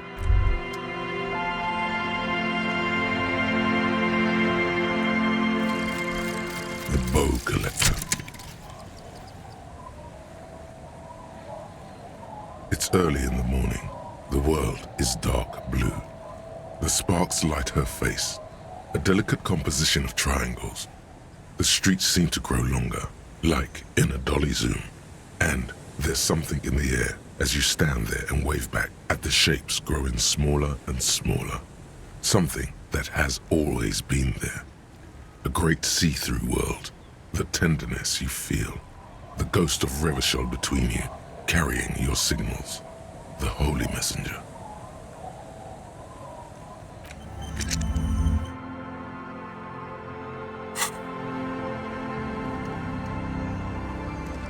Don't call Abigail.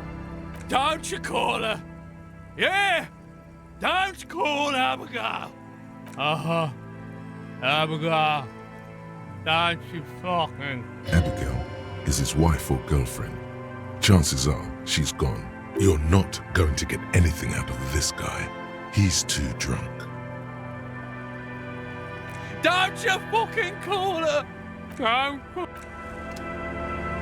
Tequila.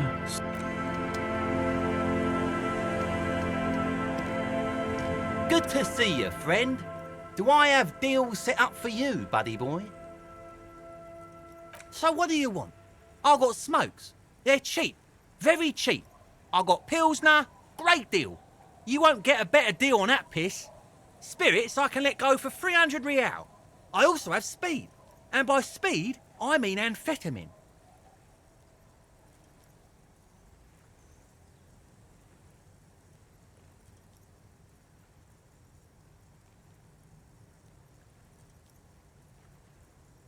Hi, by amphetamine I mean speed. Hi, it's what I said. Good, my man. Now what can I offer you? See, friend, it's real valuable. Worth every real, if you catch my drift. Got it from a bit of a business venture. You know, it's funny actually. What? Keep him talking. This guy. Conversation might bring a discount, no?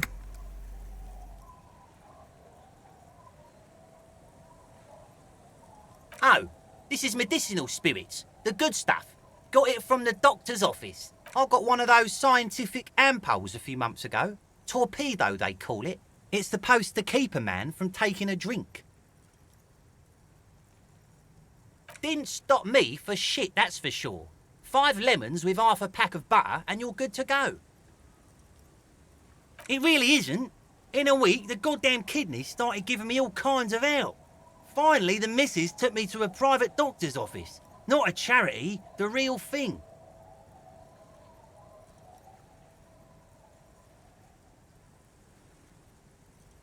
Those arseholes charged me £4 to remove the damn thing. But I came out on top after all.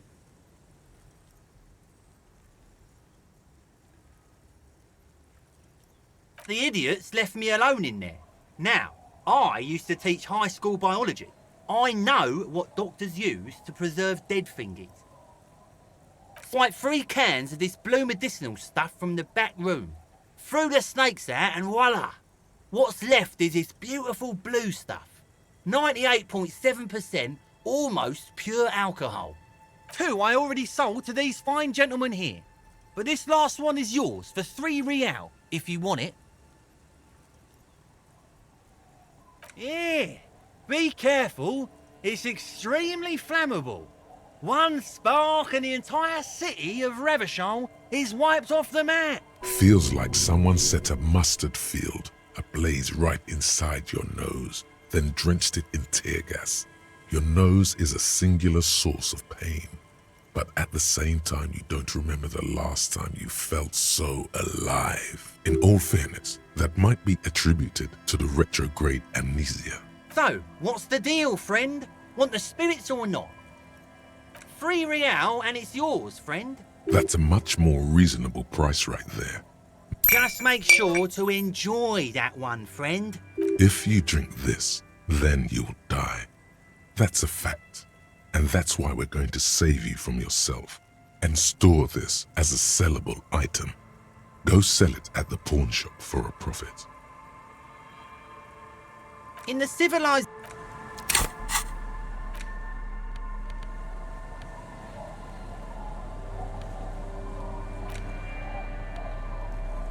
You take the legal documents out of the envelope.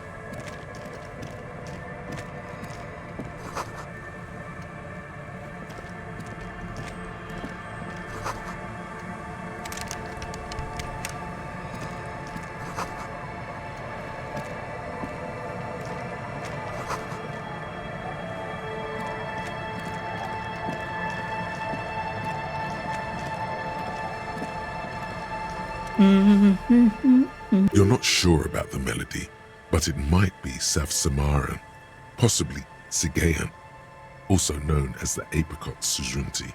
Welcome to the fishing village. Please lean in closer. I have cataracts. Oh, welcome, police officer. We don't cause any trouble around here. And we don't want any trouble either. We are not here to cause any trouble, madame. Oh, of course. Last time we saw you around here was 12 years ago. You also came to take care of trouble then. Wish you did. But still, in Martinez, you're considered an ill omen. No, not you personally. I meant the RCM. Some of the men got into a fight. One of them killed another, locked himself in that woodshed over there. He was brooding, needed some help opening the door. You got it open for him and took him to think about what he'd done in a more secluded place. She says it as if he was on some kind of spiritual retreat.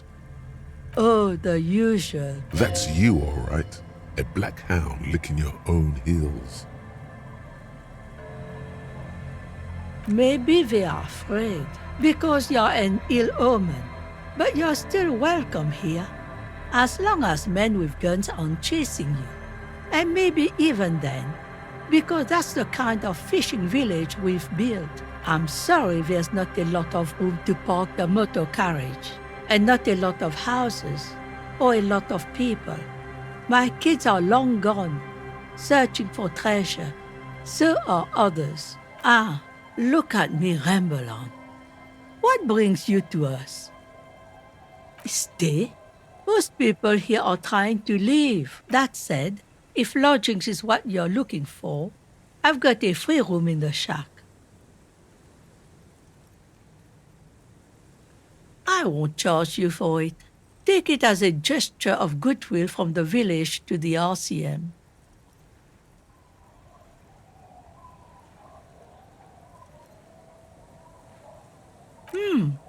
That's exactly how they get ya. That's why we built our own cinder block houses on the seaside, so we don't have to give money to those crooks. We might not look like much, but they are ours.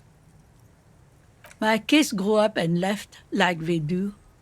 The house is long empty now. I live in the small side attachment. It's easier and cheaper to keep warm. Aye. The room is pretty bare bones, but it's got a bed and roof over it. That's more than some folks have around here. When Varson communist revolutionary Ignas Nielsen was in hiding, he stayed in a hut on the Boreal Plateau for 10 months.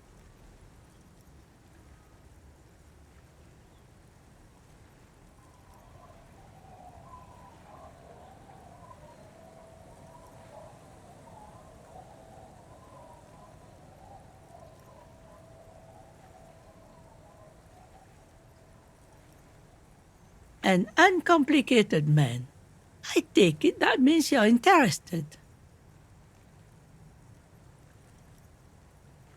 Don't make an old woman regret opening her house to the police. Well, if you are not in the hostel in the morning, I'll know where to find you. Here, in a shack. He's a little relieved you're no longer in that room. Just us. It's barely a village anymore. This is pretty much a non-place. A gap, a blank spot on the map. Just a cluster of nameless shacks on a nameless street. The place is so pornographically poor, it's not even funny.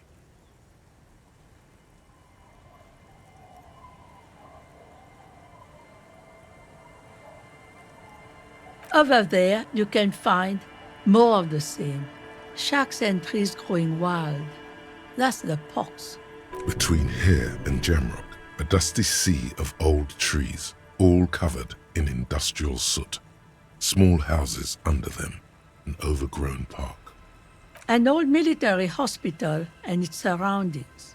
Or it used to be, during the time of the suzerain. After the war, it was turned into a goodwill hospital for shell-shock veterans and folks looking for some quiet in the old sanatorium gardens. Now the area is crisscrossed with nameless streets and makeshift cinder block houses. Shacks as far as the eye can see. The goodwill ran out. The staff left and the place was shut down. It's long gone by now. She nods, rinsing another piece of cloth.